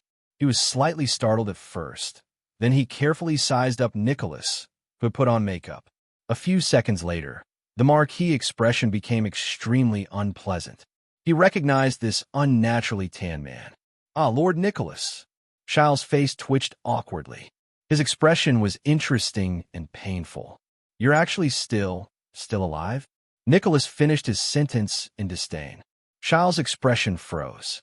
He stuttered, this is another surprise, yes. Nicholas sneered. His eyes were filled with hatred and anger. King Nuven. Before Nicholas could finish speaking, in the next moment, Charles' expression changed at lightning speed. I've reconsidered, Your Highness. The Marquis turned his head and looked at Thales seriously and sternly. This is indeed a good business, Charles said seriously, enunciating each word. What information do you want to know about Lampard? His words were fluent and smooth. His tone was sincere and warm. His emotions were genuine and natural. I will do my best to answer your questions. Beside him, Raphael smiled. Nicholas exhaled in dissatisfaction. Thales sighed and looked at Poutre. The latter gave him a look of affirmation. The prince turned to the Marquis, who had a high level of awareness, and nodded at Raphael. Raphael lowered his sword. The Marquis breathed a sigh of relief. You once said that Lampard has a unique vision and bearing. Thales frowned. And Lampard also said that he wants to save Ekstedt. The prince raised his head. His gaze was solemn. Why do you say that? Charles raised his eyebrows. My God, I thought he was going to ask for some evidence of Lampard's regicide, or some key figures. But this question, you won't understand. Charles shook his head and sighed. Many people treat this as nonsense. In fact, I'm still confused about it. Thales narrowed his eyes. Tell me, see if I can understand. The Prince of Constellations said calmly. Why? And on what basis does Lampard want to save Ekstedt? The Marquis of Camus Union stared at Thales. Emotions surged in his eyes. A few seconds later, Charles chuckled softly. He said softly, because to him, Lampard sees a real threat and danger. In the room, be it Raphael, Poutre, or Nicholas, all of them were slightly startled. Only one person did not react. A real threat. Thales asked in return, without changing his expression. Yes, an unprecedented and irresistible threat. Charles seemed to be throwing caution to the wind. He raised his eyebrows. He did not expect the people in the room to understand. A threat that can defeat and destroy all of Ekstedt.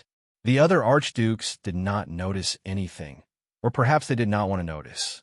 Only Chapman Lampard saw it, and before the threat really struck, he decisively made a choice and took action. Thales gently clasped his hands together. It's getting closer. Now, to face this terrifying threat, Thales said softly, repeatedly as if he was afraid of waking something up, he had to unite all the forces in Ekstedt, didn't he? For example, the 4 archdukes in Heroic Spirit Palace? For example, Dragon Cloud City? Thales raised his gaze. His gaze was as sharp as a knife. Because this is not a terrifying threat that any one of them can resist alone. It is unprecedented and will even change our history forever. At that moment, Charles was completely stunned. It was as if he was meeting the prince for the first time. Could it be that you have already guessed it? Charles murmured, but Thales interrupted him coldly. It's just a guess. I still need you to confirm it with your own mouth. The prince clenched his fists and recalled everything little rascal told him. Mendes III, the 100-year Go game, the foundation of all ages. Thales narrowed his eyes and asked one last question. That huge threat. What is it? Charles seemed to have recovered from his surprise towards Thales. He exhaled a long breath and frowned. A few seconds later, Charles' frown relaxed. He smiled. Honorable Prince Thales, you have actually thought it through. Charles shook his head slowly and said with a smile, all this while, what has Chapman Lampard been for? Thales' gaze became more and more solemn. With a profound expression, Charles said faintly, in this world, what kind of existence is it? To be able to intimidate the kingdom of the great dragon, which has unparalleled military power, to threaten the future survival of the strongest country in Western Asia, to inherit the great Northland Way, the Ekstedt kingdom that had been established for more than 600 years, to be pushed to an unprecedented juncture of life and death.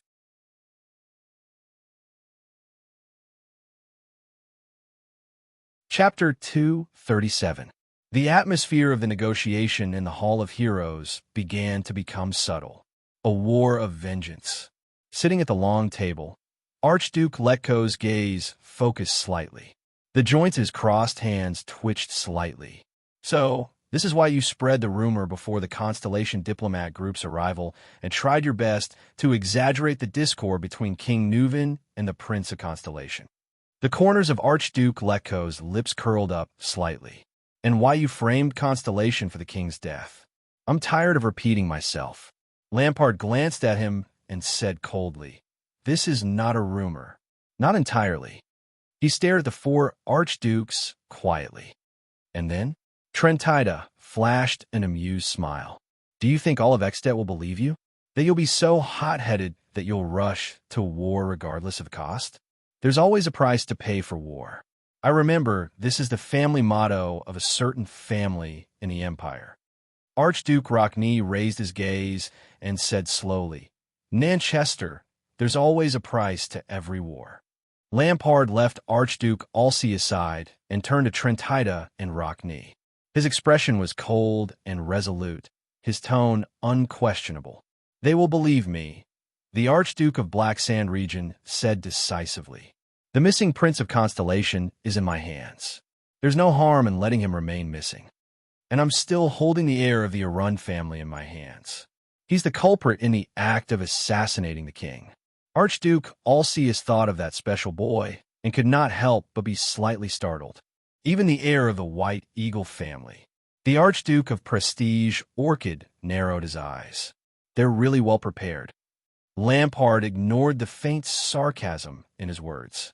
Even without these chess pieces, the Archduke's cold gaze swept across the other Archdukes. "As long as we have your endorsement, we can mobilize our troops in the name of the king's vengeance and direct the nation's wrath on Constellation.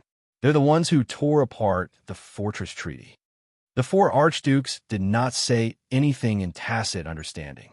"Our army will march south. We will mobilize our most abundant military force since the Battle of Glory. The five of us, Dragon Cloud City and Beacon Illumination City, 7 or even more Archdukes will gather under our banner." Lampard took a step forward and slowly raised his right hand. His voice was deep. "And Constellation, their northern territory is unstable, their fortresses are empty, and their military forces are few." Lampard's gaze became increasingly terrifying, as if he could see the future he had envisioned. "The world's most valiant army will advance in the flames of vengeance. Neither the fortresses nor the northern territory will be able to stop them. We will break through like a hot knife through butter. It's not like we can't even dream of a place as strong as Eternal Star City." Archduke Trentida coughed softly. "What does this have to do with taking down Dragon Cloud City?" Lampard turned around. "War will change everything," he said faintly. His tone was so cold that even the four Archdukes, who held high positions all year round, could not help but shiver, including the vassals under the banner of the Walton family.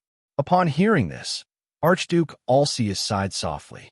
Chapman Lampard clenched his fists.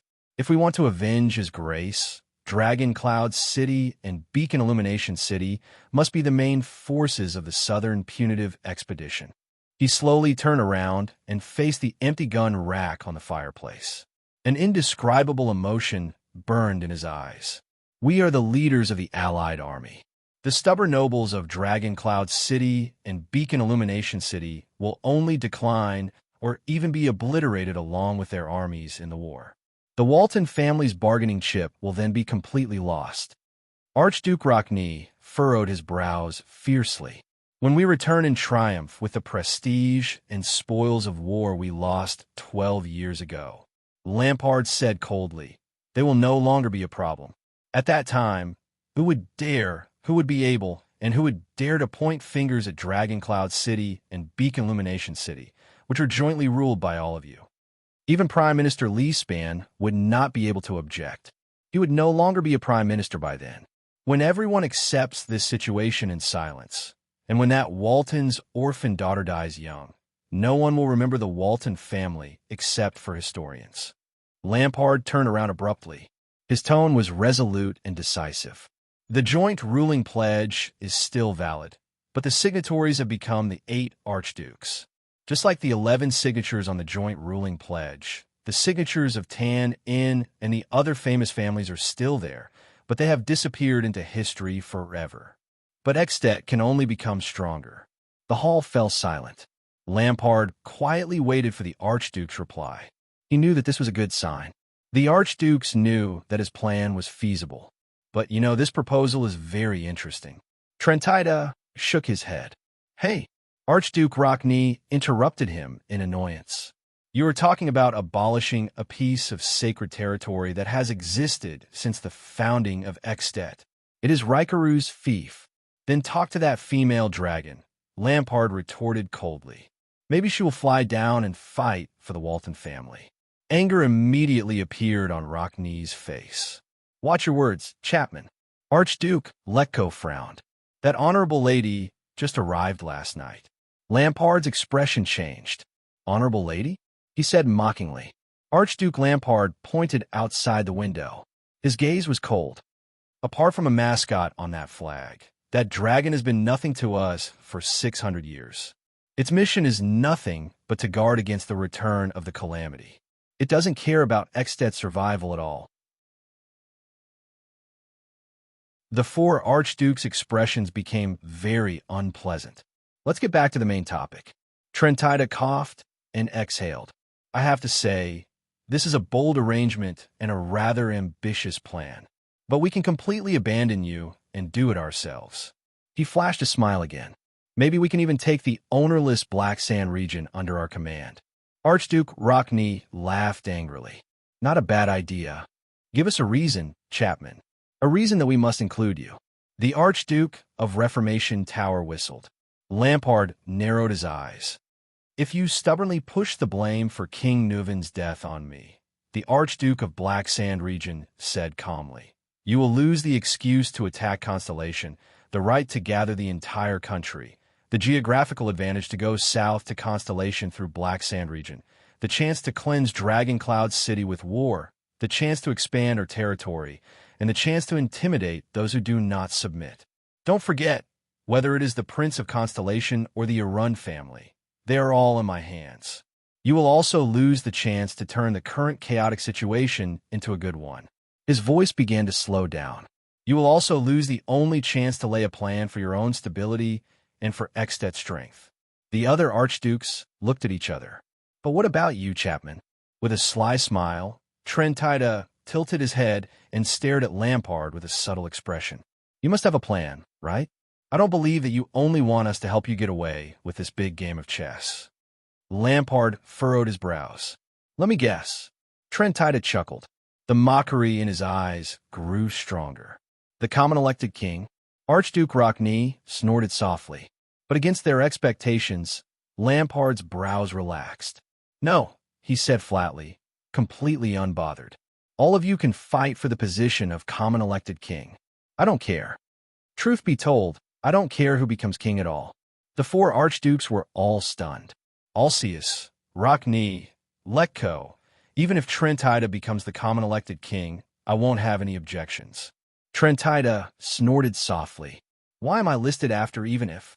Lampard looked at his expression and shook his head slightly in his heart. As long as all of you agree to send troops and win this war for Extet, I can pay a price you can't even imagine. I can even give up on Black Sand region. The Archduke of Black Sand region said softly. Alcius and Trentida, if you're still worried, take it and divide it equally, if this can strengthen your resolve. Once he said this, the hall was silent for a whole 5 seconds. What? Prestige Orchid regions, Alcius said in disbelief. You want to give up on Black Sand region? Trentida seemed to have even forgotten to smile. He only furrowed his brows and fixed his gaze on Lampard. It can't be. This family-killing beast in front of me is the only one who cares about the Archduke of Black Sand region. I only have one condition, the Archduke of Black Sand region said resolutely and firmly. After we win the war, I only want the northern territory and even the land around Cold Castle. Defend the southern border for Extet. I won't disturb all of you anymore. All the archdukes were stunned. After a long while, I don't understand. Archduke Lecco exhaled deeply and sighed. What kind of suzerain would give up his family's heirloom? Of course you don't understand. Lampard said quietly. As long as one of them understands, will you say? Everyone, Lampard said faintly, ensuring that Ekstedt returns to stability, freeing itself from the shackles of royal authority, and even strengthening itself, and even the chance to conquer Constellation. His eyes burned with the flames of ambition. It's right before our eyes. Lampard waited quietly for their responses. The Archduke's expressions began to fluctuate uncontrollably. What do all of you think? Alcius looked at the other three archdukes with a worried expression. The archdukes looked at each other. Trentida even moved closer to Archduke Lecco and whispered in his ear. Alcius' expression kept changing. Archduke Rockney would make a cold jab at him from time to time. Lampard stood quietly at the side and stared at the Cloud Dragon's spear flag on the wall. He knew that this might be the final decision, the moment that would decide Ekstedt's future. Finally, a few minutes later, the four archdukes nodded at the same time in tacit understanding. They raised their heads in unison and looked at Archduke Lampard with different expressions. Lampard also turned around and stared back at them with a solemn and serious expression. Trentida blinked. Alcius smiled faintly and coldly, while Rockney was expressionless. However, Lampard only stared closely at one person, the one with the most seniority. Archduke Lecco stared at Lampard quietly. For a few seconds. Finally, a hint of a smile appeared on the old Archduke's stingy face. Not a bad idea, Chapman. It's also a very creative deal. Chapman Lampard also smiled. It was as if he had seen the dust settle and heard the sound of a gavel being struck. Then, with his usual smile, Archduke Lecco spoke softly, as he always did. So, we refuse. Lampard's expression froze on his face. Thale stood quietly in Shile's courtyard, deep in thought as he watched the people around him clean up the scene. If the contact Shiles mentioned was real, they must leave this place as soon as possible before Lampard noticed. Do you have an answer? A voice asked. Yes. The prince nodded slightly and turned his head back without looking behind him. What about you, Portray? The vice diplomat of Constellation came to stand beside him and frowned as he watched two white blade guards push the bound Shiles onto the carriage. To be honest, Portray sighed, I don't quite understand what Shiles said just now. Why would Lampard think that Ekstedt's greatest threat is... Thale shook his head. That's not important. The prince's gaze was misty as he spoke calmly. Believe me, Lampard has a very good reason. So good that even the four astute archdukes have no choice but to believe him. Portray furrowed his brows. You know? Not really. Thale shrugged. I just understand it. Then what do you plan to do? Thales raised his head and looked at the Northland sky with a complicated expression. Do you still remember what I said before I left? The prince said faintly, the strongest chess piece in both camps. Portray raised his eyebrows. Chapman Lampard. Portray curled his lips slightly. His tone was a little hesitant, obviously not quite convinced. And, Your Highness? Thales glanced at him. I'm not joking. After hearing what Shiles said just now, I'm even more certain of this. Thales revealed a bitter smile. Lampard is simply too powerful and too terrifying. Portray pursed his lips. Thales lowered his head and said quietly, I've seen the four archdukes, the old-fashioned Alcius, the cunning Trentida, the resolute Rockney, and the old but firm Lecco. When the four of them stand together, it's practically impossible to fight against them. Portray nodded. However, the prince sighed and said, But do you believe they will face Chapman Lampard? You'll only be eaten clean. Not even their bones will be left. Portray revealed a contemplative expression. Portray, Thale said faintly, will you follow me? Portray raised his eyebrows. Are you going to ask again? Really? Thale shrugged. What happens next will be a little crazy.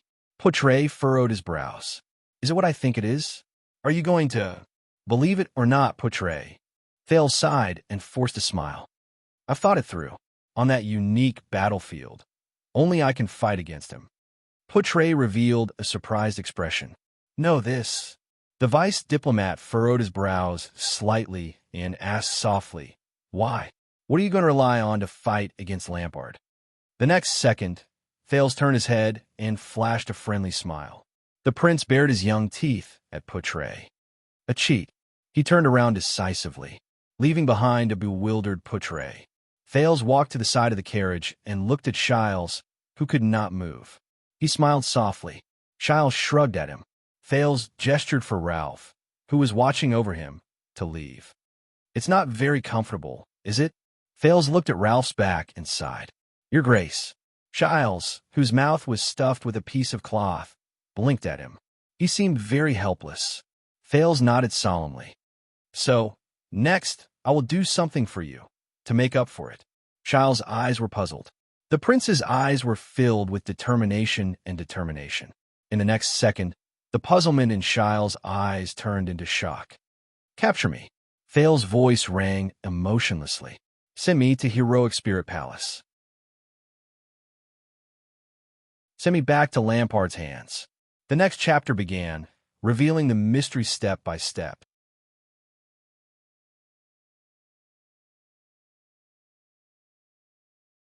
Chapter 238.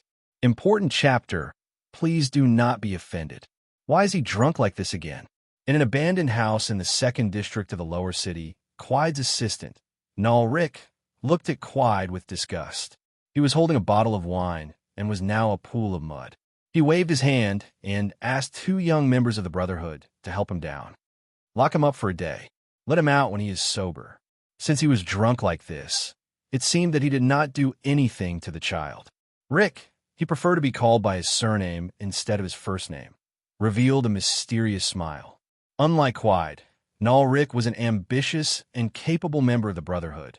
Enrich's strength had regressed. He was reduced from a thug to a beggar business and was unable to recover from this setback.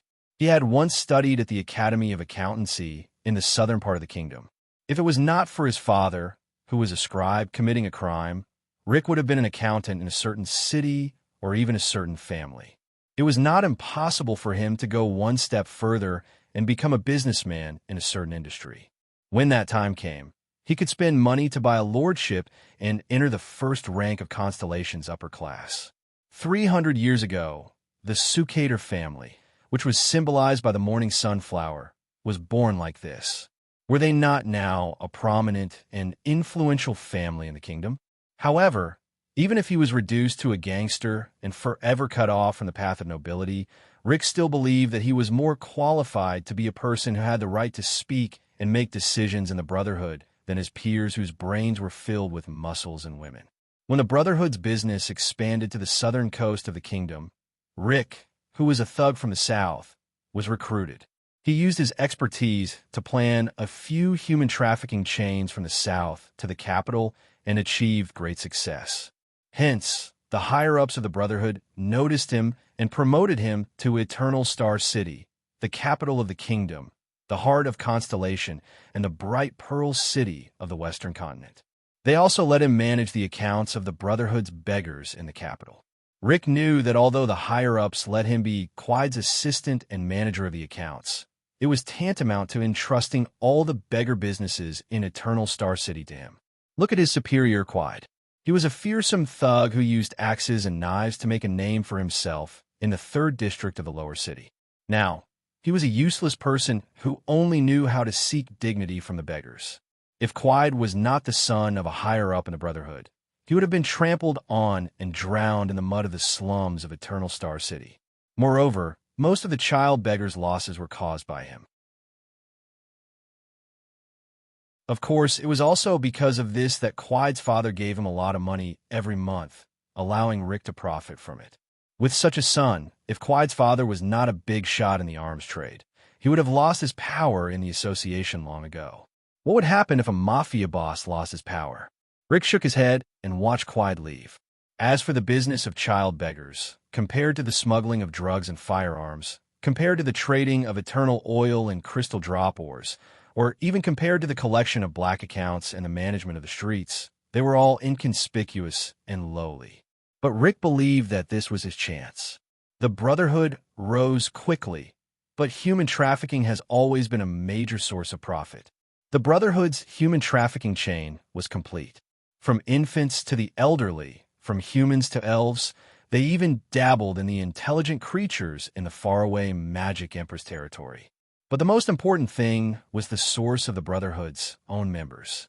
Among them, the black-hearted widow Beth was in charge of collecting and raising infants. At the same time, a portion of them would be sold. The slightly older ones would be sent to Rick to be beaten into child beggars.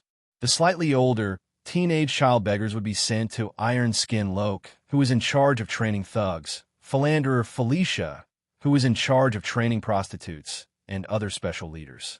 They would then be trained to become members of the Brotherhood. So, Rick, who was in charge of the child beggars, believed that he was in the Brotherhood's human trafficking chain. At the same time, he was also the node of the Brotherhood's future blood supply. He was also in charge of the small information network on streets. Think about it. He was the leader of the Brotherhood when all the new members of the Brotherhood had their first memories. He could see who had a bright future when they were still children, and then he could show them kindness at the right time. In the future, that's why I, Null Rick, am an ambitious man. Moreover, Rick was very excited when he thought about this. This was Eternal Star City. Constellation was the capital of the second largest kingdom in the Western continent. It was the birthplace of the Blackstreet Brotherhood. Being able to work here meant that the leaders of the Brotherhood would always be able to see you. Being able to see you meant that you would always have the chance to be promoted. Of course, the chances of causing trouble were not small either. Fortunately, Rick put his hands behind his back and looked at the drunken Quide who was walking away. He raised his eyebrows. Fortunately, he had this fellow to bear the brunt of the trouble. Under the moonlight, Rick turned around and continued walking. He looked at the 20 or so abandoned houses in front of him. He knew that there were many child beggars in each abandoned house. These would be the most important seedlings and bargaining chips for him to climb up in the future. For example, Black Thales in the 6th house. 2 years ago, when Beth, who was in charge of the babies, sent him here, she showed a different attitude towards the child. Sure enough, even though the child was only 8 years old, was it 8 or 7, he was clever and cunning. But he was clever and cunning. A week ago, he even came up with the idea of acting and begging. A cute child was beaten up by other big kids and robbed of his money and food. So, when he hid in a corner and cried alone, the ladies passing by couldn't help but give him more compensation. Rick thought to himself, compared to the annoying child beggars who cried themselves hoarse, the gang lacked people who could use their brains. This child would definitely climb higher when he grew up. I should give him a reward so that I can earn Thales' gratitude. Of course, a reward without a contrast will not make people feel grateful. This was the reason why Rick urged Quide to get even with him when the boy who shared the same room with Thales told him that Thales might have hidden some money. Once Quide had beaten Thales to the brink of death, he would step forward to stop him. He would not hesitate to oppose Quide. Because of this, that trash was only useful. Then, Thales would unconsciously treat him as a backer. Rick didn't care if every child beggar's allowance was paid in full. This was something that only short-sighted people would care about. Compared to a few copper coins of allowance, Rick knew that favors were more important. However, that boy, Thales, was too smart. Rick knew that regardless of whether Thales gave Quide money or not, the latter would torture him to death. If Thales really took out the money, it would be even worse. But obviously, the boy thought of a way to escape. According to common understanding, Quide, who was in high spirits, would meticulously create these disobedient children to entertain himself, regardless of whether they were really disobedient or not. It did not matter. He still had to do what he had to do. Even if the results were not good, he could just find another reason to let Quide beat him up. Rick walked to the 6th house and stepped over the broken door. He saw Thales panting heavily as he lay on the ground in the courtyard, which was overgrown with weeds. Beside him, a few children were applying something on him. Oh my God, a few 7 or 8-year-old children are actually planting dragon leaves in the courtyard. Usually, only experienced gang members and poor people who had lived for many years would know that this kind of wild plant could be used as a convenient, quick, and cheap medicinal herb to treat external injuries. Ah, Mr. Rick. Cripple Ryan was the first to notice Rick's arrival.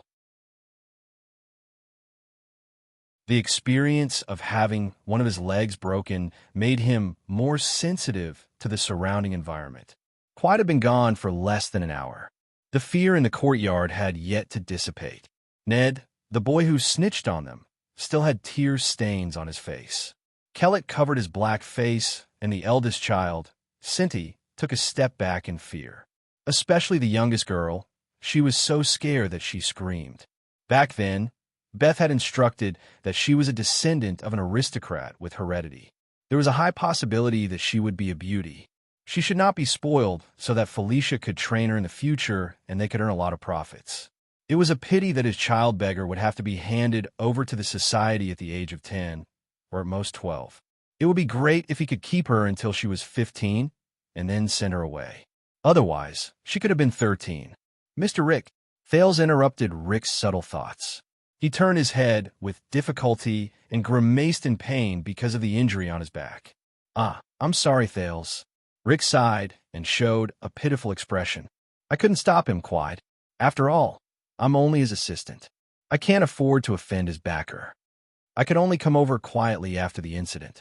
Under the cautious gazes of the children, Rick squatted down and checked Thales' injuries worriedly. Fortunately, he didn't use too much force today. Otherwise, Mr. Rick, I'm fine. Thales struggled to speak. I'm just sorry. My salary last week was really... Forget about the salary.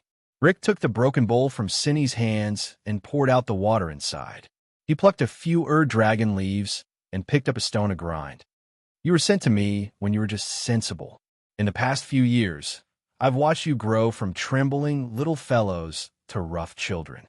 To me, you're far more important than a few copper coins. Rick's face showed a trace of pain. At your age, you shouldn't be begging on the streets. But this is the rule of the Brotherhood, Mr. Rick. Thales seemed a little touched. He clenched his fists. I come, grind the herbs with a stone.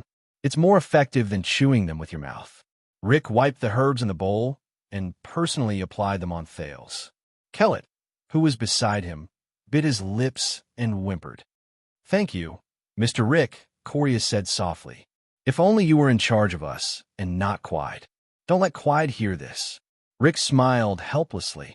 To be honest, I'm very afraid of him. The children also smiled knowingly. Rick knew that showing common ground and a sense of humor was a good way to make people accept him. Thank you very much, Mr. Rick, Thales said solemnly. He knew that in many people's eyes, he appeared to be more mature, so there was no need to act like a child. Rick nodded. Protect yourself. You're a smart child. I believe you can do it well. I have to pay taxes every month, and I don't have much money. Here are 30 coppers. Go to Grove Pharmacy, the one between downtown and Twilight District, and buy some medicine. This should be enough if the price of the medicine hasn't gone up. Rick seemed to have suddenly remembered something. He handed the bowl to Ned and took out a purse from his waist and handed it to Cindy, who had a blank look on his face. I have to pay taxes every month, and I don't have much money. Of course, this money is not enough. Rick thought to himself. He went to Grove Pharmacy a week ago, and coincidentally, the price had just increased. So when the children ran out of cash, they would think it was because of the sudden price increase. If they didn't have enough money, what could they do? Of course, they could take it from the money they got from begging. This way, they would definitely not have enough money for next week, and then be careful when you buy the medicine. Don't let others, especially Clyde, know about it, Rick said with a smile and stood up. Of course, Rick thought Clyde would definitely know. If they did not buy the medicine, it would be even better. Clyde would know that they really hid the money. The corners of Rick's mouth curled up slightly. At that time, he would be able to gain their final loyalty. Mr. Rick. Coria looked at the purse in Cindy's hand and was about to cry. You're really a good person. Ned bit his lip and nodded vigorously. Even the eldest child, Cindy, was a little touched. He touched the purse in his hand and weighed it. Rick sighed, shook his head, and waved his hand. No, I should be the one apologizing. This is all I can do for you. Mr. Rick. Fales lay on the ground, but he looked at Rick with a hesitant expression. I don't know. Rick raised his eyebrows. What's wrong? I heard that when we grow up, we will be sent to another place for training. Fales asked carefully, as if he was afraid of offending Rick. Then, after we receive training, can we work under you? Hearing this, Kellett, Ned, and Coria also looked at Rick with hope. Snap! Rick snapped his fingers in his heart. Score! It was faster than expected. Haha about this. Rick smiled. Don't judge me by my current appearance. In the Brotherhood, I am a man with ideals. Rick bent down with a smile and stroked Fales' head, making him seem even more amiable. The boys under me will be the best and strongest in the entire Brotherhood. This is the truth, Rick thought. So, if you want to be my subordinates, you have to work hard. The children nodded in unison, full of hope. Fales was no exception. I'm leaving Fales and the children. Rick turned around and tilted his head to reveal the side of his face. Next time you encounter something like this, come and tell me in secret. Even though I can't stop him directly, I can still create some trouble and prevent him from getting close to you. After saying that, Rick revealed his white teeth. Under the moonlight, he left the courtyard of the 6th house without looking back. Mr. Rick is such a good person. The tears on Ned's face dried up. Unlike that bad quite. Coria nodded. Her eyes were full of joy, as if she had eaten candy. But the cripple Ryan, who had been in a state of shock, hesitated and said, I always feel that Mr. Rick scares me more than Quide. That's why you're a coward. Coward, Ryan. How can you get money like this? Fales was the only one whose gaze gradually became calm after Rick left. When he saw Cinti counting the 30 coppers in his coin pouch one by one, Fales exhaled slightly. His back was still in pain. He knew that regular medicine for external injuries would be better for his injury. However, Fales had just gone to Grove Pharmacy yesterday morning and took the typhoid medicine from Yanni's hands at the back door. He heard her complain that her stingy boss had increased the price of the medicine. Even the medicine for external injuries had been increased to 35 coppers, which was exactly 5 coppers more than what Rick had given her. However, he also found out a key point from Jayla. The daughter of the owner of Sunset Pub Rick was in charge of Quide's exorbitant expenses in the pub. But I have to hand it in every month. I don't have much money myself. Rick's words echoed in the prince's ears. He could not help but look at the pouch of coppers beside his hand. The child beggars had already forgotten their fear and were playing with each other. Fales was the only one who furrowed his eyebrows and turned his head around with great difficulty. He cast a glance at his scarred back, sighed, and let his head fall heavily. This damned world. Rick walked to the 10th house and thought about how there was an 8-year-old child named Karak here. He was a young and ruthless character. Just as he was about to teach him a lesson and recruit him, he suddenly felt a chill on the back of his neck. This was his innate psionic ability. When it was absolutely calm, he would feel a chill on the back of his neck if a living creature approached him within a 5-meter radius. That was it. However, he was not a warrior. Even if he was, his psionic ability was not worth mentioning when compared to the kingdom's various psionic troops, the valiant swordsmen of eradication, knights, and even the mysterious mystics. Even the interns in the temples could press him to the ground and beat him up. However, Rick felt that one day, this psionic ability would save his life. Like now, Rick quickly turned around and scanned his surroundings under the moonlight. At the same time, he put his left hand into his pocket and held the small but deadly miniature retractable crossbow. The bright moonlight, the empty street. There was no cover, but there was no one. Rick took a deep breath and kept himself absolutely calm. He felt the chill on the back of his neck. Could it be that a rat had crawled in the sewer under his feet? Rick turned in 3 different directions and sprinted for a while. However, the lingering chill on the back of his neck made him get rid of this conjecture. Which rat would be directly under him, following him in 3 different directions for 20 meters? Rick became more and more frightened. He should not have come out alone, even if this was the abandoned houses and the Brotherhood's territory. He should have brought 20 thugs with him, each with a mystic gun, no matter how heavy that damn thing was. Just like the Brotherhood's boss in charge of the drug trade, Raisin Faso, there were 30 people following him everywhere he went. If he had enough money, he should have hired 2 swordsmen of eradication, a psionic warrior, or even a mystic. Forget it. Mystics are too scary. And Rick, you have to calm down. He told himself, you are the man who will be in charge of the entire Eternal Star City, and even the underworld of Constellation. Calm down, you must calm down. He forced himself to be calm and turn around. He walked back the way he came, as if he was just jogging. Did I offend someone? Does someone want my life? Is there anything worth noticing in this street? He walked a few hundred meters. Under the moonlight, there was no one around him. However, the chill on the back of his neck was still there. He forced himself to be calm and turned around. He walked back the way he came, as if he was just jogging. Did I offend someone? Does someone want my life? Is there anything worth noticing in this street? He walked a few hundred meters. Under the moonlight, there was no one around him. However, the chill on the back of his neck was still there.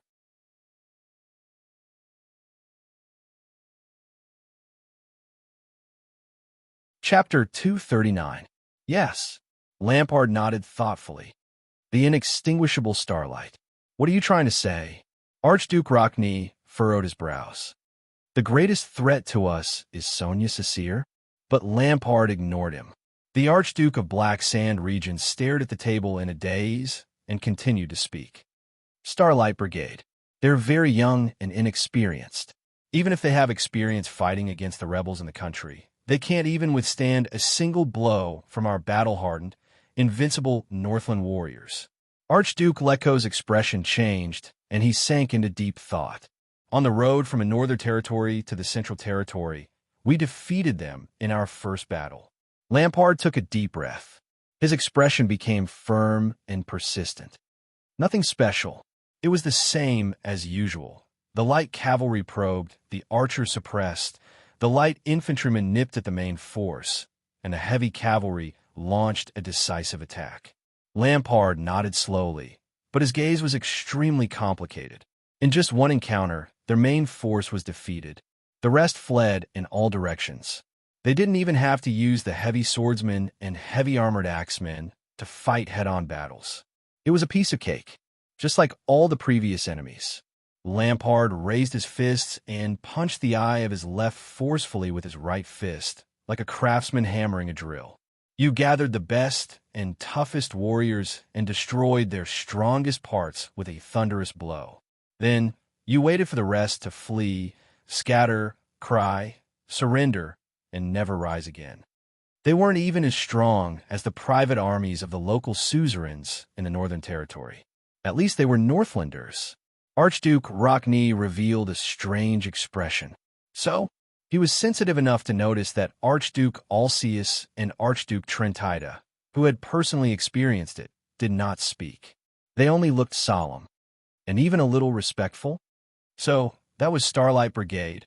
Archduke Leko answered him. The old Archduke heaved a long sigh. At that time, no one paid any attention to them. The bald Archduke of Defense City shook his head. Until a few days later, Rockney frowned slightly. Lampard took over the conversation. A few days later, the group of child soldiers who should have thrown away their helmets and armor, fled in all directions and lost their souls. Archduke Lampard sat in his chair and narrowed his eyes. They came back. Ronnie was slightly stunned. When we were about to take down Ice River City, he stood before us once again, Lampard said calmly. It was as if he was looking at the scene from more than a decade ago from afar.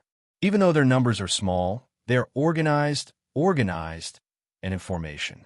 It's as if they've just been recruited, Lampard continued. His tone was erratic and his eyes were misty. They rearranged their formation just like that, and just when we were about to win the siege, they decisively ambushed our rear, just like the rekindled ashes. No. Archduke Leko closed his eyes and shook his head. It's not dead ashes, it's inextinguishable starlight. Archduke Rockney's suspicions deepened. But we still defeated them.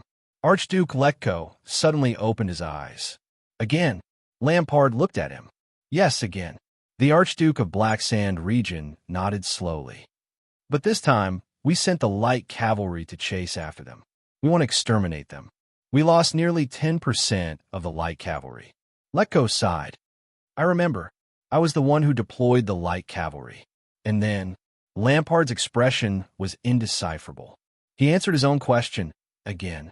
Rockne raised his eyebrows. Again? Again. Lampard's voice rang decisively, like the clashing of metal. The scattered Starlight Brigade regrouped under the war flag in just a few days. They attacked us again along the banks of Shepherd's River. Archduke Rockne's expression finally changed. How? The Archduke of the City of Faraway Prayers said in shock. How did they regroup? What about morale? Can the supplies and logistics keep up? Lampard shook his head. We repeated this game a few times. Lampard's tone was a little tired. But no matter how many times we defeated them, as long as we didn't completely annihilate them, their scattered remnants would always miraculously regroup and regroup. I don't know how they handled logistics on that damn battlefield, but at least the eyes of those child soldiers were very decisive. Then, when we were besieging a city, raiding a land, resting for supplies, or changing troops, they would appear like ghosts beside or behind us and strike a cold blow. Archduke Letko's expression darkened. The inextinguishable starlight. This is the name our people gave them. Lampard snorted softly. The Archduke of Black Sand region asked softly, what all of us can't figure out is how such a young and ordinary army can regroup without any hindrance after experiencing such crushing defeats and collapses every time. What we can't figure out is how such a young and ordinary army can regroup without any hindrance. No one answered. Archduke Alcius furrowed his brows and looked at the others. The Starlight War God was a good leader. He trained his army very well. This is an honor that belongs to him, Alcius said firmly. A great opponent. Even though he's dead, his soul lives on forever. Lampard's laughter cut in at an inopportune moment. Really? Just because John Jadestar was a great military strategist, the civilian soldiers under him could all become warriors with outstanding qualities? Lampard sneered faintly and said in an unfriendly tone, then our king, archdukes, nobles, commanders, and even warriors are all useless? The archduke's expressions turned cold at the same time. Be careful with your words, Lampard. Letko narrowed his eyes, but Lampard ignored them. Why is it like this? An army that is isolated, without reinforcements, and can't fight us head-on is actually an inextinguishable army? Lampard's expression was firm. We are confused, we are curious, we are surprised, because even the Northlanders, who are famous for being good at fighting, can't imagine such a situation. The other archdukes fell into deep thought. Yes, the Northlanders have the strongest physiques among humans, and their spirits are also the most fanatical. Under the same conditions, no one could defeat us head-on the battlefield, even a most terrifying and powerful enemy. Lampard said firmly, but his tone immediately changed. But even for us, the strongest military country in the Western Six Kingdoms after a great victory, our commander has to spend a day setting up camp and taking inventory. He has to send his trusted nobles and personal guard officers with sabers, swords, spears, axes, or noble warrants to gather and pacify the warriors who are so excited and frenzied that their eyes are bloodshot from killing, their hands are weak, and their pants are loose as they scatter around the battlefield to vent their frustrations. Being able to completely reorganize the army in one day and one night and advance the next day is considered a normal efficiency. Archduke Letko shook his head. That's not strange, the old Archduke said slowly. We have been fighting like this for hundreds of years. Lampard turned his head abruptly. His gaze was as sharp as a knife's edge as he stared at the old Archduke. The old Archduke tilted his head slightly at the stare. But what about when we lose a battle? Lampard said coldly. Even the extensions would not be able to reorganize and arrange logistics without a few weeks or even a month's time. Then, when everyone is at a loss, we would not be able to regroup our troops and arrange our logistics properly. Then, we would be able to gather the defeated troops again when everyone is at a loss. It's not like hunting, where you only need to whistle and the stray hounds will run back. As for quickly gathering, reorganizing in a short period of time, deploying manpower, arranging logistics, organizing an army, reorganizing combat power, and marching again, Lampard crossed his arms and looked at the four archdukes, who had different expressions on their faces. He snorted coldly and said, "In the entire Ekstedt, only the White Blade Guards and the Glacier Sentinels can do it. I suspect that many of the Archduke's personal guards can't do it." He looked at Rockne. "Colgan, the city of faraway prayers, has seen a lot of blood in the Golden Passage and the Great Desert. Your military power is considered outstanding in Ekstedt." Lampard gestured with his chin. "Can you do it?" Rockne did not speak, but his expression was solemn. The other archdukes did not answer either. Lampard narrowed his eyes. "Have you thought about why?" A few seconds later, Alcee sighed softly. The Archduke of Prestige, Orchid, shook his head. "They have all the advantages on their own land, whether it's the support of the locals or their familiarity with the terrain," but he was soon rudely interrupted by Lampard. "To hell with their own land," the Archduke of Black Sand region said fiercely. "Most of those child soldiers were recruited by the Starlight God of War from the south and west of Constellation. They are newbies who have not even been here for a year.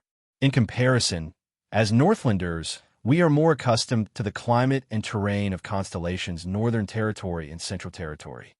Trentida snorted softly. "Just say it." The Archduke of Reformation Tower curled his lips. "What are you hinting at?" Lampard's gaze immediately turned to him. "Hinting?" The Archduke of Black Sand region said coldly. "I've looked through the records of the battles against Constellation in the past 300 or 400 years. In the past, in the Great War 100 years ago, the Constellationates were like us. After they were defeated, they could not gather again without spending a few months. From their logistics ability to the speed of reorganizing, they were on par with us. Why can he train the Starlight Army when he becomes the Starlight God of War?" The four archdukes frowned at the same time. "Just get to the point. Don't give me a history lesson." Trentida impatiently voiced out everyone's thoughts. "We are not idiots." Lampard's gaze sharpened. "No, you are not idiots." His expression turned cold. "This is something scarier than being an idiot, a smartass." A second later, "Which one?" Lampard asked softly. The four archdukes were slightly startled. "What do you mean, which one?" Trentida asked, puzzled. Lampard leaned forward. Under the light from the brazier, his entire body was like a small mountain on the upper table. He stared at the four archdukes in an oppressive manner. "I mean," he narrowed his eyes, "the few of you, which king of Constellation in history left the deepest impression on you?" The four archdukes stared at each other and exchanged a few puzzled glances. King of Constellation? Impression? The kings of Constellation. There are more than 30 of them. Lampard leaned against the back of his chair again. He extended his right hand and slowly began to count. The king of Renaissance, Tormund I, who fought alone for 10 years and swore to restore his country in a hopeless situation. The Black Eye, John I, who expanded his territory and fought against Nuvan I around Overwatch City. Or the Red King, John II, who wiped out the entire Braid dukedom within a month. The Farsail, Kessel II, who destroyed Handball's fleet in the Second Continental War. The Conqueror of the North, Queen Erica, the only woman to rule Constellation and forcefully seize Cold Castle from Ekstedt. Or the Oath Keeper, Midir IV, who was valiant, kept his promise, and was as close as Char's brother. Oh, or the King of Eternal Rule, Adi II, who ruled longer than Nuvan, had a stable country, and did not cause any trouble except for the last year, although he did not end well. As Lampard spoke, he observed the Archduke's expressions, but he did not see anything. The Archdukes did not even bother to make small movements on their faces. Lampard sneered mockingly. "No, impossible, right?" A few seconds later, he sighed nonchalantly. All right. Lampard narrowed his eyes. The king of Constellation who left the deepest impression on me. The archdukes narrowed their eyes slightly. Lampard said flatly, Mindy's Jade Star the Third.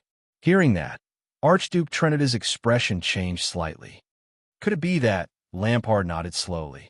Yes, the Archduke of Black Sand region said flatly, his eyes filled with complicated and incomprehensible emotions. Mindy's the Third, who experienced the Fourth Continental War 150 years ago. He said softly, that virtuous king.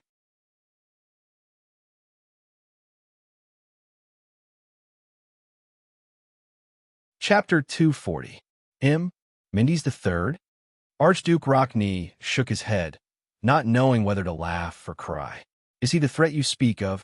A docile king who has been dead for more than 100 years? Lampard stared coldly at Archduke Rockney. His gaze made the latter feel very uncomfortable. Archduke Letko sat down at the dark brown, rectangular table again and deliberately coughed. After a few seconds, Lampard finally turned his head. Most people, including all of you, may think that his achievements are mediocre and even a little cowardly. The Archduke of Black Sand region snorted softly. Don't worry, I thought so too when I was young. His gaze turned cold. Mindy's Jade Star the Third, Trentida, who had been staring at Lampard, could not help but be slightly shocked. That gaze, what does it have to do with him? Alcius questioned. Lampard took a deep breath and looked at Alcius. Do you know him? This so-called virtuous king? The Archduke of Black Sand region asked flatly. The Archdukes frowned almost simultaneously. I heard Scholar Costa mention him a long time ago. Not much. Rockney narrowed his eyes and recalled the days he spent in the study.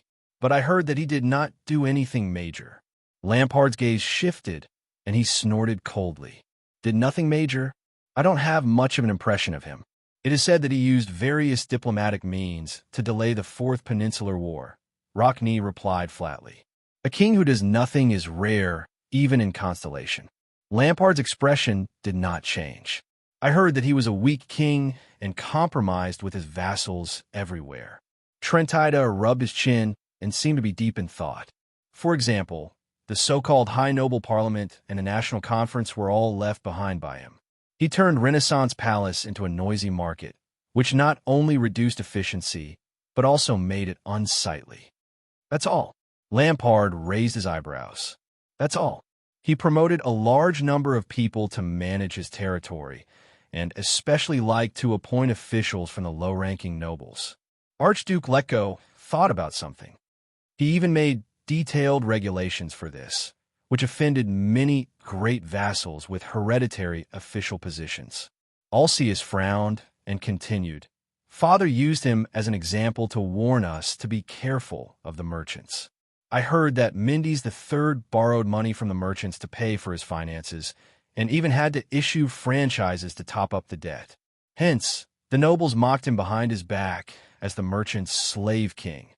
Lampard heaved a long sigh. Is this your impression of the virtuous king? The archdukes had different reactions. Trentida shrugged. Rockney still had a cold expression on his face, and Alcius had a puzzled look on his face. Only Archduke Letko's murky eyes shone with a strange and unique emotion. Lampard lowered his eyelids as if he was lamenting. The captive from 12 years ago, Vlad told me that he used to be a petty tax collector in the Northern Territory. During wartime, he was conscripted to be a grain supervisor. During peacetime, he was a petty tax collector, but during wartime, he was in charge of transporting supplies. He was especially common in the armies in the south and the center of Constellation. Lampard's eyes flew open. But be it tax collector or ration supervisor, these positions can only be obtained after passing the test. Tax collectors must be proficient in arithmetic and accounting. Before the Archduke's bewildered expressions, the Archduke of Black Sand region continued speaking. His tone was filled with vicissitudes of life. Even if one is a noble, if one cannot pass such an examination, one is not qualified to be an official. What did you say? Trentida asked in confusion. Assessment. Lampard nodded. It's very unfamiliar, right? The Archduke of Black Sand region said coldly. I bet that other than being punished in the study for not being able to recite a certain family motto in your childhood, all of you will never hear this word again in your lives. The Archdukes were slightly stunned. But this is the ration supervisor in the Constellatiate army. Lampard took a deep breath. There was fear and solemnity in his eyes. Not only that, in their army of officers, there are also military judges, clerks, logistics officers, medical officers. There are too many. I can't remember them all. In that instant, Lampard's expression became very unpleasant, as if he had recalled something unpleasant. When they're not at war, they're all professional officials with fixed jobs. After going through a specific examination, military judges must be familiar with laws and regulations and distinguish between right and wrong.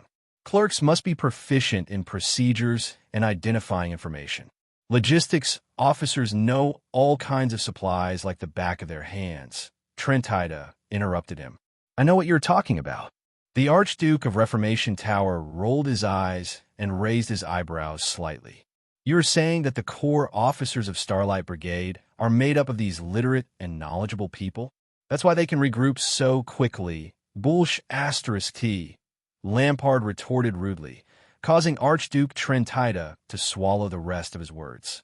Most of Ekstedt's officers are also nobles. They can read, count, and even read poems. Some can even recite 1 or 2 lines of scriptures from the temple. But when they're sent to the army to lead those rural recruits, what can they do? Archduke Letko gently knocked on the square table and stared at Lampard from across the table. The old Archduke said softly, So, you're saying that the key to Starlight Brigade survival is these insignificant officials? Lampard glanced at the other 3 archdukes. I remember my Uncle Caslin. When I was young, I often heard him boast about how all-round the White Blade Guards were.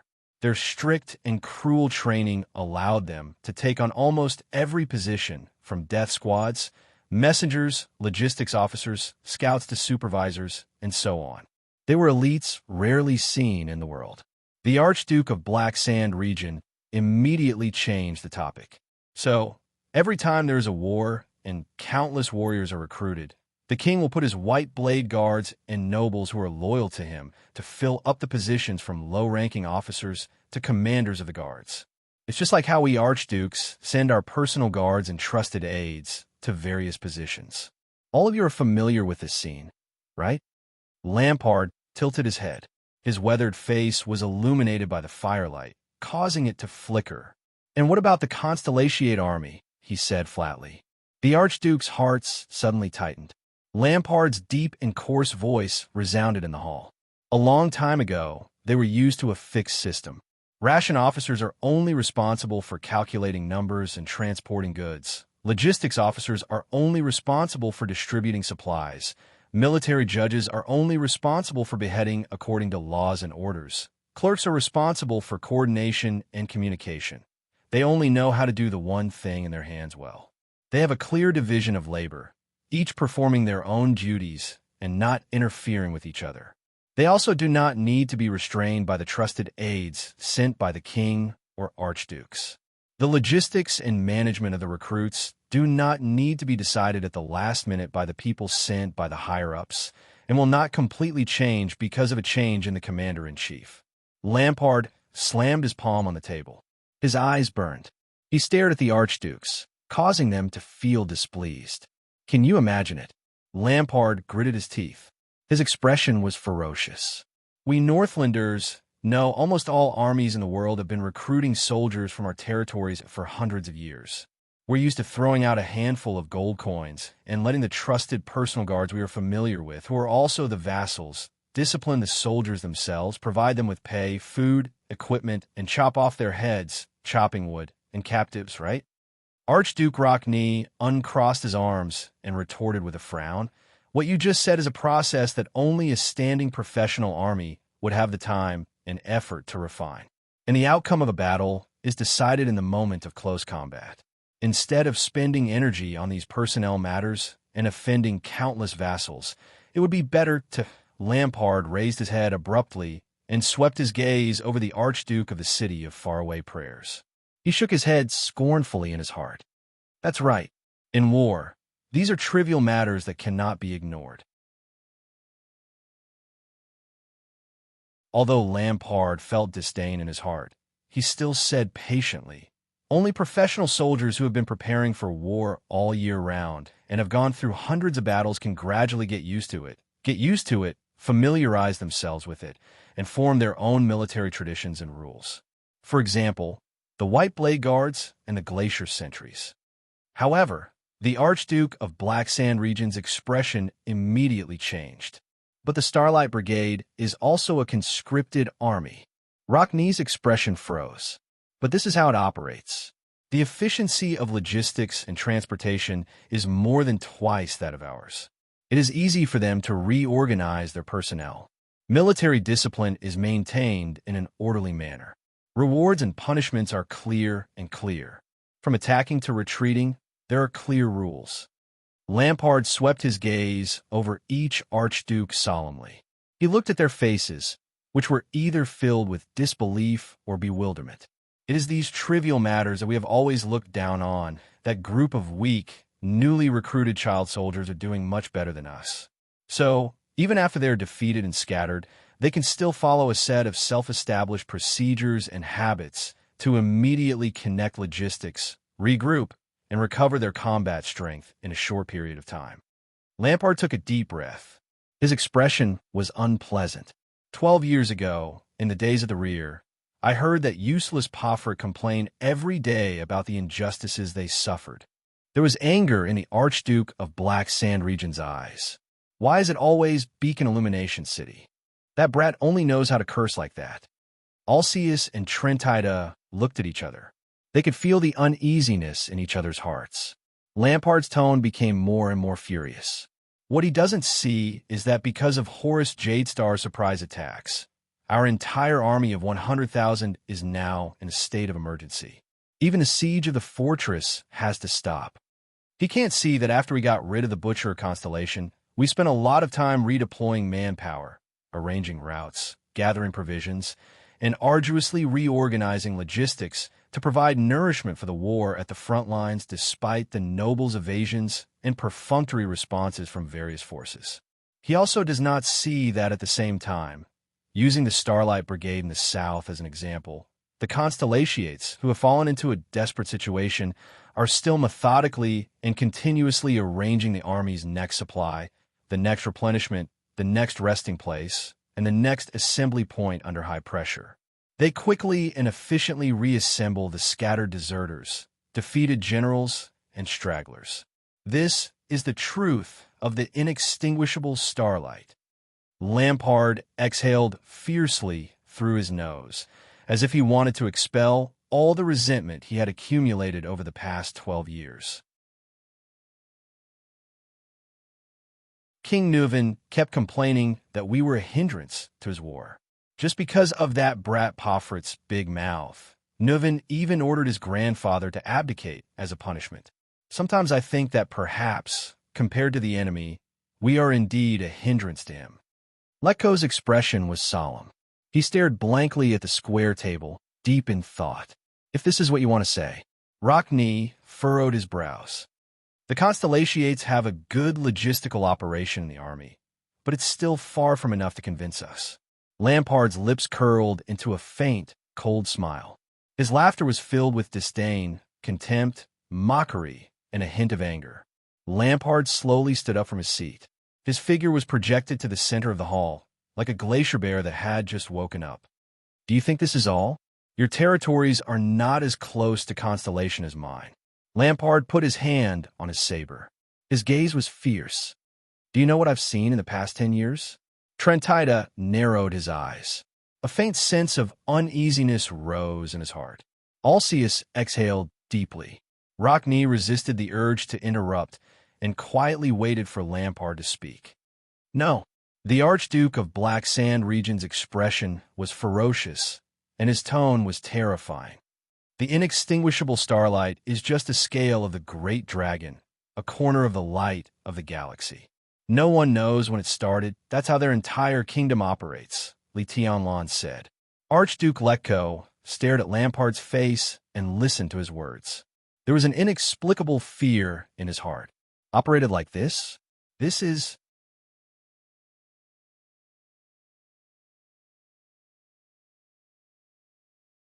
Chapter 241. At that moment, Lampard's words traveled into the Archduke's ears like a cold and threatening blade. A long time ago, Constellation set up a qualification test, stipulating what kind of person could become a specific official and become the king's right-hand man. They used their titles, privileges, status, and honor to attract low-grade nobles of low status, or commoners who could not be promoted to nobility. They entrusted power to these officials who were born in poverty, allowing them to enter the forbidden zone of the kingdom that only belonged to bloodline and family. Lampard's voice was like a working anvil, ringing in the Archduke's hearts again and again. Just like that, thousands upon thousands of professional officials of different backgrounds, but with clear responsibilities and clear division of labor, stand together to form a suffocating, sturdy carriage, carrying the ancient nation that has been passed down from the ancient empire, speeding forward. What's more terrifying is that in order to obtain such a promotion, many low-grade nobles, merchants, and even rural villagers were willing to become the king's lackeys and loyal subjects. Almost all four archdukes furrowed their brows as they carefully mulled over the meaning behind these words. Lampard's gaze was as cold as steel. First of all, the tax collectors. The merchants and accountants obtained official positions through qualification training and examinations. They made records in Renaissance Palace and became the king's professional and loyal servants. They collected taxes for him in the territories directly under his jurisdiction. They fulfilled their duties and formed a system and routine. Every tax collector was directly responsible to the chief of finance and his subordinates. They strictly abided by the rules, were skilled in calculation, and had sharp eyes and ears. They would not miss a single copper or conceal any accounts. Therefore, the taxes in the king's hands were more and more detailed than when he sent his trusted nobles to collect taxes based on the standards of loyalty, relationships. The taxes increased year after year. Did you think that the Jadestar royal family's wealth was so simple because the tyrant increased taxes? Do you know what this means? Lampard added silently in his heart. Short-sighted and dull archdukes. And what about us in Ekstedt? Lampard's tone changed. His eyes, which were as sharp as blades, glared at the four dumbfounded archdukes. In order to ensure that their interests are not harmed and their authority is not shaken, the archdukes and nobles will only send their trusted aides and subordinates as tax collectors. With swords and spears, they will use their connections and relationships with the lords to collect taxes from various castles and villages. They will act like tyrants, deceive their superiors and subordinates, exploit layer by layer, and fill their own pockets. Every year, if the taxes handed over to the lord by the vassals can reach 50% of the planned amount, it can be said that everyone is happy and loyal. Archduke Alcius lowered his head. His expression was solemn, and he did not speak another word. Lampard continued. In many cities in Constellation, there is a position called police officer, which can only be obtained through assessment and training. The police station directly under the garrison officer is in charge of the city's security and order. It is clearly separated from the city defense team, which is the standing private army of the city, and is strictly prohibited from interfering with each other. What about us? The Archduke of Black Sand region gritted his teeth. His expression was horrified. For so many years, Ekstedt has been in a slump in business, and goods are scarce. Other than the filthy Camions, who have ulterior motives, half of the merchants would rather do business in Constellation than in Ekstedt. Is it really because the products in the south are more abundant? No. Lampard's gaze was solemn. That's because all the merchants know that in Constellation, at the very least, the rules and order transactions are written clearly. At the very least, there are professional officials and departments that they can appeal to. At the very least, The police station and police officers maintain the order of the market on the surface. At the very least, they don't have to wrangle with unreasonable armies or deal with influential people who are connected to them. Lampard remembered something and clenched his fists. In an Ekstedt, a small disciplinary officer in charge of the patrol team can use his connections to engage in large-scale smuggling of weapons and force away merchants who are not pleasing to the eye, as long as the higher-ups turn a blind eye. Archduke Trentida pursed his lips. His lively eyes were fixed on one spot, and he only blinked occasionally. Lampard sneered. In the cities of Constellation, all the officials in the city hall, from the clerk to the scribe, from the signer to the judge, are all people who have passed the qualification test. They have a clear division of labor and are familiar with the rules. They convey messages from the top to the bottom, carry out orders, and only recognize warrants and seals. During the bloody year, all of them, from the supreme king to the prince, entered Hell's River. Foreign enemies eyed them covetously, and the nobles were terrified and uneasy. However, relying on the prime minister and the professional officials under him to follow the rules, Eternal Star City, which was in imminent danger, still operated steadily for more than 10 days, until the last prince returned, compromised with the nobles, and was crowned. What about us? Lampard hit his chest hard. Today, it has been less than a few hours since the death of the born king, whose might shook Northland.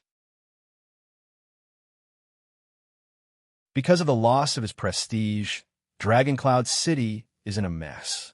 Chaos, rumors, conflicts, and contradictions are endless. The people are terrified and uneasy.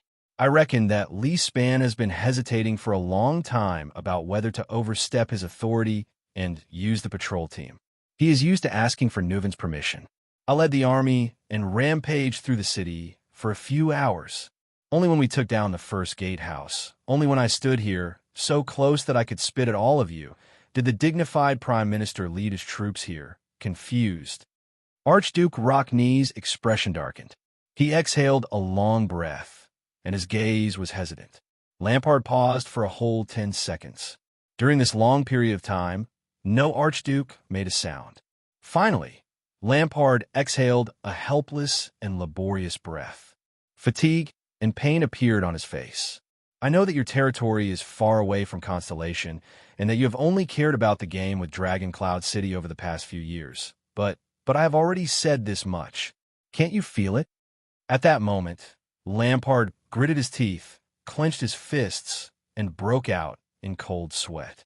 It was as if he was facing a terrifying beast that he had never seen before. Some soul-stirring, unprecedented, dreadful changes. It is happening quietly in Constellation, behind the country that is a remnant of the Empire and has been fighting against us for years. The Archduke's expressions changed slightly. This change, trembling slightly, Lampard continued with his chilling words, is as tranquil as the surging of an undercurrent, as calm as dripping water piercing through a stone. But please believe me, this is a terrifying situation that not even the powerful ancient empire has seen in the past thousands of years. Lampard felt his hair stand on end. It was as if there was a chill in his chest that went straight into his heart. Constellation, our opponent for the past 600 years, is undergoing an unprecedented transformation. The four archdukes looked at each other in pairs. In their disbelief, hesitation, and earth-shattering shock, they could not advance or retreat. But Lampard continued. Through direct contact with the war, I saw the tip of the iceberg of this terrifying transformation. It's like the faint vibration that comes from within the cocoon on the eve of its transformation. It's inconspicuous, but extremely important. Lampard suddenly raised his head. His gaze was as sharp as a sword, and his gaze was threatening as he stared at the four archdukes. Everyone, please open your eyes. The Archduke of Black Sand region gritted his teeth. His voice was hoarse, but his tone was firm. Where exactly is our greatest threat? The archdukes did not seem to have reacted. But at that moment, Archduke Leko's expression was unprecedentedly unpleasant. He slowly raised his head and looked at Lampard. The old archduke spoke wearily, his voice hoarse and unpleasant. Mindy's the third? The expressions of the other three archdukes changed. Lampard's gaze softened as he looked at the old archduke. His gaze became gloomy. Yes, Lampard said quietly and sat down again. This is the current situation after 150 years. The comparison between us and Constellation. Archduke Alcius raised his head in shock. 150 years? Could it be? Lampard nodded weakly. Yes, he said with certainty. Why, I told you just now, Lampard said flatly. His eyes were once again filled with dread and solemnity. Everything. It all originated from 150 years ago, from the supreme king of Constellation, who was almost ignored by everyone. Mindy's the third. The four archdukes cast their gazes at Lampard in that second. Their emotions were complicated and their reactions varied. The Archduke of Black Sand region looked at their expressions and could not help but sneer. You said that he did not do anything big? Chapman Lampard snorted coldly, and it was hard for him to distinguish between praise and criticism. More than 100 years ago, it was Mindy's the third who did not hesitate to offend the Jadestar family's branch families, trusted aides, in-laws, and even direct vassals. He also strictly and precisely set up and separated countless official positions and departments: the City Hall, the Police Department, the Department of Finance. He also gave them his authority. He made clear regulations, trained them, and paid them salaries even if they had to borrow money to survive.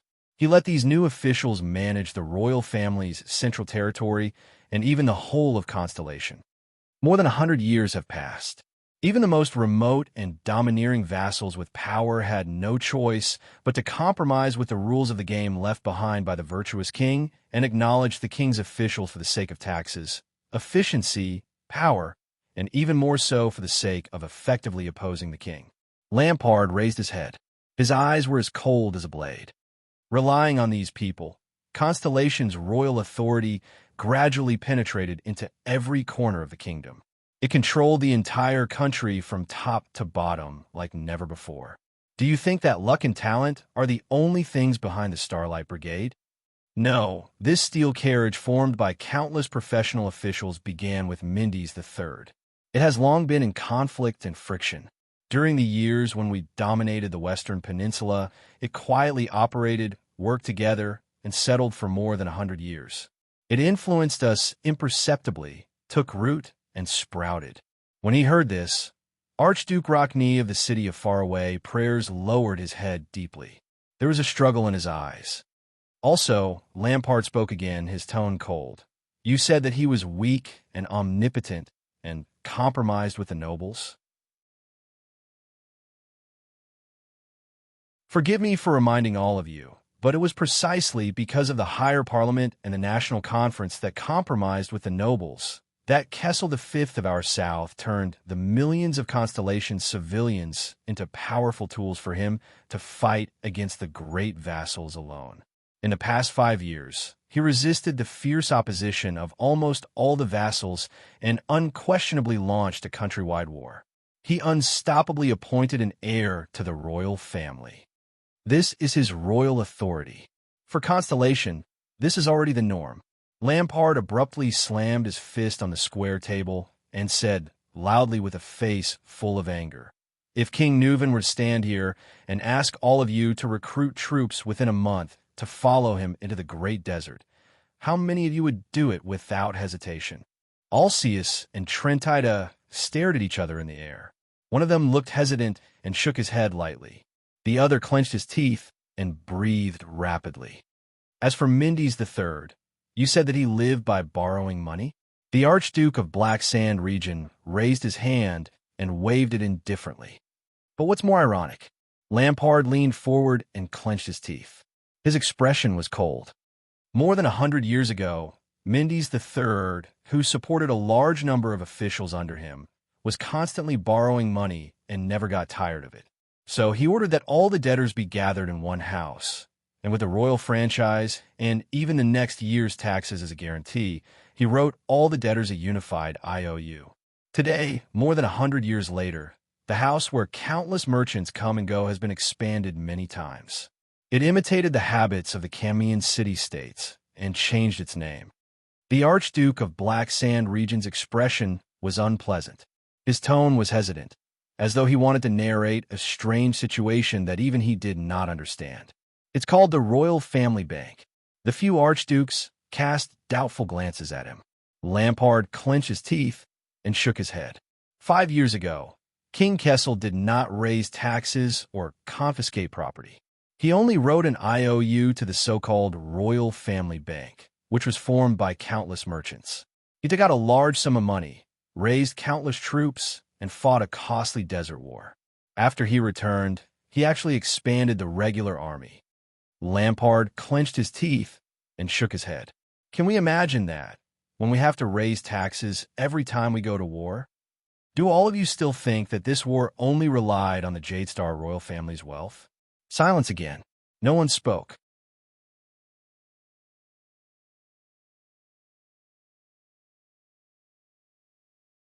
Chapter 242. Lampard heaved a long sigh.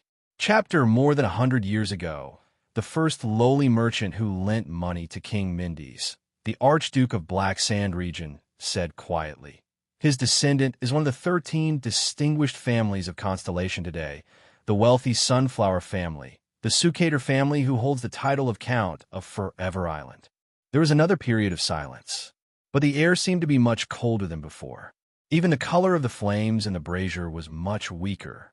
After a while, Archduke Alceus spoke with difficulty. Constellations are better at currying favor under the table. Just like the ancient empire of the past, this doesn't mean anything. The Archduke with the bowl cut shook his head solemnly, as if trying hard to convince himself. We are still the victors of the war 12 years ago. The other archdukes looked at him. Trentida looked hesitant, while Letko remained silent.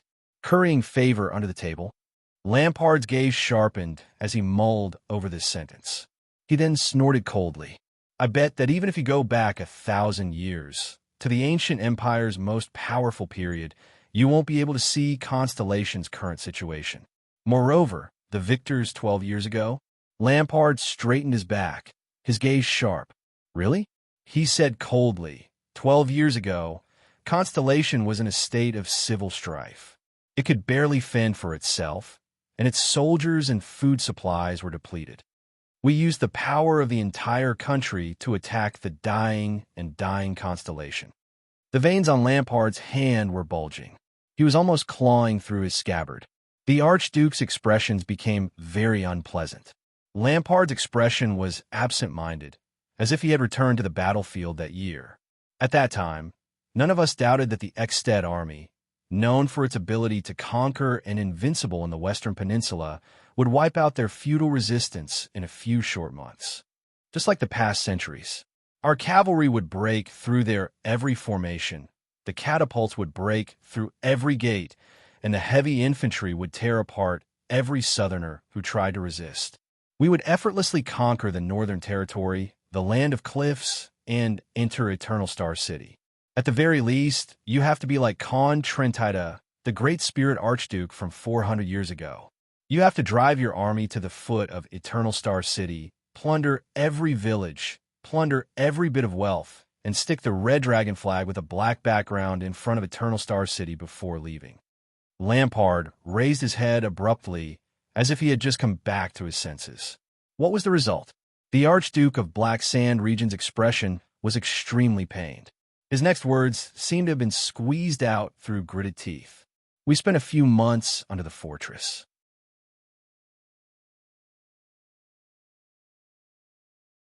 Not only did we suffer heavy casualties, even our pitiful supply line was riddled with holes by that Constellation butcher. It was only when the traitor betrayed Horus Jadestar and paid the price of the death of an archduke that we used his might to take down the fortress. Alceus lowered his head, as if remembering something. Lampard took a deep breath, as if he was trying his best to suppress his emotions. It's the start of spring. We're heading south to the Northern Territory. Ekstedt's absolute advantage in military strength is a guarantee of invincibility. Aside from slightly increased casualties, our journey from Cold Castle to Ice River City was smooth. Trentida sighed. Then, Lampard said absent-mindedly, was the Starlight Brigade. Letko snorted softly. His expression was complicated. Although the overall situation of the war was advancing, as the battlefront grew longer, our supplies became more unfavorable, and our military strength became more scattered. We were dragged into a muddy mess by those child soldiers, and it was difficult for us to advance or retreat. This made the bold claim of taking down Eternal Star City within a year seem like a joke. Soon, we had no choice but to dispel the idea of fighting on multiple fronts and launching an all-out invasion. Instead, we concentrated our military strength and charged straight at Central Territory and Eternal Star City in an attempt to subdue the enemy in one strike. Lampard took a deep breath and said solemnly, "We did not succeed. So, we had no choice but to turn in a Land of Cliffs region and try to open up another battlefield." Lampard clasped his hands together, the veins on the back of his hands bulging slightly. At the same time, our casualties kept increasing, the pressure on our logistics increased, and the Starlight Brigade became more difficult to deal with each time. At this moment, Archduke Letko added in a hoarse voice, "Not only that, but they were also recruiting locally. As they fought, they replenished their numbers, and as they fought, they replenished their numbers." Lampard nodded with a solemn expression. The Archduke of Black Sand region sighed and said, "What's worse is that after just a few months, our supplies ran out." Trentida furrowed his brows. "We've always planned to replenish our supplies on the spot, haven't we?" Lampard snorted angrily. "Forget it. Constellation has been in ruins for a long time. It's impossible for us to replenish our supplies on the spot," he said coldly. "The sowing and grazing of livestock in the spring have been delayed. The country is complaining incessantly, and the vassals are in conflict. In addition to our terrible transportation, the expedition of 100,000 people is even more terrifying than the arrival of a disaster for Ekstedt's logistics." Archduke Alcius clenched his fists tightly. When even transporting the supplies to Broken Dragon Fortress becomes a problem, when the soldiers can no longer snatch enough food, when even the most valiant troops are no longer in a complete formation, when our invincible army has nowhere to exert its strength, and when the results of the war are not impressive for a whole month.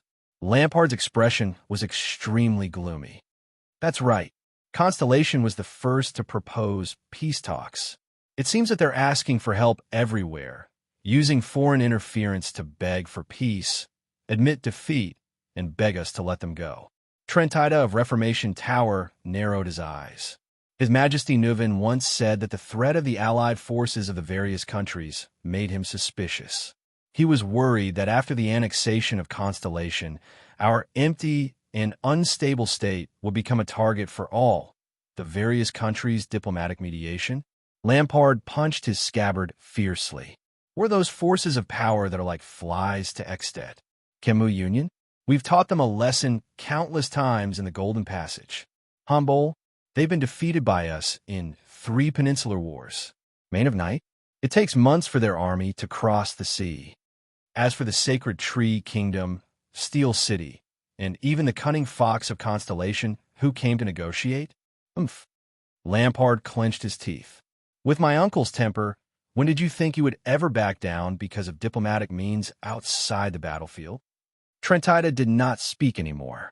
Lampard exhaled and said painfully, "Admit it. The reason we're willing to negotiate is because we've already used up all our cards in that war and exhausted our strength. Even if we still have some strength left, we have no confidence in continuing the war. Compared to Constellation, which has suffered countless casualties and is on the verge of collapse, we're only a little better." Listening to all this, Archduke Rockney closed his eyes. King Nuven is a smart man. Lampard shook his head weakly. He's fought more wars than anyone else. He knows when to stop is the wisest choice. He can use this as a stepping stone to retreat so that things won't be too ugly in the end. Alcius raised his head and stared blankly at the pattern of the cloud dragon spear above his head. Archduke Letko continued Lampard's words with a sorrowful expression. "That's why there's the Fortress Treaty and the humiliation we've been cursing for 12 years. Lampard nodded heavily. But only a few people know. Trembling, Lampard lowered his head. In the darkness where the light from the fire could not reach, he said with difficulty, "The real humiliation. It's our powerful and proud Extet kingdom." Trentida turned his head and no longer looked at them.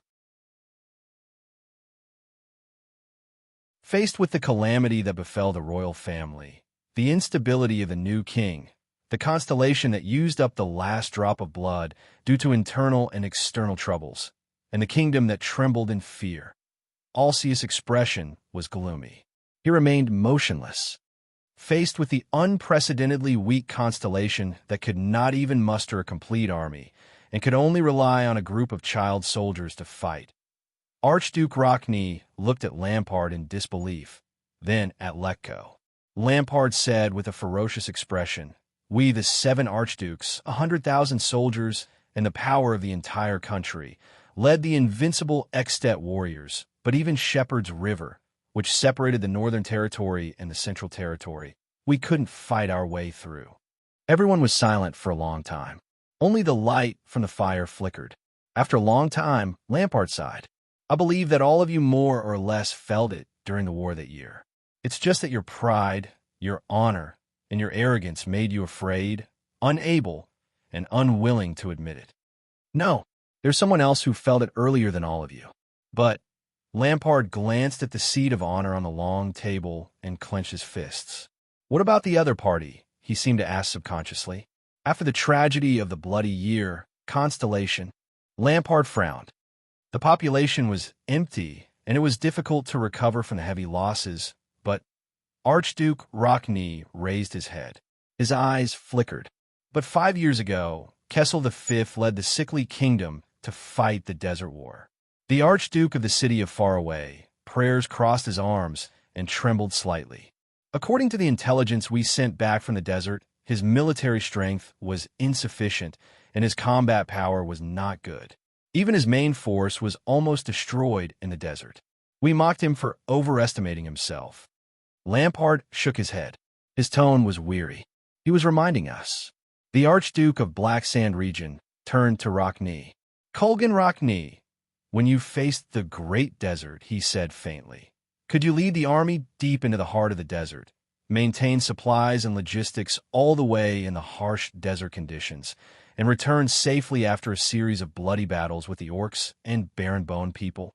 Rockney fell silent, but everyone knew the answer. "Forget about you." Lampard's words sounded pained and powerless. That was the great desert that even the powerful ancient empire had a headache over for thousands of years, and their army of 100,000 was helpless, but Constellation did it, the Archduke said softly, seemingly very indignant. No matter the outcome, they did it. They went in and came out with the skulls of countless orcs and barren-boned people. "Remember one of King Kessel's titles?" Lampard said with a desolate expression, "Conqueror of the dragon skeleton throne and the desert god's altar." Do you still not understand? The 4 archdukes exchanged glances in silence. "Wake up, everyone," Lampard said softly, as if he was murmuring beside their ears. "Whether you admit it or not. Constellation, it's no longer the same." Under everyone's complicated and subtle gazes, Lampard's expression darkened. He leaned back in his chair, as if he had no strength to get up. During Mendes III's era, almost no one understood his actions. Some even openly opposed him, even until now. The nobles looked down on the king's behavior of losing money and his depraved behavior. The commoners, on the other hand, saw him as a kind and benevolent monarch and fought to take advantage of him. Archduke Rockney and Archduke Alceus looked at each other, their emotions complicated. Mendes III passed away in obscurity amidst the nobles' mockery and the commoners' tears of gratitude. The benevolent, virtuous king, who was good at compromise and mediation. Lampard raised his head and met the eyes of the 4 archdukes. His expression was solemn, and his tone was cold. This title is half mockery and half sincerity. Other than a few artists who were grateful for his kindness and wrote biographies and paintings for him, no one cared about the kind, virtuous king who was praised by the people, but secretly disdained by the nobles, and these minor episodes in history. Lampard narrowed his eyes and gripped his saber tightly. But what about now, more than 100 years later? No one spoke. The atmosphere was very solemn. A few seconds passed. This is the virtuous king, Mendes III. Lampard collected his emotions and said faintly, "The more I know about him, the more shocking and terrifying I feel." Archduke Letko stared at the brazier in the distance in a daze. His gaze did not shift for a long time. Rockne hugged his arms tightly, almost crushing his teeth. Trentida furrowed his brows tightly.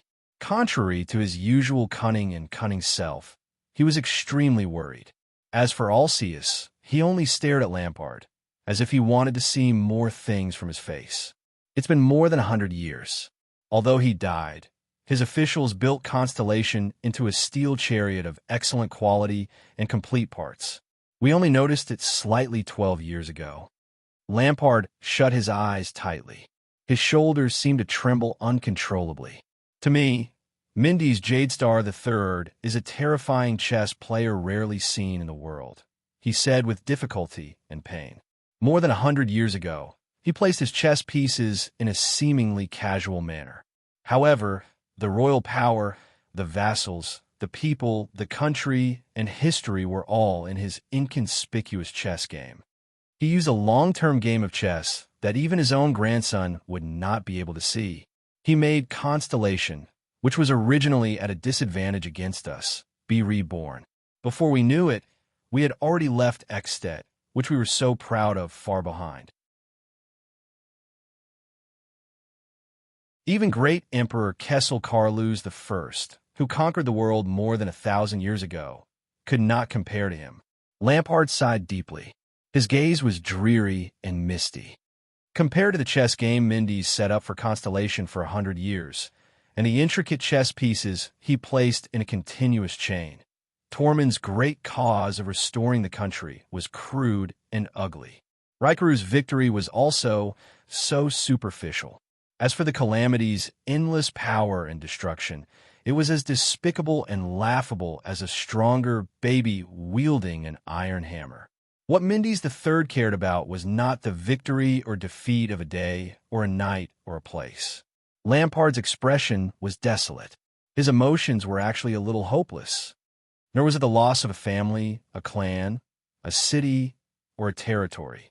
He used the country as a chess piece, the world as a chessboard, billions of lives as his wager, and the foundation that would last for 10,000 years as his victory.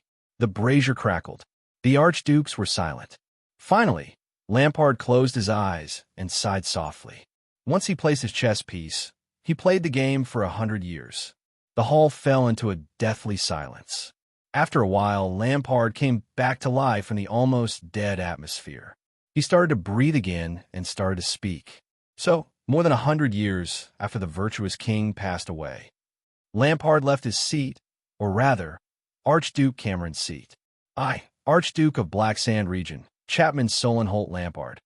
He walked towards the four archdukes step by step. Kinslayer and Kingslayer. Lampard's face darkened. For the first time, he said these words with a trembling face. The archduke's expressions changed slightly.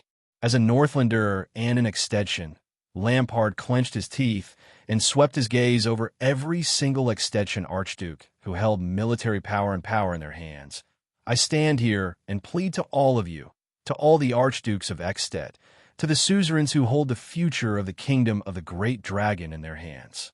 His voice was as sonorous, hoarse, and full of vicissitudes. Stop your meaningless internal strife and suspicions. Let go of your inextricable family grudges and conflicts. Do not fall into the trap of the joint ruling pledge, which protects unity but encourages division. Do not be like King Neuven, who is muddle-headed and unable to extricate himself from his bloodline and family. Let us stand together again and face the terrifying chess player from 100 years ago and face the terrifying Constellation 100 years later. The archdukes responded solemnly. At that moment, even Trentida, the most eloquent of them all, felt extremely heavy. Because in this duel of life and death between us and Constellation, between Northlanders and the Empire, no matter how noble a family is, it will appear lowly. No matter how powerful an army is, it will be extremely thin. No matter how valiant a king is, it will be weak. No matter how vast the land is, it will be empty and poor. Lampard exhaled slowly. And I have a hunch. Under the Archduke's solemn gazes, the Archduke of Black Sand region narrowed his eyes. It's been more than 600 years. What we are facing now, I'm afraid it will be this duels. Lampard clenched his fists, his voice desolate.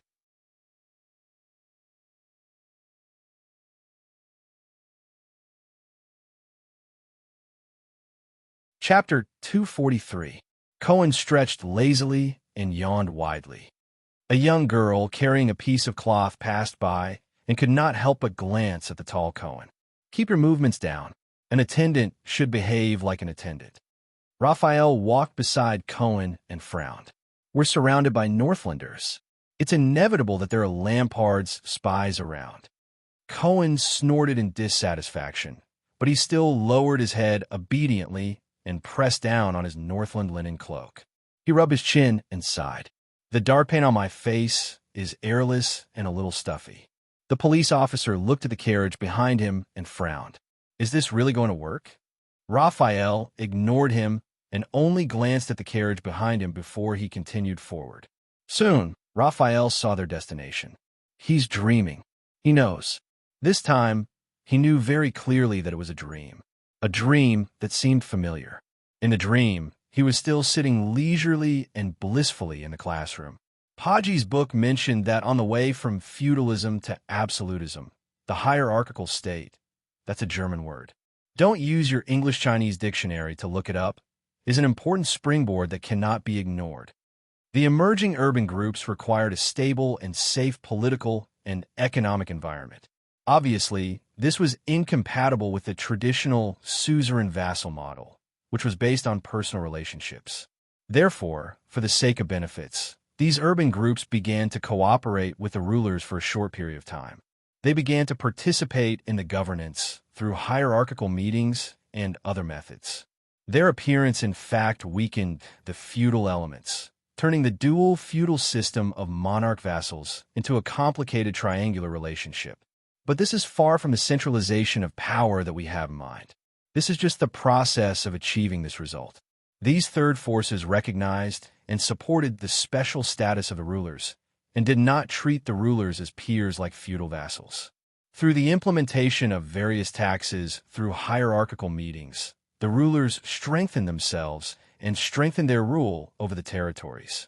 The rulers also used this opportunity to grant privileges to the commoners and recruit servants. In this process, a large professional, prudent, and institutionalized public administration gradually revealed its embryonic form and laid the foundation for the absolutism that followed. Bureaucratic system, bureaucracy, or bureaucratic system. Although I don't really like this translation, it gives you some subjective bad impressions. This is a basic concept that you should have come into contact with from the textbooks when you were in university. Students who don't specialize in this field might want to read Weber's original work. Although it's hard to read, it's much more interesting than the second-hand summaries you get from textbooks. Don't. A slight tremor woke Thales up from his deep sleep. What happened? In the Camion's carriage, Thales opened his sleepy eyes and wiped the drool from the corners of his mouth in a flurry. He looked at the other people in the carriage in a daze. I fell asleep. Outside the carriages, the Northlanders who came and went looked worried. The White Blade Guards had already changed their attire and were dressed as ordinary Northlanders. The Constellations beside the carriages, including Cohen and Miranda, had changed into Camion attire, which matched the two Camion carriages that Thales and the others were riding on. The two carriages had the emblem of a dagger on them. Calm down, Your Highness. Poutre, who was beside him, turned his head calmly. He politely did not look at the prince's embarrassment while he observed the situation outside the carriage. It looks like we're reaching the first gatehouse soon. As expected, at the end of the road outside the carriage, the silhouette of the gatehouse and heroic spirit palace had already appeared in their field of vision. Many curious commoners wanted to get closer, but they were chased away by the patrols under the gatehouse. When Thales first came to Dragon Cloud City, he had stepped into the first gatehouse, but it was now in the hands of the enemy. Heroic Spirit Palace was right behind it. Thales breathed a sigh of relief. He calmed his pounding heart and chased the dream out of his mind. He cast his gaze at the stern Nicholas opposite him. "It's time." The Star Killer raised his head. "We'll part ways here. I'll go to the other carriage. We have to leave with Miss Walton. As for you..." Nicholas narrowed his eyes. "Good luck." Thales exhaled through his nose. "Thank you and your brothers. Thank you for bringing us here." The prince looked out the window and at the carriage behind them. He furrowed his brows. "Take good care of her. Becoming a Walton is not a good thing in this situation. Leave the rest to us." Nicholas' expression darkened, but he immediately raised his head and looked at the captive beside him, Marquis Shiles. He said with hatred, "Be smarter, old friend. Otherwise, I promise you, you won't want to provoke the former commander of the White Blade Guards who is hiding in the dark." Shiles, whose mouth was gagged and hands were tied behind his back, nodded and tried his best to put on a calm and polite smile. Unfortunately, because his mouth was gagged, his smile looked a little awkward. At this moment, the carriage stopped. Everyone in the carriage subconsciously looked out the window. Outside the carriage, a dozen soldiers dressed in patrol uniforms waved at the group of carriages and walked towards them. Behind them, there were at least a few hundred of their colleagues who were moving back and forth in all directions. They seemed to have surrounded the gatehouse and formed a line of defense. "Patrol?" Thales was shocked. "Are they Lampard's men?"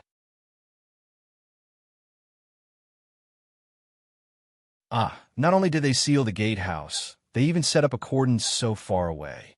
Poutre narrowed his eyes. "Looks like they're quite strict with their checks. Even though they know that it's fake, it looks like it's real. Get ready, it's about to begin." Thales' heart trembled. He looked at the first gatehouse in the distance and imagined heroic Spirit Palace behind it, as well as the few figures in the palace. He could not help but clench his fists tightly. His gaze became determined. "It's here. My battle." Opposite him, Nicholas' expression tensed. The Star Killer cut the rope on Shiles' body and pulled out the claw from his mouth. Poutre smiled at Shiles. "It's time for you to show your negotiation skills, Sir Marquis. Do you know what to do?" Only then did Shiles breathe a sigh of relief. He leaned against the carriage. "The Lady of Harvest above, of course, but I have to say..." In the next moment, the Star Killer's hand instantly grabbed Marquis Shiles' shoulder. The latter immediately bounced off the carriage as if he had been electrocuted. "Behave yourself." There was a faint threat in Nicholas' voice. "If I find out that you dare to play tricks..." Shiles broke out in cold sweat from the pain. "Relax, relax, your grace." The Camion shook his head awkwardly as he sweated. "If you want me to negotiate, you have to at least guarantee my safety, right?" "I can't guarantee your safety," Nicholas said coldly. "But if something happens, I guarantee that you will die before us." In this regard, the considerate Shiles could only express his understanding with a face full of smiles. Thales took a deep breath and gave Poutre a reassuring smile. More than 10 patrol members entered the two carriages with the Camion emblem. They looked at the Northlanders and foreigners who surrounded the carriages with hostile expressions. The carriage window was opened. "Good day, diligent sir. I am Shiles Bamra from Good Flow City." The elegant Marquis Shiles with a blonde ponytail nodded slightly to a nobleman who looked like a disciplinary officer under the carriage. His expression was at ease and his tone was relaxed. He nodded slightly at a noble who looked like a disciplinary officer. "I am sorry. I have a very urgent matter to attend to. I need to enter Heroic Spirit Palace. Can you make an exception?" The disciplinary officer was slightly startled. "A Camion?" Everyone in the carriage was silent as they waited for Shiles to negotiate with them. If he suddenly goes back on his word, or Thales sighed. Nicholas touched the hilt of his knife gently and stared at Shiles' back. "If you can't make the decision, I think your superior should know me. I mean, your immediate superior." Shiles smiled and nodded. The disciplinary officer who looked like a leader frowned. He turned around and patted the shoulder of a soldier beside him. He whispered a few words into his ear. The latter seemed to have received an order and turned to leave. I have heard of your name, sir. You are one of His Majesty's distinguished guests. The disciplinary officer raised his head and nodded respectfully at Shiles. But I'm also very sorry.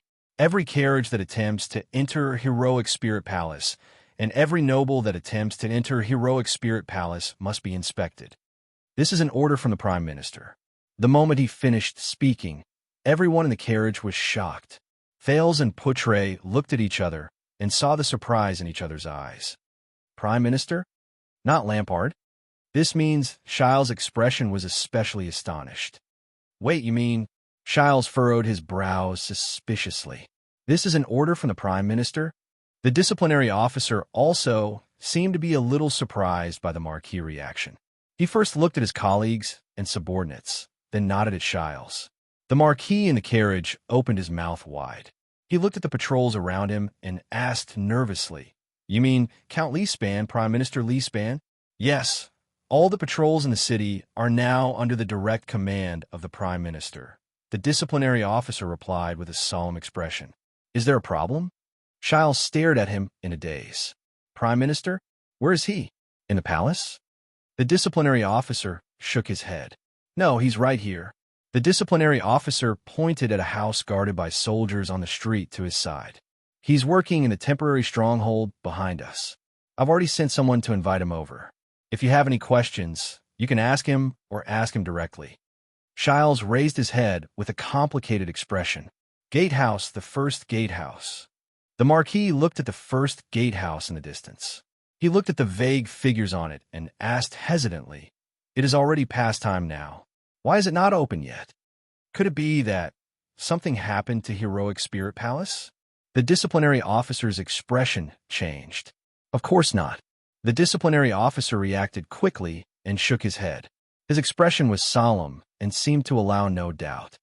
You know, the calamity has just descended last night. We will be more cautious during critical times, but please be rest assured that everything is under control. Shiles narrowed his eyes.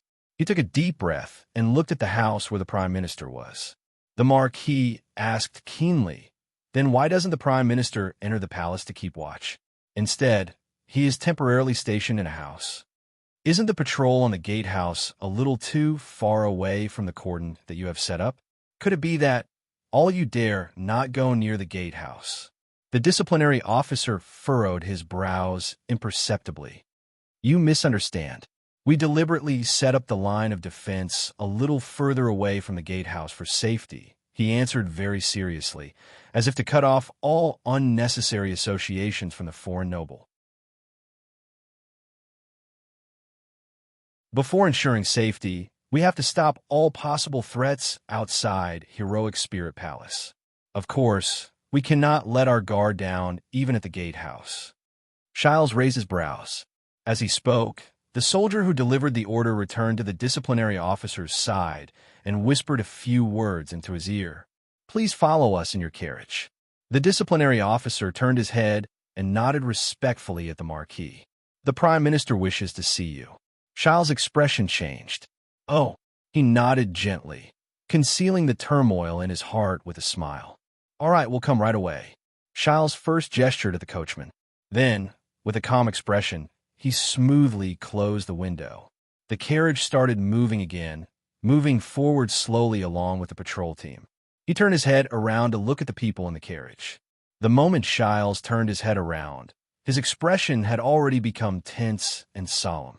Everyone in the carriage also stared back at him with pale faces. These people, these soldiers. Even though Shiles tried his best to control his emotions, Thales could still hear a hint of unexpected panic in his tone. They are not Lampard's men, nor are they from Black Sand region. Shiles' words became more and more hurried. He did not even care about the hilt of Nicholas' sword that was pressed against his back. He said in exasperation, They're the real Dragoncloud's city patrol team, the army. They're directly under the disciplinary hall and the garrison officers. They're not fake. They're the real deal. Thales thought of something and looked at the solemn-looking patrols on both sides. The real deal? In other words, These people are loyal to Dragoncloud City and the Walton family? What's going on? Portray asked calmly.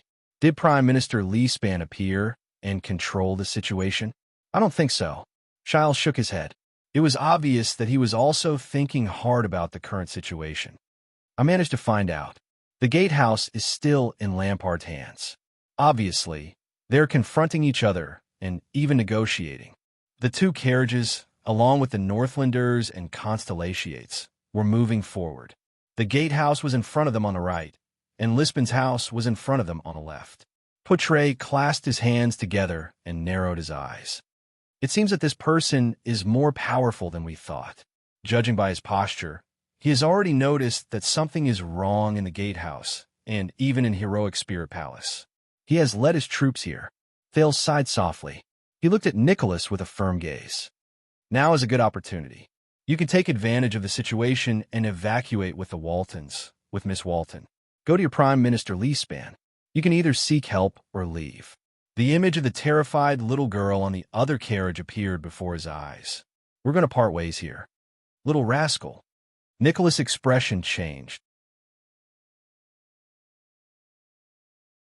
Of course it's convenient for the Northlanders, but the problem is, what about us?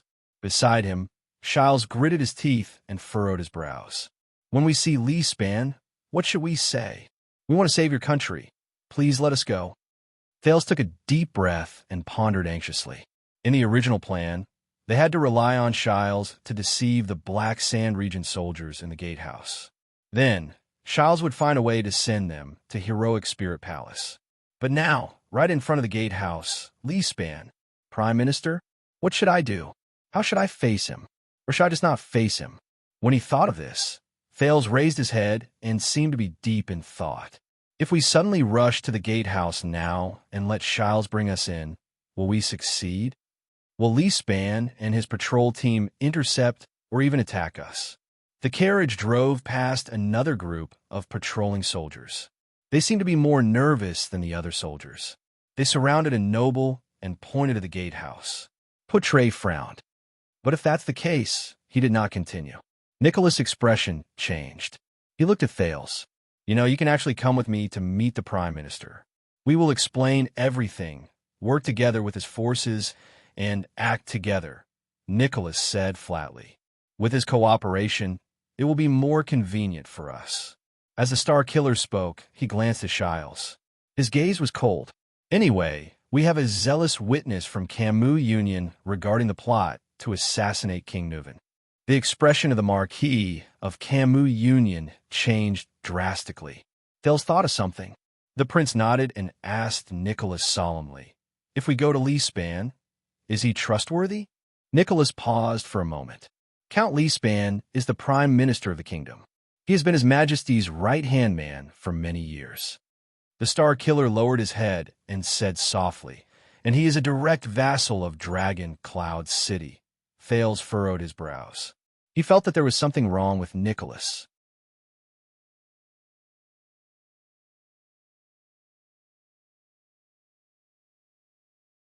Chapter 244. At this moment, of course not, a sonorous voice rang. Thales turned his head in surprise and turned to Shiles along with the others in the carriage. The Marquis shook his head with a serious expression. He looked at Thales and said resolutely, "You can't go to Lee Span." Shiles first coughed to cover up his loss of composure. Then, he naturally turned the anxiety on his face into worry. I don't recommend you to do this." The Marquis closed his eyes and sighed deeply. "Don't forget, Prince Thales, regardless of whether you are the murderer or not, to the Prime Minister, you are a troublesome prince of an enemy kingdom." Shiles shook his head solemnly and spoke in an unprecedented tone of righteousness. "And Lee Span is only a count under the Archduke of Dragoncloud City. What can he do? He can't let you fly freely, and he can't pass judgment on you either. Of course, he can only detain you and wait for the Archduke's and suzerain's decision. Believe me, this will only make the situation worse." Nicholas snorted coldly and interrupted him. "When did you become so enthusiastic?" Shiles smiled in a friendly manner. "This is to fulfill the contract between me and the prince." The Marquis nodded sincerely, for Poutre frowned and helped him finish his sentence. To save your own life. Giles shrugged and smiled from ear to ear. This is just something I did along the way. Thales sighed and turned to Nicholas. You haven't said whether Leespan is trustworthy or not. Nicholas frowned slightly. A second later, Castellan was once His Majesty's right-hand man. Against Thales' expectations, this strong and callous warrior, the commander of the White Blade Guards, actually lowered his head with a dejected expression. He shook his head and said, "So I can't say." Thales was slightly startled. At this moment, the carriage door was suddenly opened. Raphael Lindbergh from the kingdom's secret intelligence department boarded the moving carriage with a calm expression. The carriage that was already filled with 4 people became a little more crowded. You all know the situation, right? We have to make a decision as soon as possible. The young man from the kingdom's secret intelligence department looked at Nicholas and smiled. His tone was still relaxed, but his words were chilling. Your dear Prime Minister is walking towards us. Everyone in the car stirred slightly. Thales was puzzled. The Prime Minister is coming personally? Why? But that's not the worst part. Raphael said calmly. The worst thing is he opened the other window a crack and pointed in a direction outside. Thales moved closer to the window. In the distance, an old noble with a medium build and white hair walked towards their carriage, surrounded by soldiers. But Thales' gaze immediately froze. An old lady dressed in a red robe walked beside Leespan with a composed expression. They talked from time to time and pointed at the 2 Camion carriages. Thales' heartbeat quickened when he saw the familiar, yet unfamiliar red robe. In the carriage, everyone who saw this scene froze. She is everywhere. Poutre heaved a long sigh. It is not good. Leespan was getting closer and closer to them. Raphael closed the window without any expression on his face. The atmosphere in the car became very heavy. We have to make a decision as soon as possible. Raphael retracted his head from the window, narrowed his eyes, and urged, It's less than 200 meters away from us. Thales leaned against the carriage abruptly. He furrowed his brows and tried to control his breathing. Lispan's appearance was a little unexpected, and that person's appearance together with him could only be said to be a surprise. He had no information at all. He was not even the slightest bit prepared. Do you have any suggestions? The second prince gritted his teeth and asked fiercely, What is the situation now? No one answered. Nicholas clenched his weapon tightly, his face full of disbelief. Giles' eyes darted around, as if he was deep in thought. Poutre rubbed his unlit pipe, his lips moving slightly. Prime Minister Leespan and the Red, which are on the left, and Lampard and the Archdukes are on the right. Raphael stared at Thales expressionlessly. We have to choose. This is the situation. Choose. Thales swallowed with difficulty and looked at Raphael. What identity did the Red, which appear with? Raphael smiled faintly. I don't know. Thales frowned and turned to Giles. Was Leespan bribed by the secret room? Betrayed King Nuven? Or did the secret room temporarily bewitch him? Giles flashed an awkward smile. I don't know. Thales exhaled and looked at Nicholas. What is the relationship between the secret room and the Prime Minister? What is the relationship between the Prime Minister and Lampard? Nicholas' expression was gloomy. He sighed. I don't know. There are still 150 meters left. Raphael's voice sounded very cold. We will see Leespan soon. Thales' heart tensed. Damn it. She let us go once at the exit of the secret passage. Thales clenched his fists. This time, maybe she will let us go again? Nicholas' expression tensed, and he closed his eyes weakly. I don't know. Damn it. Thales suppressed the impatience in his heart and pursed his lips. Then, are you still going to see Leespan and the Red Witch?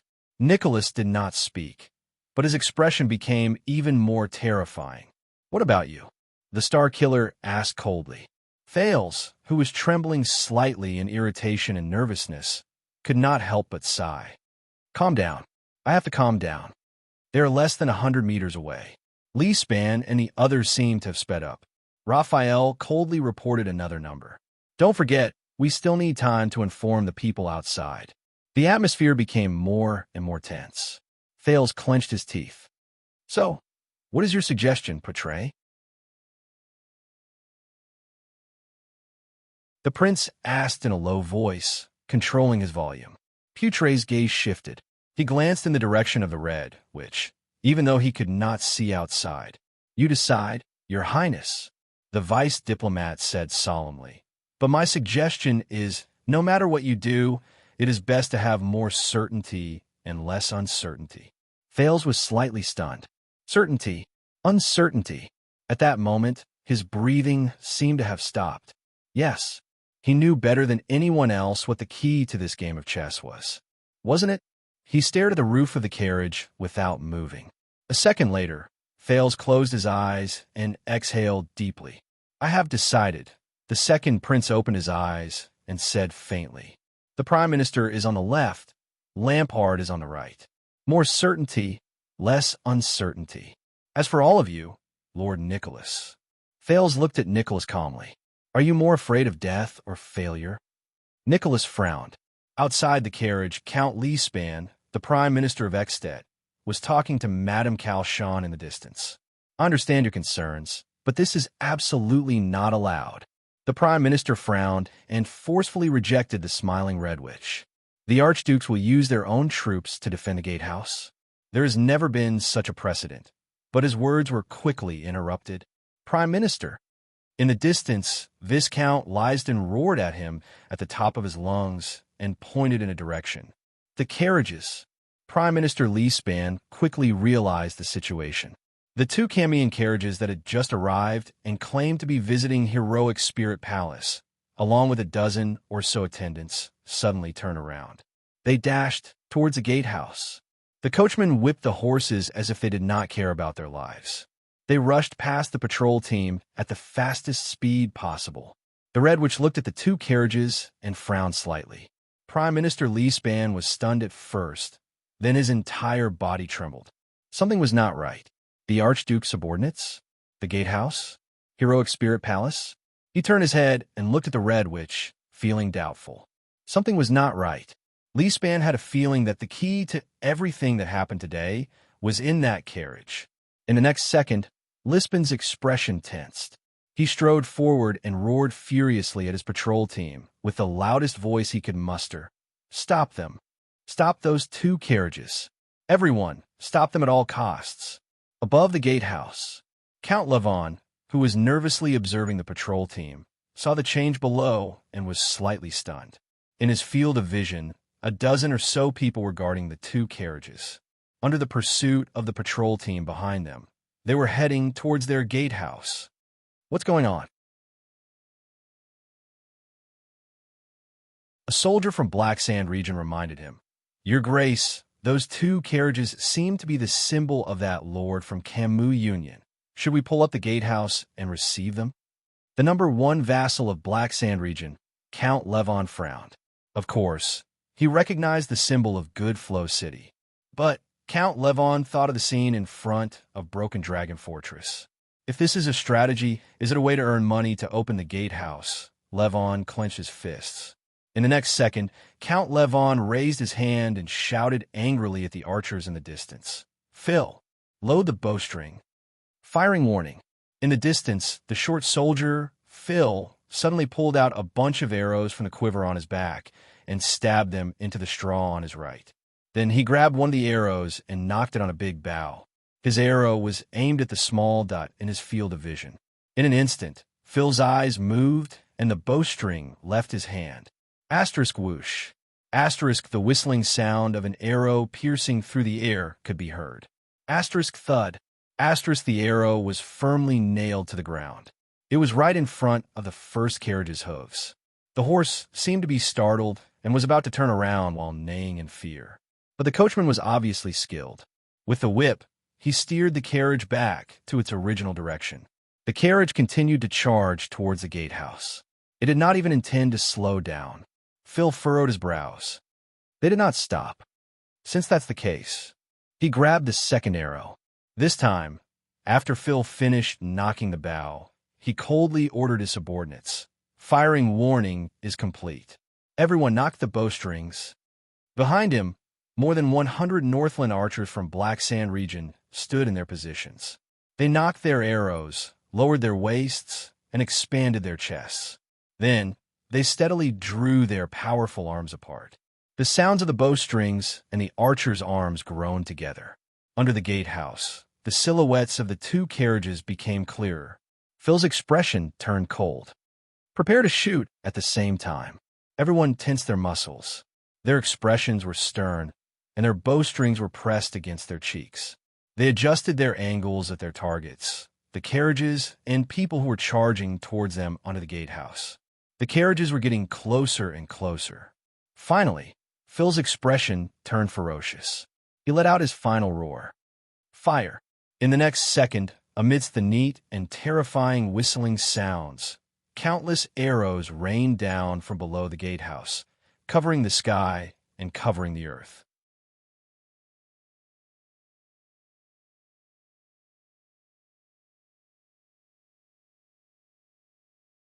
Chapter 245.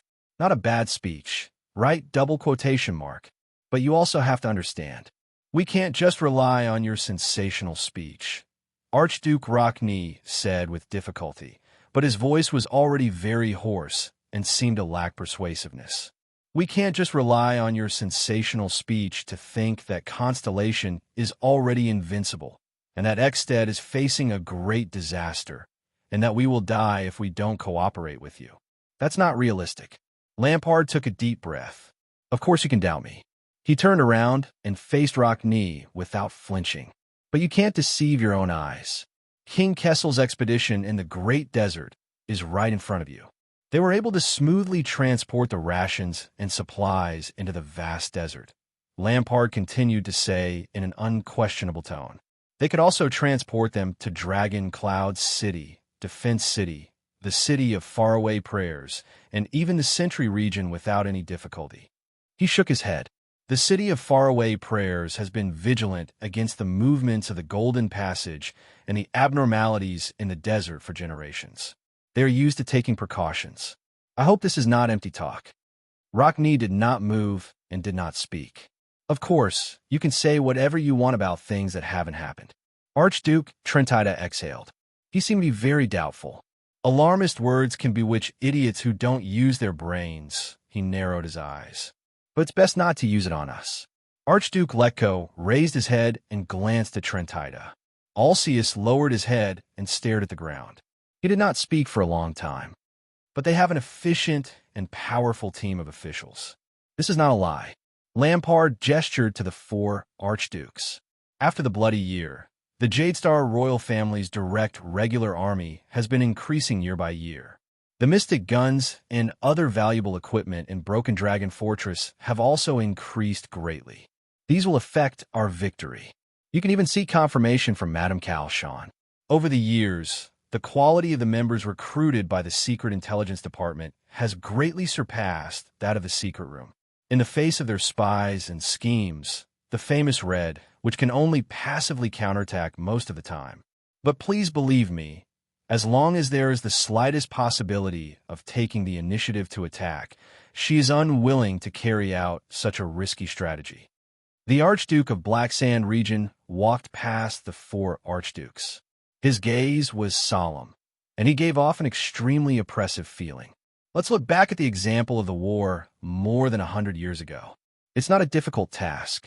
Compare it to the present, he said in a low voice. But we are at a critical juncture that will determine the future of the kingdom. There is no doubt about it. If we miss this moment, it will be too late for regrets. Lampard walked all the way to the brazier. The blazing flames reflected his back in the eyes of the four archdukes. At that moment, Chapman Lampard's voice seemed to carry a heavy weight.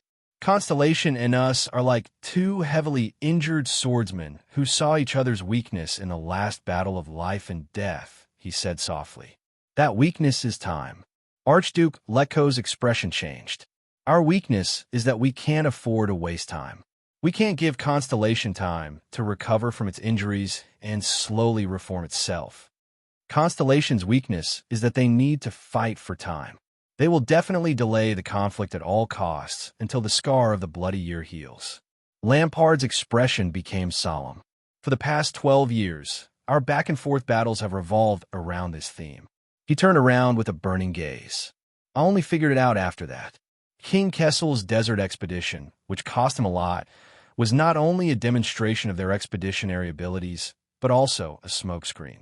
It was to make us doubt the existing forces in Constellation and make us hesitate about sending troops south.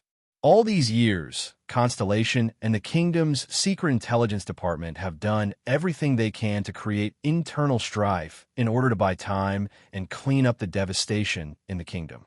The Archduke of Black Sand region raised his hand and clenched his fist. And I've done everything possible to expand the local conflict into a war through the prince or the territory, all to buy time and disrupt Constellation's plans. So you want us to send troops? Alcius suddenly said, even if it's to tempt us with benefits that exceed our expectations? Lampard nodded wordlessly. Trentida exhaled and rubbed his palms together. Let's talk about something realistic. Even if we all agree with you and send troops south together, then what do you plan to do? 12 years ago, when we had the greatest advantage, we still couldn't conquer the south of Shepherd's River. The Archduke of Reformation Tower spread his palms with a strange expression. If it's really as you said, and our neighbors to the south are no longer what they used to be, Trentida chuckled, then what makes you think that we'll definitely succeed 12 years later? The Archdukes fell into deep thought, but Lampard seemed to be prepared. He snorted softly, walked to the rectangular table, and knocked on it. He shook his head and said softly, there's still a difference. 12 years ago and now. Archduke Alcius revealed an interested expression. 12 years ago, we were too arrogant. When we sent troops, our strategy was to destroy the country. Lampard shook his head, seemingly very regretful. After we crossed the fortress, we launched an all-out attack. Not only did it deal a heavy blow to Constellation, but it also brought us great pressure. It left an opening for the Starlight Brigade's harassment.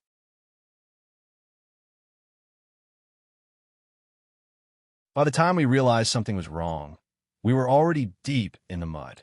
Lampard raised his head abruptly. But now, we have recognized our opponent's situation, and we still have our advantage. The Archduke of Black Sand region nodded. 12 years ago, the most correct thing King Nuvan did was to end the expedition early and retreat with most of his forces. He did not take the risk to attack for uncertain benefits. How ironic. 12 years ago, almost all of us were cursing him. Trentida sighed with a despondent expression. 12 years later, the only person who speaks up for his decision back then is you. He shrugged at Lampard, expressing his helplessness. Lampard paused for a moment, but then he clenched his fists and spoke again. This time, our goal is only to take down the Northern Territory. If things really don't go well, take down the fortress can also be the lowest standard. Lampard slid his scabbard on the table, as if he was drawing a map. You all know how despicable the Constellations are in the National Conference. As long as it doesn't affect their own interests, the feudal nobles of Constellation will not be willing to help King Kessel. The latter has been pushing them too hard these past few years. So, just like 12 years ago, we will be facing an isolated northern territory with no reinforcements other than the royal family's regular army. Or even better, because the grudge between Nanchester and Jadestar has not been settled, the neighboring land of Cliffs region will not send troops. The great damage the Northern Territory suffered 12 years ago is far from recovering. Archduke Letko's eyes flashed. Lampard raised his head and stared straight at the Archdukes. And we still have the righteous cause of avenging the king. We have their prince and the heir of the Northern Territory in our hands. This will give us more leverage outside the battlefield. His words seemed to be filled with endless confidence. In this war, we will concentrate our military forces and rely on the military advantage that Ekstedt still has. We will fight steadily on the battlefield and only take down the Northern Territory. We will not bite off more than we can chew, and we will not add to the logistical problems. I'm very confident in this. Lampard nodded at the Archdukes. After we achieve this goal, we will have a foothold in the Northern Territory and we will be able to completely reverse the 300 years of stalemate. Without the Northern Territory, Eternal Star City will have almost no place to defend. We will have the absolute initiative. We can attack or retreat. Even if we do not advance or retreat, we can still give Eternal Star City an invisible pressure and threat. He pointed at the invisible map on the table with his scabbard. So, you volunteer to take over the land in the Northern Territory and guard the South. Alceus raised his head sharply. Is this your goal? To put pressure on Constellation? Are you sure you can do it? Lampard nodded slowly. To accomplish this, he snorted coldly. Is there anyone more suitable than me? Tell me about it, Rockne said coldly from the side. Lampard glanced at him, but he still nodded. Lampard frowned. His expression was solemn. I will use year-round invasions and military deployments to form continuous pressure on Constellation, especially Eternal Star City. Lampard frowned, his expression solemn. Along the way, I will let Constellation's vassals, such as the Land of Cliffs and Western Desert, go easy. They will understand what they can gain from the decline of Central Territory and Eternal Star City. Trentida and Letko exchanged glances. This will deal a heavy blow to the Jadestar royal family's reputation. It will also force Renaissance Palace to put a large amount of budget and energy into military defense and mediation with foreign religions, to the point that they will not have time to care about other territories and vassals. This will weaken the royal family's influence and control over the kingdom. And those feudal nobles who have been oppressed by Kessel for many years are not easy to deal with. Lampard's expression became solemn, but there was a hint of indecipherable fanaticism in his eyes. In short, we will not defeat the enemy in one fell swoop, but we can use a sudden threat to show our existence. We will forcefully insert a foreign chess piece in a Mindy's chessboard, forcing them to erupt in internal strife that cannot be cleaned up. We will indefinitely delay or even interrupt their ongoing reform. As time goes by, Constellation will fall ill from the difficulties of the journey of change and transformation step by step. Lampard raised his gaze, and the expression in his eyes became sharper. And we will turn the tide with all our might. Even turn the tables. The archdukes sank into deep thought. At this moment, Your Grace, a valiant female voice rang from outside the door. I am coming in. The sound of weapons rubbing against each other immediately came from outside the stone hall. The four archdukes' expressions tensed up, and they all looked at Lampard. Lampard's expression changed at first, then he nodded at them. Let her in, Archduke Letko said loudly. Everything will be fine. As the Archduke's voice faded, the sound of a sword being sheathed came from outside the door. In the next second, the figure of the swordswoman, Croche, appeared in the hall. This female warrior, which was rarely seen in Ekstedt, respectfully came before Lampard. With a solemn expression, she whispered a few words into the Archduke's ear. At that moment, Archduke Trentida sharply noticed that Lampard's eye sockets had suddenly widened. Something is happening, Trentida quietly said. It seems to be related to the situation at hand. Asterisk bang. Asterisk like a swarm of insects, the arrows rained down on the ground from above the gatehouse. Asterisk thud. Clang. Clang.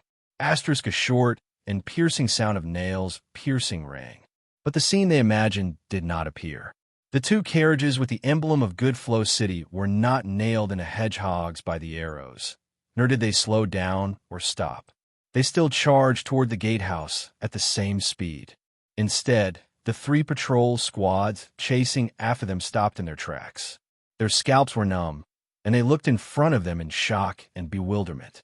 Countless arrows were nailed to the ground in a densely packed manner, just a few meters in front of them. They were firmly separated from the two carriages. If they took another step forward, one of the arrows might land on their heads. With this thought in mind, the patrol squads raised their heads to look at the gatehouse with shock, anger, and confusion. Above the gatehouse, Phil the archer put away his bow and arrows. He watched with satisfaction as the patrol squads were intercepted by his troops on the road. Phil turned around and gestured to Count Levon. The Count gave him a thumbs up. The two carriages, together with the attendants who were lagging behind them, all ran towards the gatehouse's gate. What's going on? Outside the gatehouse, as the nominal commander of the patrol squads, Garrison Officer Viscount Lysden was already jumping with rage. How many years had it been since he saw his troops stopped under the gatehouse by a warning shot? And in Dragon Cloud's city? Sir, madam, you saw it. How dare they? With two equally enraged guards, Lysden pointed at the gatehouse and roared furiously at Prime Minister Leespan and the Red Witch, Kalshan. Attack my troops? In Dragon Cloud City, attack the patrol squads guarding Dragon Cloud City, attack the king's regular army. He clenched his fists and roared. No matter who they are, F***CK, their whole families. Boom. With a loud bang. The temporary gate in the middle of the gatehouse was slowly pulled up with the sound of metal rubbing against each other. The two carriages then slowed down and passed through the first gatehouse with the people around them. They entered the highest part of the inner city, Heroic Spirit Palace. Count Leespan frowned slightly. He first glanced at the carriages that broke through the encirclement and rushed into the gatehouse. Then, he quietly observed the situation above the gatehouse. His white hair swayed slightly in the wind. Calm down, Your Grace, the Prime Minister said faintly. Everything happens for a reason.